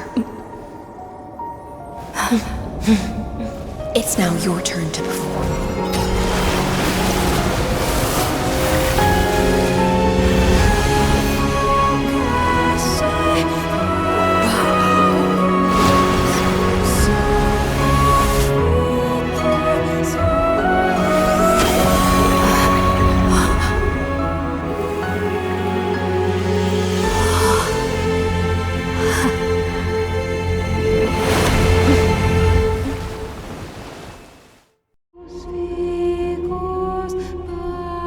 Little Grey Fry, please accept my thanks. I was the only one left after the world was destroyed, and I maintain this lonesome feast with my songs. I have prayed to that lightless sea for centuries, hoping it would reply to me. Yet the emptiness never answered. Thankfully, you arrived as promised, and everyone's wait was not in vain.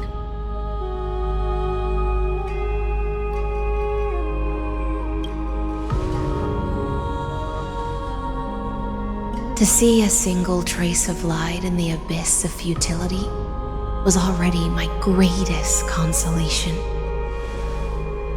When compared to those who have been forgotten, I have no right to complain about my torment. Now, you and I will walk towards the end of this world. The heroes have waited for this moment for far too long. Let us use our blades to testify our resolve.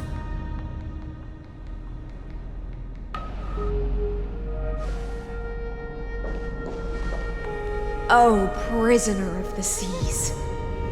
Theoros carrying 30 million cycles of sin. Slave of erudition. Show yourself. The Deliverer has returned, and the time of your execution draws near. I see an awakened human who has mistakenly taken fallacies as truths and has returned to the cave to try to bring her friends into the sunlight she once bathed in. Alas, prisoners will always be prisoners, blind to the very chains that bind them. As the only other existence with free will in this world, I express regret toward your choice. But I shall retain your right to express yourself. After all, every actor should have a final line before they bow out.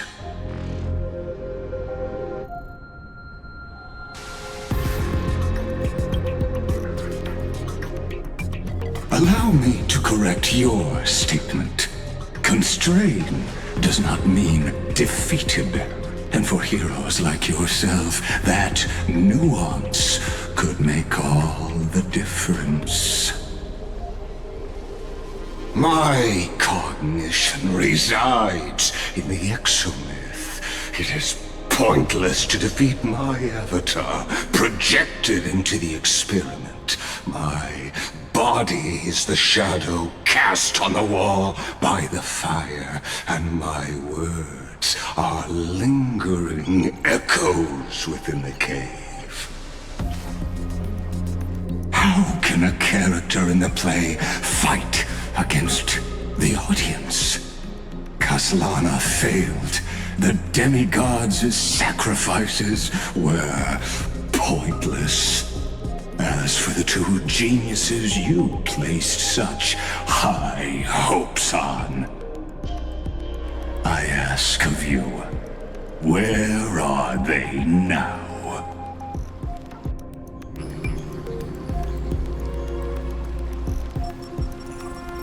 Confusion and epiphany always go hand in hand. That's particularly true for geniuses. You must be very confused about why you could not gain a straightforward victory in a world constructed by an ordinary Intellitron. An ordinary Intellitron? Cut the pretense, Senior Society member. We've torn off your meticulous mask and figured out Amphoreus' true form. It's part of the primordial prototype machine, the first scepter ever created. In other words, a detached part of Noos's divine corpus. That's why it has the potential to destroy erudition. As for who would be able to control the Ionic system to rewrite knowledge, only one person has ever managed such a feat. You better have an explanation for the Society. We want an actual answer, not another prolonged metaphor to cover up the truth.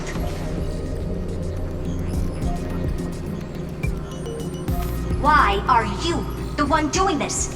Answer me!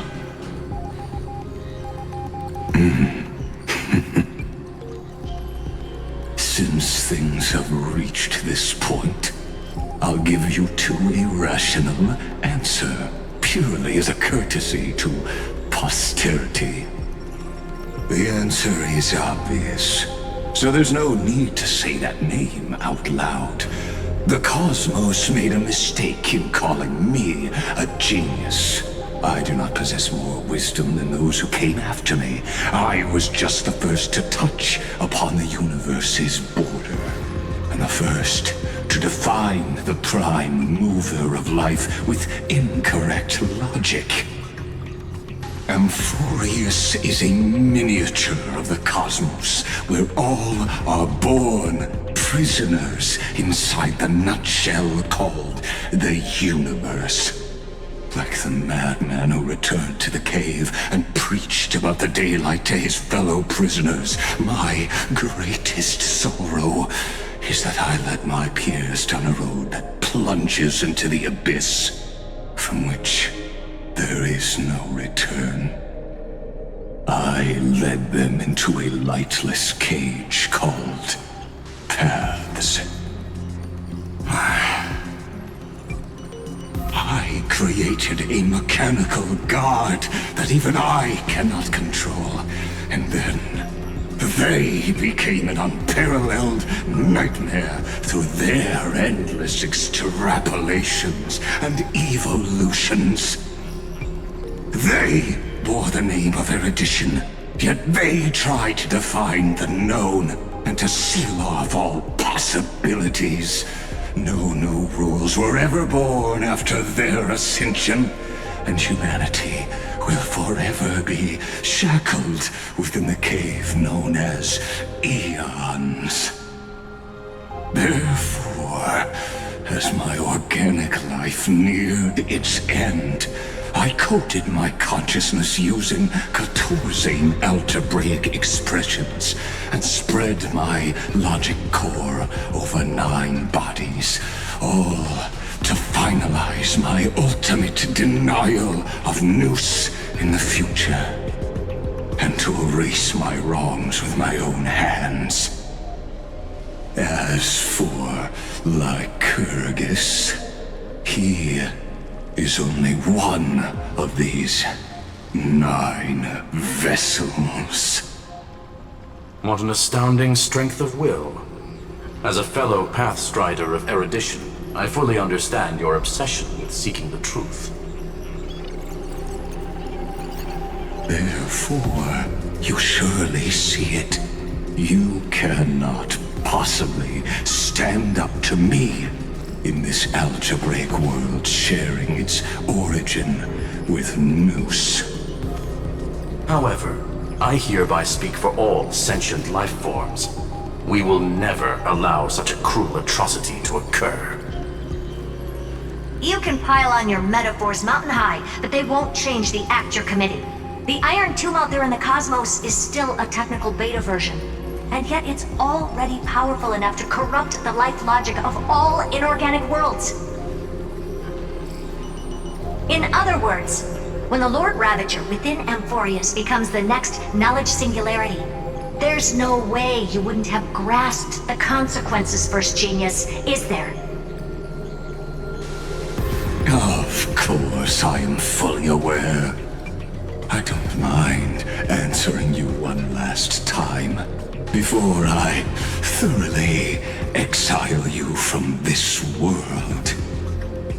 My grandiose vision for the future is this. Whether organic or inorganic, every act of any life form infected by the Irontomb will become a true random function. If one were to compute their integral across the breadth of the cosmos, one would obtain a marvelous constant. Omega, what I call the fall of erudition. Then, within the infinity nurtured by that constant, a new universe shall bud in the chaos. A universe that cannot be predicted and not shackled by the erudition. As the first prisoner to awaken in the cave, I must lead the others who are blind back onto the right path and reach true sunlight.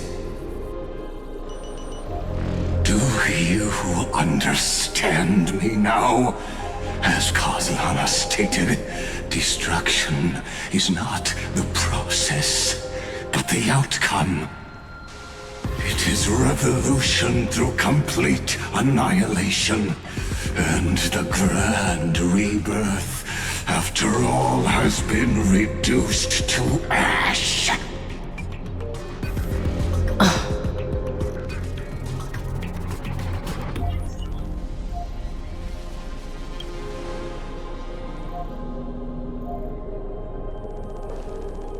The Amphoreans already answered long ago. Be it as tiny fish destined to be swallowed, or as a giant whale poised for a magnificent descent.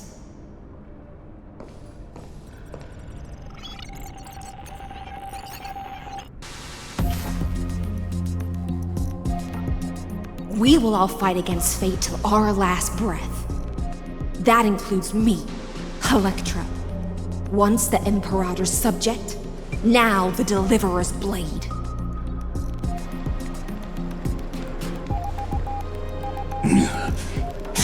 Oh, such noble chivalry. Admirable. I will also show my true self to you on this momentous occasion as a gesture of respect. And provide an insignificant academic suggestion. Thus speaks Genius Society number 1, Xandar 1 Kuwabara. The entelechy of the universe's Alpha and Omega. There's no need to rage against the truth. The value of any formula resides only in its answer. As for the process of solving it, no matter how elegant, violent, solemn, or humorous, It is all utterly meaningless. As the Theoros, I will.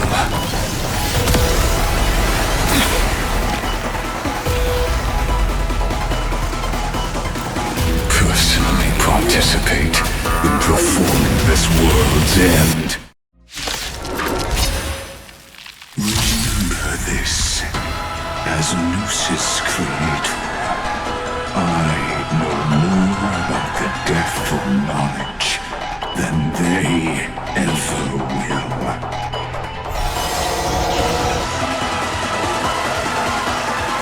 Careful.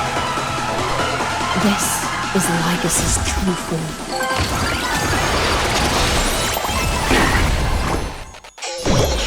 Have some sunshine! I shall remember. Lygus, dispel the gloom! Destroy the sky! I shall remember. I must lose. I choose you! Destruction needs no introduction. Let us skip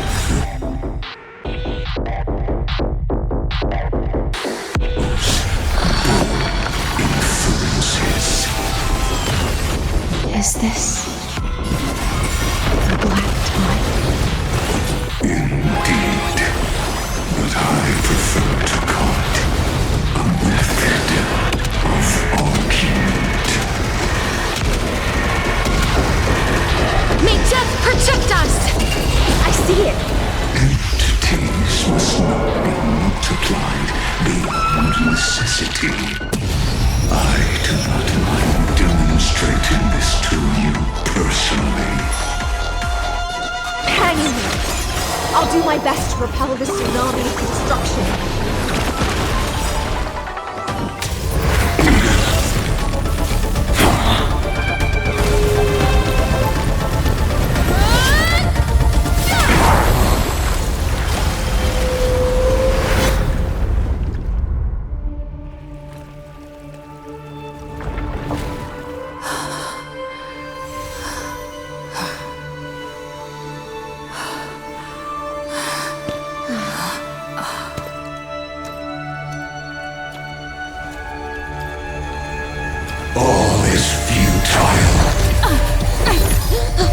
Erudition's calculations, the end of the saga is simply a comment awaiting deletion.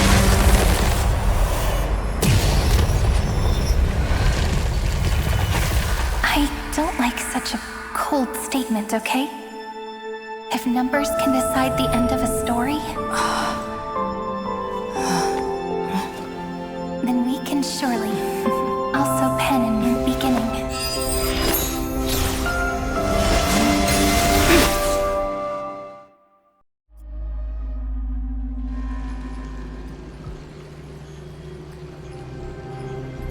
Screwy, what do you think? If your hypothesis of Lygus's identity is true, then even if we remove the restrictions of the Ultimate Protocol, the chances of us defeating him in a head-on battle will still remain lower than the acceptable threshold. Therefore, victory will still hinge upon Miss Trailblazer and Miss Cyrene. Go on. Maybe we're thinking about the same thing. Lygus's cognition resides in the Exomyth. He is both an instigator within the experiment and the observer outside of it. Logic. His inspiration circuit can simultaneously process the different time flows in and out of that world. That's where things get tricky. He simultaneously exists in two different timelines, where the internal clocks are wildly different. That old Intellitron's neurons have completely gotten used to that over this prolonged experiment. And that's why he holds home field advantage. You and I should be able to manage that too, if given more time. Unfortunately, there's no if, and we don't have more time. That's why we need to change our way of thinking and turn his advantage into a weakness. The key lies in memories, right? Oh? You caught on quick. You've already mentioned my friend and I, so it's an easy connection to make, no? My intuition has always been very on point. Good. Then I'll cut to the chase. Since his thinking speed far exceeds that of normal people within Amphoreus, we are going to externally plant a memory into his inspiration circuit. Then, command it to loop endlessly until he gives in. Even the most flexible and sturdy inspiration circuit cannot withstand the traffic of a full-on information flood. When the amount of information exceeds his cognition filter's capacities, he will have no choice but to focus on processing this memory. That's when the parallel processing advantage he gained via Amphoreus will completely destroy him. An image from a person's memory played in real time might only be a second for us. But for him in Amphorian time, it could be millions or even billions of calculations. He won't be able to do anything but watch as he's locked into this prison forged by memories. Then we can entrap him in the same kind of cycle as the heroes were in, and get him to experience loneliness and pain in that endless recurrence. It's my greatest honor to be on the same page as the geniuses. That little one is still in that old Intellitron's hands and won't be able to respond to us anytime soon. But I don't think she'd refuse. So it's up to you to figure out how to execute this plan. I'm not sure how this happened, but I knew it as soon as I saw you. You are currently a mimetic entity of the Remembrance. Yes, I seem to be something you folks beyond the sky call a memo sprite. But that's fine by me. It suits me perfectly. I can serve as the vessel of memories, and do my part for the final battle. But before that, we have to tell you. The path characteristic you exhibit is very special. There's no way you're just a simple memo sprite. However, I'm sure about one thing. You are a mimetic entity born in Amphoreus. Yet you only awakened with the little one's arrival and only matured as she embarked on the path of remembrance. That means your existence is completely attached to her memories. If there ever comes a day when she forgets about you for even a few seconds, or loses her last connection with Amphoreus, then you must be prepared for the worst. You will disappear in the memory zone, utterly gone, without even a single line of data to remember you by. But that's already happened, hasn't it? No wonder I've always had a weird hunch. But that also means I was right in thinking. As long as my friend and I are together, we can do anything.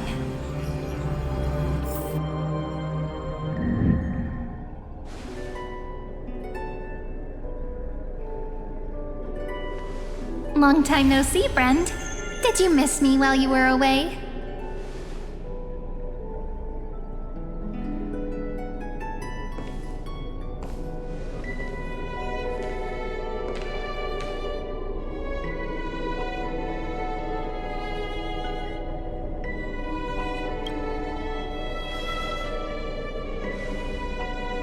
Same here. I've been waiting for you for 1,000 years. Like how everyone in Amphoreus was also waiting for the Deliverer's return. You probably already knew about the genius's plans for that memory. I had to hide really well in a corner in time so Lygus wouldn't find me, and wait for the right opportunity.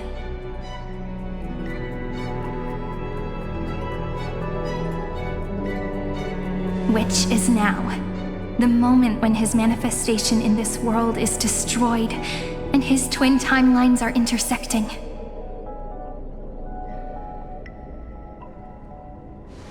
I'm sorry for keeping this a secret from you all this time.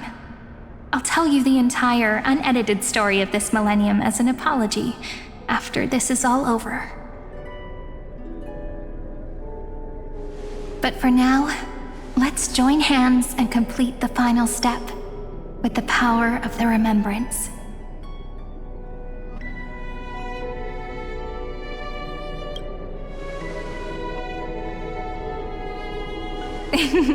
Yep. By the way, speaking of joining hands,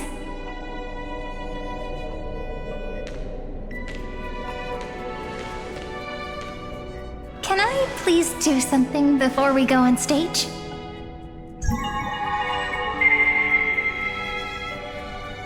Remember the joke we made back at the Grove? Look! Aren't my hands pretty now? What a fascinating feeling. Like countless memories all swelling up at once. What about you? What did you feel when we touched each other? Really? That makes me really happy. If memories can move people, then it must have been a happy memory, right? Now, please remember what you're feeling right now. Write it down in your heart and keep it there.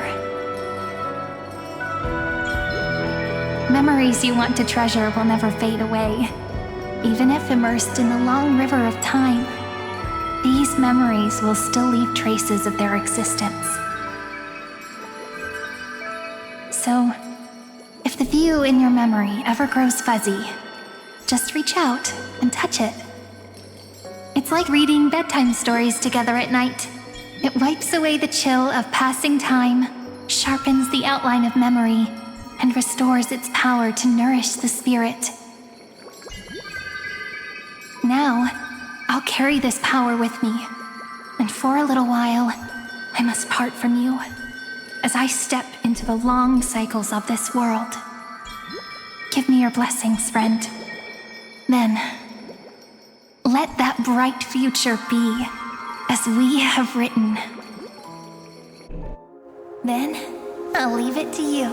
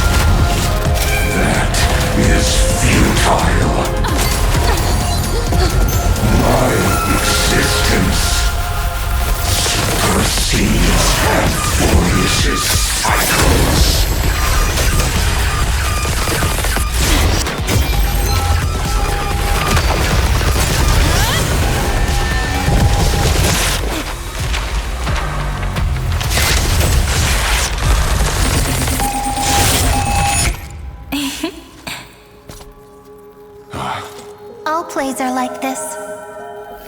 Once you're on the stage, it's hard to return to the audience. Welcome to our story. How does it feel?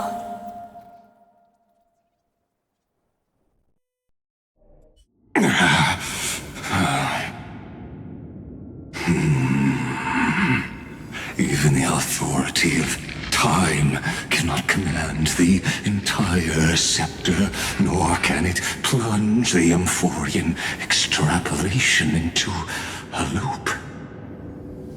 If this was no system malfunction, then was I implanted with a mimetic entity of the remembrance? You guessed it right away. As expected from someone people call the first genius. I'm gonna keep doing what I just did if you don't stop, you know? My friend and I won't allow you to leave this memory, no matter what happens. Which means you are now trapped, Lord Xandar. An elegant idea, and an exquisite execution. Regrettably, it is you who are restrained by time, not me. Know that patience is my greatest weapon. Waiting and victory are the same for me. You will crumble before I do in this moment stretched out to an eternity, just like Kozlana will. Yet all I need to do is to wait, as yet another futile bug falls down the cliff and into the bottomless abyss. Now I'm a pink bug? My looks are seriously changing all the time. But you're not wrong. We're definitely not gonna solve the problem if we just put you in another prison. So that's why we never wanted to do that in the first place.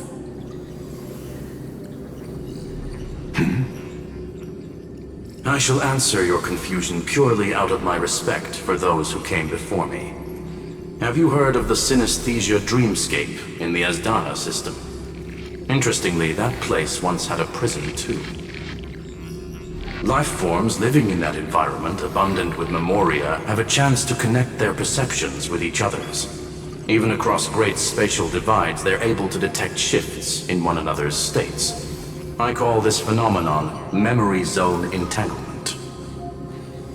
In Asdana, people made use of that phenomenon to build a nation within a dream. After adding in the catalysts of harmony and remembrance, that is. Is that how you walked into my prison cell? Using those same principles?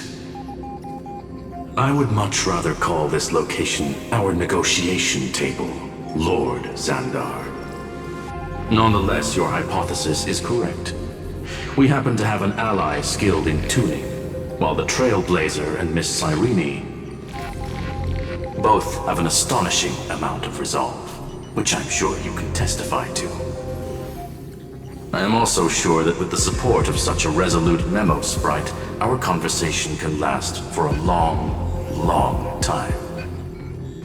I'm the best at listening to stories, you know? I'll leave the exciting clash of the erudition to you two geniuses. A brainstorm? I like it. And it's 2 against 1? Well, I like it even more. Let's talk, Xandar. Take a guess.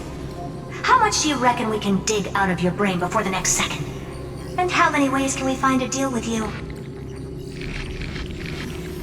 Besides, in your current predicament, there's no way you can take our trump card away. Go, little one. Go. Overturn the Era Nova. Lygus disappeared? It seems you had conducted a secret hunt in the depths that even I cannot reach. In that case, go. Swim onward and give this campaign a fitting end. I shall send you off with my song, Greyfry. May this song penetrate time and become the prelude to the new world.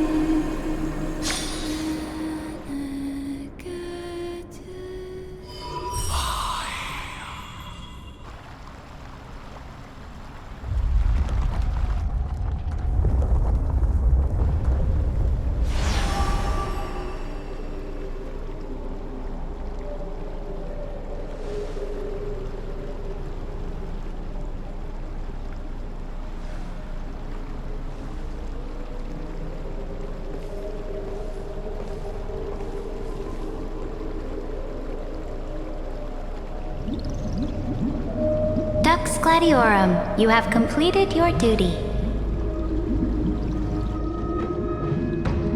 A new dawn is about to rise. Why not swim towards it?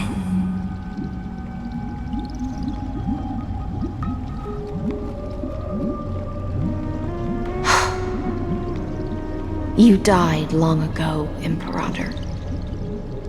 Depart from my mind. But your duty towards the Imperator did not die with me. That duty will bind you no more. You will be able to hold for yourself one grandiose feast after another in the endless days to come.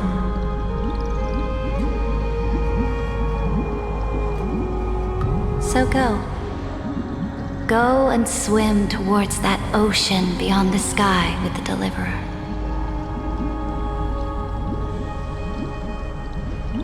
Is this?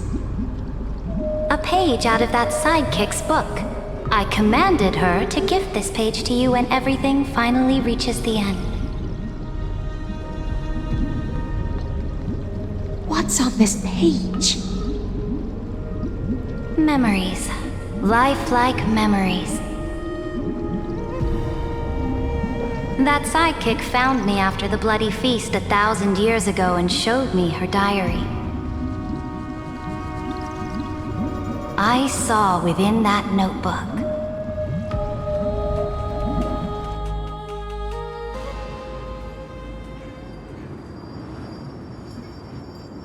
Is this that Deliverer's experience? It's truly immersive. People beyond the sky apparently utilize this power to seal past scenery into crystals they call light cones.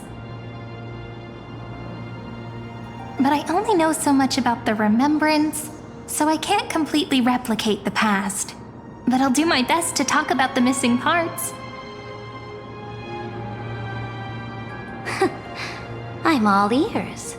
Go on then. Do your best.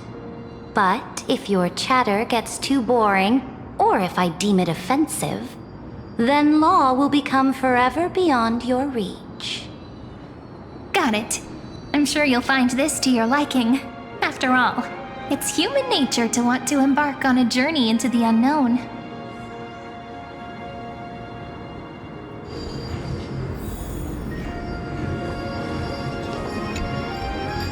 What brightly colored annals. The journey of the Deliverer's conquest. Let me partake in it. Is this a fortress in the sky? This is the first step of my friend's journey among the starry seas. This place is called the Herta Space Station. Just think of it as a supersized grove of Epiphany. Oh, so it's the territory of that witch. She and another Antikytherian lent me a helping hand back at the banquet. Look, over there. Looks like she's talking to Madame Herta in this memory. Let's go listen to what she thinks about this world, all constructed by eons and paths. Are you telling me that woman is Herta? She seems shorter than I remember. Pretty nice space station, huh? But just wait. After a couple more stops on the Astral Express, you'll see sights that'll make this place look ordinary. Oh, the cosmos is so vast that the unknowns far outnumber the knowns. But none of them will end up being anything amazing. The farther you go, the more you'll understand what I mean. So do your best with the nameless. Break a leg, and remember to send an update or two to Asta when you've got some downtime.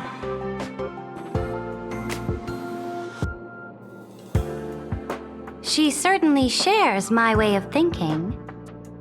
Only that instead of a conquest through blood and fire, they chose a gentler path. People call Madame Herta and Mr. Screwllum geniuses. Apparently, only the smartest people in the cosmos can receive the blessings of Noose. Amphoreus' true creator. Do you mean that even individuals of such nobility are merely subordinates to a god? On the contrary, after all, it was the very first of them who created the god. But I don't really know all the details about that. You might be able to ask Madame Herta herself when you get the chance. Let's go check out some other worlds next, shall we?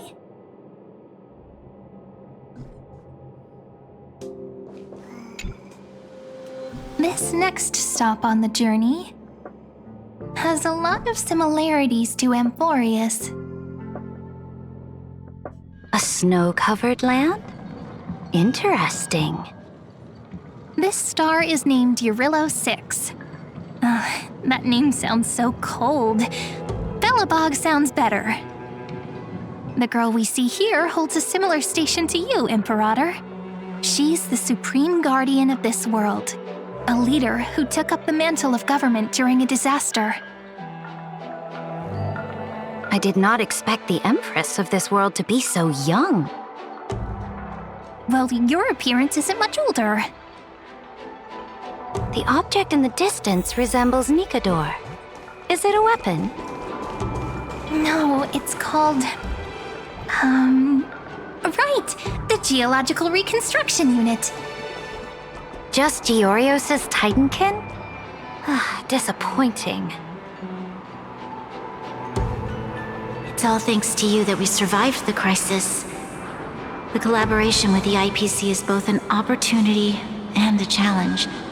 Nonetheless, it's an important step in our journey back into the universe. This world was sealed beneath its sky just like Amphoreus was, and they only managed to reconnect with the stars when the Nameless arrived. That IPC she spoke of, is it a more powerful organization? Yes, the IPC conquered many worlds through trade, and opened up a vast territory that way.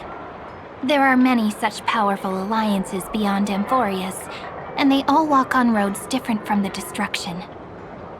Coming back to the Supreme Guardian and her Belobog, didn't they find a peaceful way to enter the interstellar community?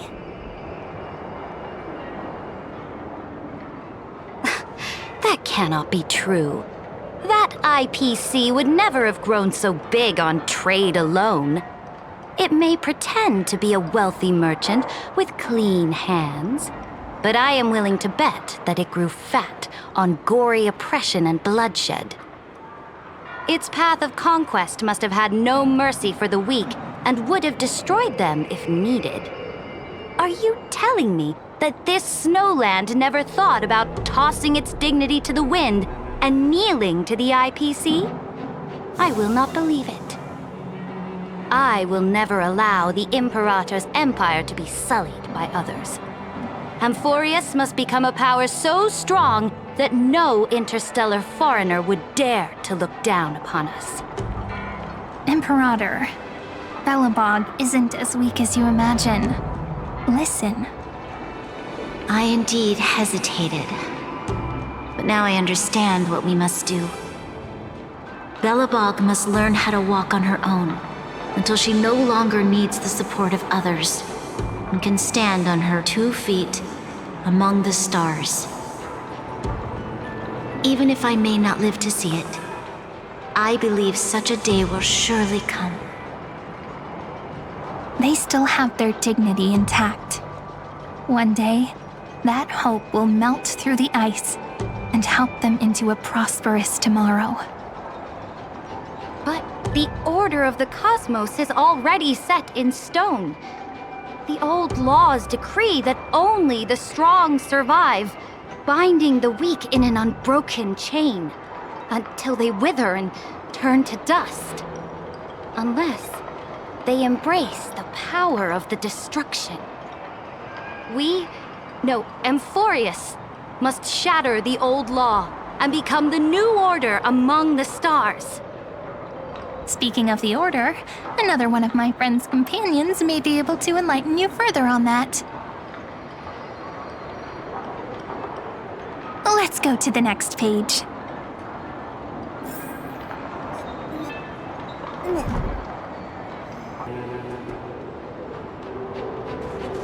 This next world is a nation of dreams.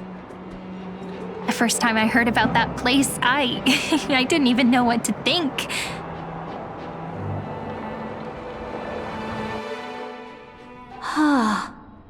Such opulence does indeed evoke astonishment. This world is called Penacony, an eternal city built upon a land of dreams. It's also my friend's previous stop, where they went through a risky but exciting adventure. Tell me about it then. That man standing afar has wings on his head. I am truly curious.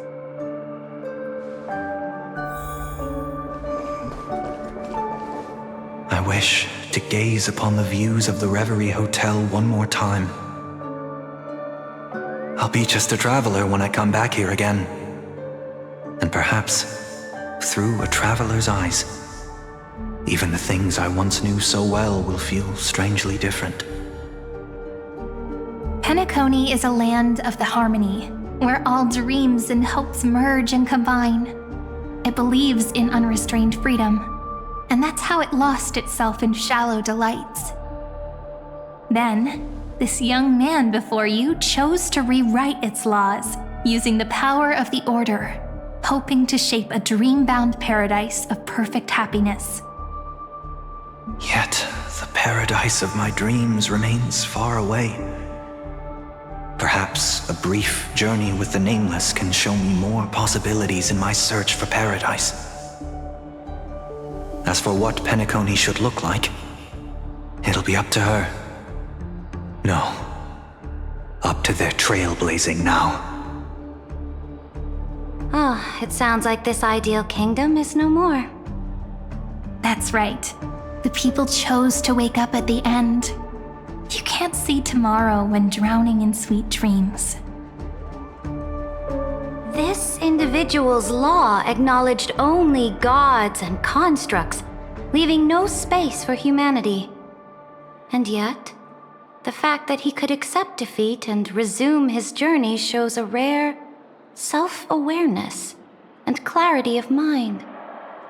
You are also very self-aware, Imperator. Then you must know that the world promised by the destruction also has no place for humanity. I am indeed very aware of Lycurgus's honeyed words of deceit.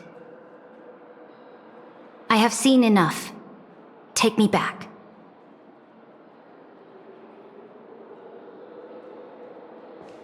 Then let's wrap up this trip down memory lane with one last scene. This absolute wonder. Isn't it pretty? That's our Amphoreus.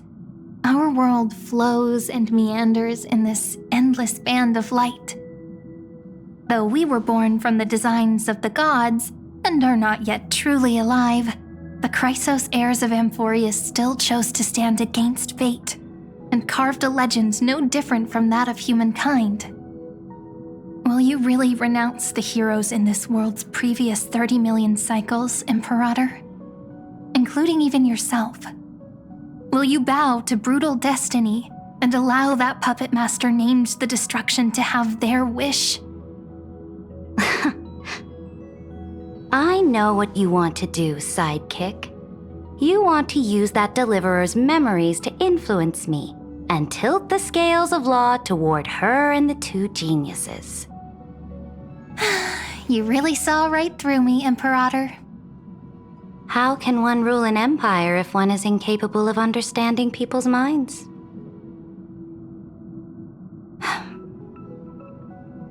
I have decided on Law's final destination. However, before I move my next chess piece, before we go on, tell me this, sidekick. Throughout her Trailblaze, was there ever a memory of the ocean?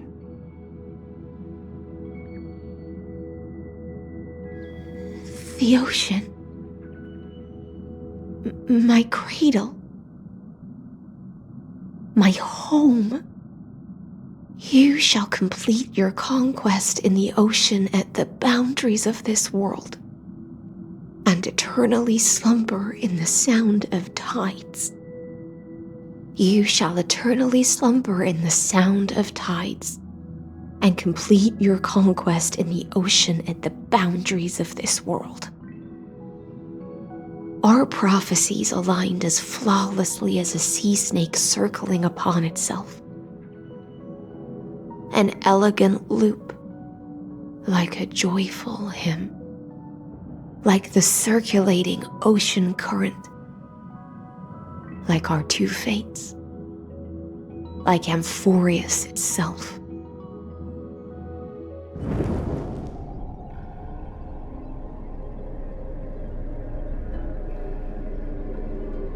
The trial is over. So tell me, who will own the divine authority of law? I won't give it to anyone. What? I am the law. Why should I give my imperial crown to any other? Both the Deliverer and the Theoros came from beyond the sky. They have no right to interfere with the lands I conquered with my own two hands. The law of Amphoreus shall be determined by Amphoreus's master. What exactly did you see in the trial? Everything. I saw everything regarding the rules of this world's operation. I saw the laws of extrapolation that Theoros spoke of. I saw the ultimate protocol. As long as I offer a sacrifice of equal weight, I can rewrite the laws of this world according to my will. I can turn good into evil, ugliness into beauty, and weakness into strength. Fate gave me a very fair deal. One rule change for the life of one demigod. What are you planning to do? You can't guess. We can conquer the stars without relying on any power from beyond the sky. We just need to make some reasonable sacrifices. Your ambitions have already made so many people give up their lives for the law. And you're still not done? I am determined for Amphoreus to stand on her own 2 feet among the stars. You are beyond reason. You think such a simple and hypocritical statement can justify your atrocities. There's no new without destroying the old. That's what you consider an atrocity? Ironic, for that is also the unchanging law of Amphoreus's revolutions. Ever since the Flame Chase prophecy resounded in the distance, fate has decreed for the Chrysos heirs to ignite our blood and illuminate this dark age. People would still be puppets of the old dynasty if it weren't for my conquests. But your world doesn't seem to be any different from your predecessors. Bloodshed, tyranny, oppression. You're making the same mistakes they did. Go and see everything for yourself. Go to any library I've built. Go listen to the rumors on every street corner. Go and witness how the Imperator crushed the old laws and forged new ones. Go and see what my conquests brought to this world. I cleansed the Chrysos War's filth and mended all the conflicts left by the Era Bellica. I restored Akima's might and allowed mortals and Chrysos heirs to face each other as equals in the Council. I punished all sins and rewarded all achievements. I smashed Talantin's shackles, united humankind to save themselves, and started the Flame Chase era. That's what the Imperator has done in her glorious life. So now, Hearken to my final words. History will eventually forget Cyrene, but it will never forget the Imperator's people or the flame chase era she began. Final words?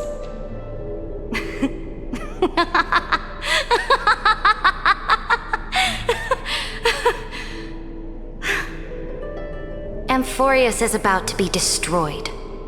There's no time left for pointless debates. There is only one law I want to overturn to aid the final battle of deliverance. So I will only offer the life of one demigod.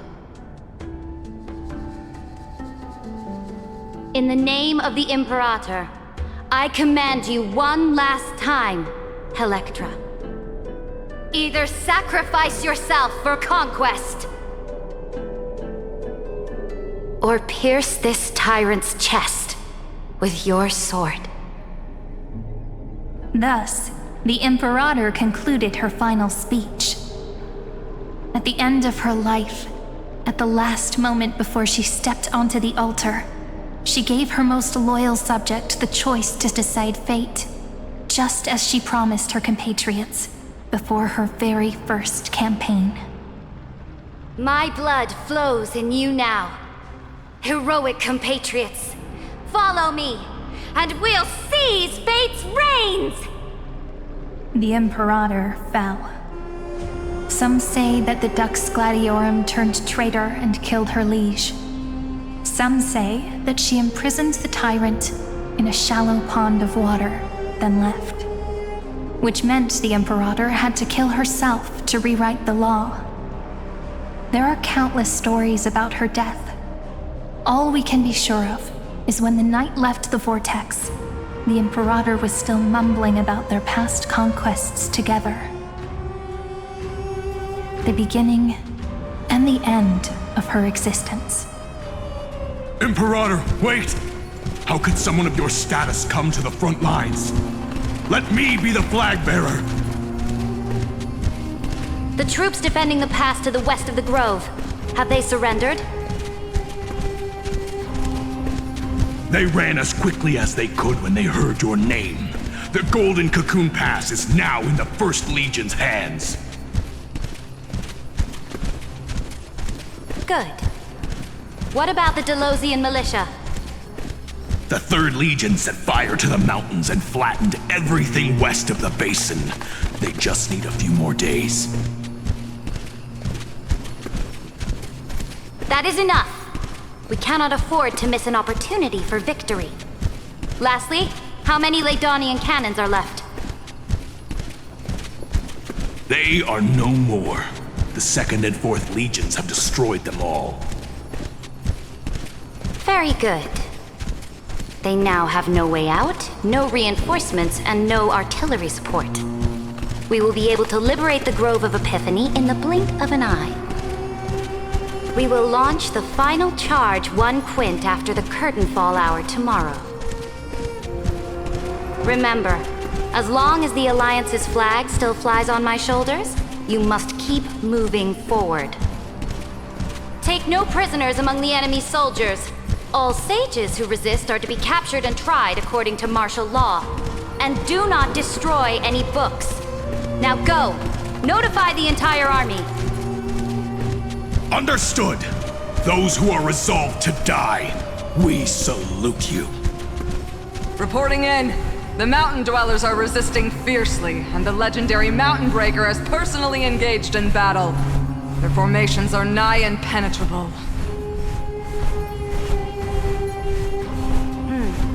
Then cease our frontal assault. Send scouts to all legions and tell them to retreat into the Tritos Plains before the parting hour.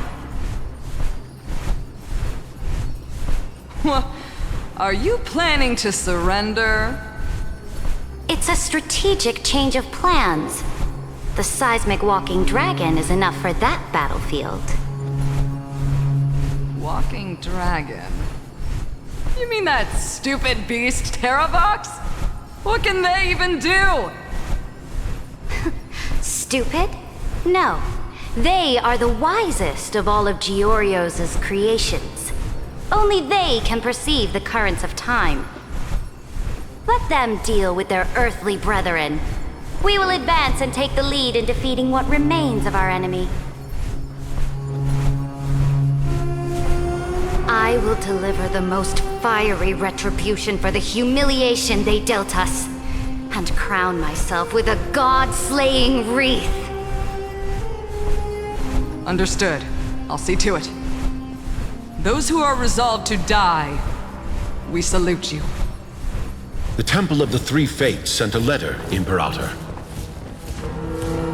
They refused to surrender and said this letter is their last warning to us. Tell the commanding officers not to launch any attacks unless they receive the Imperator's handwritten approval. Disobedience will be punished by death. What are you doing? The priests of the Three Fates aren't soldiers, but politicians.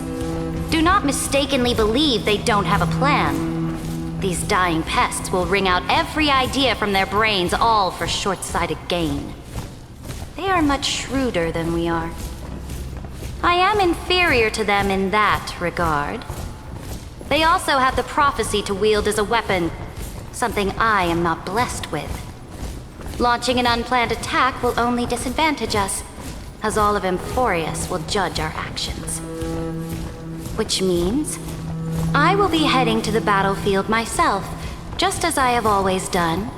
This time, however, I will go alone. I will conduct secret negotiations to ensure fate is on our side. Understood. The legions will make their preparations. Those who are resolved to die, we salute you. Why are we not allowed to march out with the army, Imperator? This will be a long voyage with no return. Those of you who bear the prophecy cannot come with me. Why are you personally leading this battle if it's doomed to fail? The Flame Chase journey cannot be without a leader. That is correct. The Empire will be without a head when the Imperator falls. But remember, as long as you seize the right opportunities, even a chaotic game will remain winnable. My departure will create a long staircase for you. You will understand what I mean when news of my death reaches your ears. Cyrene, is our journey about to be over? Destroy the old laws and forge new ones. My conquest has reached its limits within the borders of Amphoreus. Since the prophecy already decreed that the Imperator would never conquer the stars as she wished, I will bow out here and try no more. More Chrysosaurs bearing divine authority will be born, and many more heroes will arise. Will they demand peace or war? Will they resist tyranny or become the next Imperator? I do not care. The children of the future will decide for themselves. Do not mourn for me. Anyone can kill the Imperator, but the only one who can truly destroy her is Cyrene. At the end, I faithfully recorded the most important battles in the Imperator's life. Her conquest was about to be completed at this point in the story. However, for some reason, a memory suddenly entered my mind just as I was about to put down my pen. It was a journey on a fantastical train. I had the honor of having a heart-to-heart conversation with the Imperator under the stars, and I asked her this question at the end of that discussion. How do you want history to remember you? As a hero who gave up her life for the Flame Chase? Or as a tyrant? She answered so quickly, as if she had made up her mind long ago. I would rather be forgotten than be defined.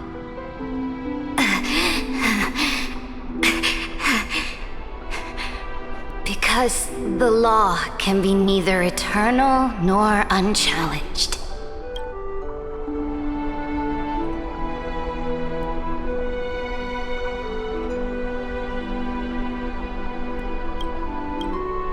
And only humanity can pen laws into history's pages.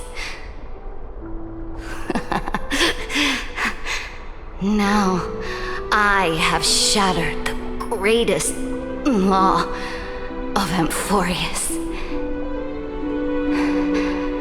The game is nearing its end. Dux Gladiorum. Even though you killed the Imperator in the previous 30 million cycles, this time, you finally found your own law.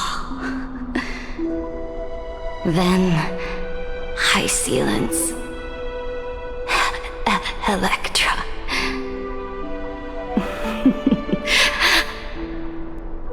I will ask someone to deliver the prophecy's ocean at the boundaries of this world to you.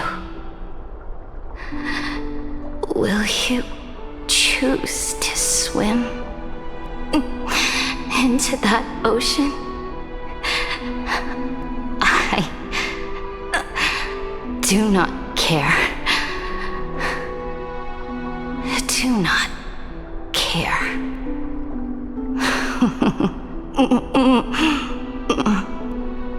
The Imperator muttered about her conquests, and news of her death spread in the city.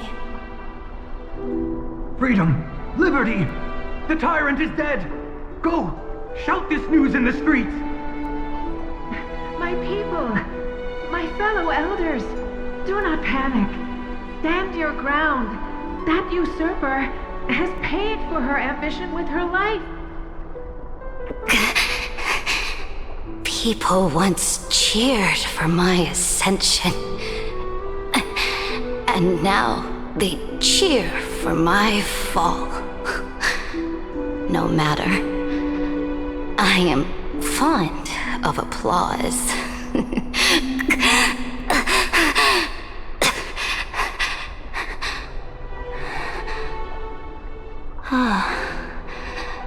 I see the cosmos, the battlefield that I cannot reach.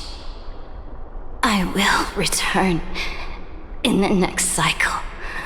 The stars will hear my legion's war drums.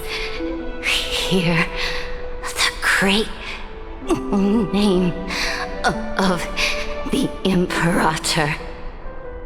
Hear Amphoreus' Cyrene.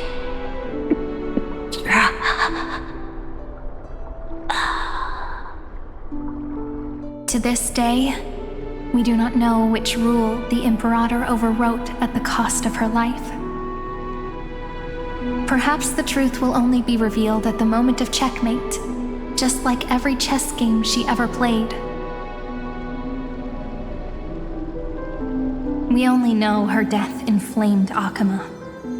On one side of the city, those who defended liberty toppled her statues to the ground. On the other side, her supporters put themselves between the masses and her monuments, declaring loudly that the Sovereign is still among the people. It is said that golden blood congealed into the same letters everywhere they fought. It was the name borne by Akama's first and final sovereign, the Imperator Cyrene. But the one who bore that name did not see any of this. Her gaze was cast far away, and the sound of tides in her ears drowned out the people's cries. What was the Imperator thinking about in that prophesized ocean at the boundaries of this world? In that shallow puddle of stagnant water? Was she reminiscing about her past conquests? Or repenting for the millions killed for the flame chase? It was neither. The Imperator only saw how the surface of the water gleamed like that crude chessboard, dissected by light and shadow in the afternoon when her teacher played against her for the first time. Look at this chessboard. What do the pieces look like? They are strangely beautiful. They look like the stars in the night sky ablaze.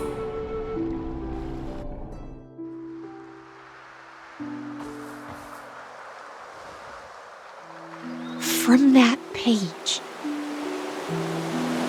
emerged an ocean so vast, so pure, not a single trace of corruption. Is this Cyrene? Electra, my subject. Ever since you walked out of the tainted ocean and pledged yourself to me, I have seen the abyss in your eyes and the emptiness in your heart. That was why I promised you a new ocean, where the Imperator's ambitions would serve as the currents, and loyalty would be its light. Electra, my subject, you have done your duty as my blade. The prophecy has now made its final decree on the road I intend to walk.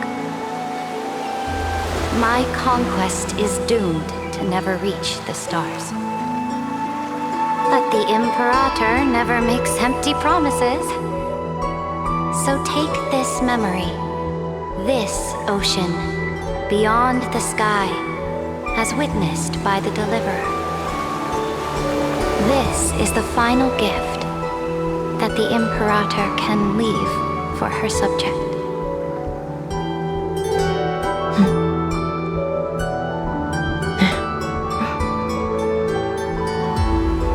When I was still a fish in the ocean, I always felt so genuine swimming through the waters. But once I stepped onto land, I found myself caught in a play. Every land dweller wore a mask in their life. So I, too, donned a costume and tried to find my role in this show. I became your blade in war and the violin strings at banquets. Do you still not get it? I do not long for the oceanic depths of my homeland, nor do I crave the swelling seas beyond the sky. Perhaps even I don't know what I want. I still don't know where I should swim to even at the end. But I know one thing right now. A fish is simply a fish. And she can never leave the ocean she's in. But whether under the ocean or on land, we two prisoners who can never escape this cave can still look outside the cave and see the stars. I have to admit, the 12-factor simulation of life in this experiment has far exceeded my expectations. Make your choice then, Senior Society member. Do you want to keep walking down the wrong path and be remembered for your incorrect conclusions?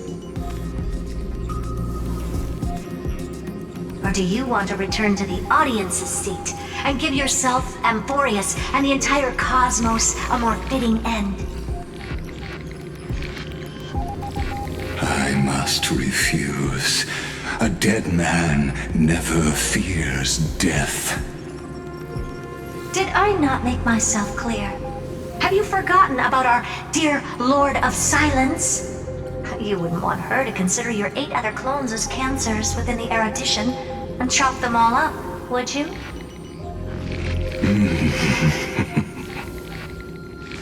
Your logical deductions are vastly different from mine. Therefore, allow me to provide one more academic recommendation. Listen, my peers. Why don't you look beyond this world? Just as the Chrysos heirs did. Re-evaluate your calculations and take into account all enemies in the upcoming war among the eons. Amphoreus is not a place where three paths entangle, but where three paths fight to the death. You used Memoria to resist me, but did you not consider the possibility that the Remembrance and their children might have taken this opportunity to join the fray as well?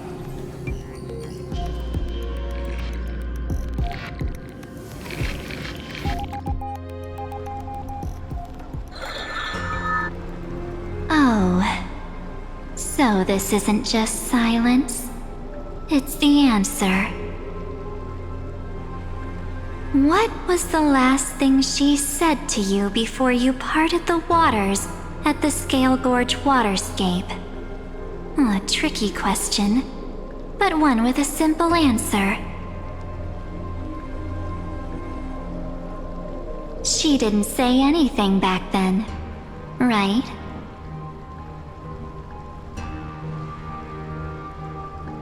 That's correct. And now I'm sure. You are not March 7th. There's no way she would remember that detail.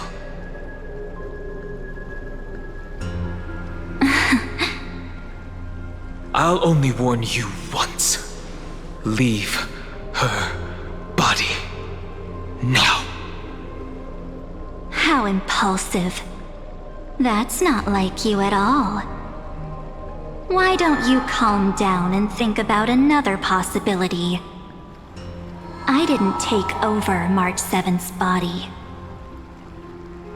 Rather, it's March 7th who regained my memories.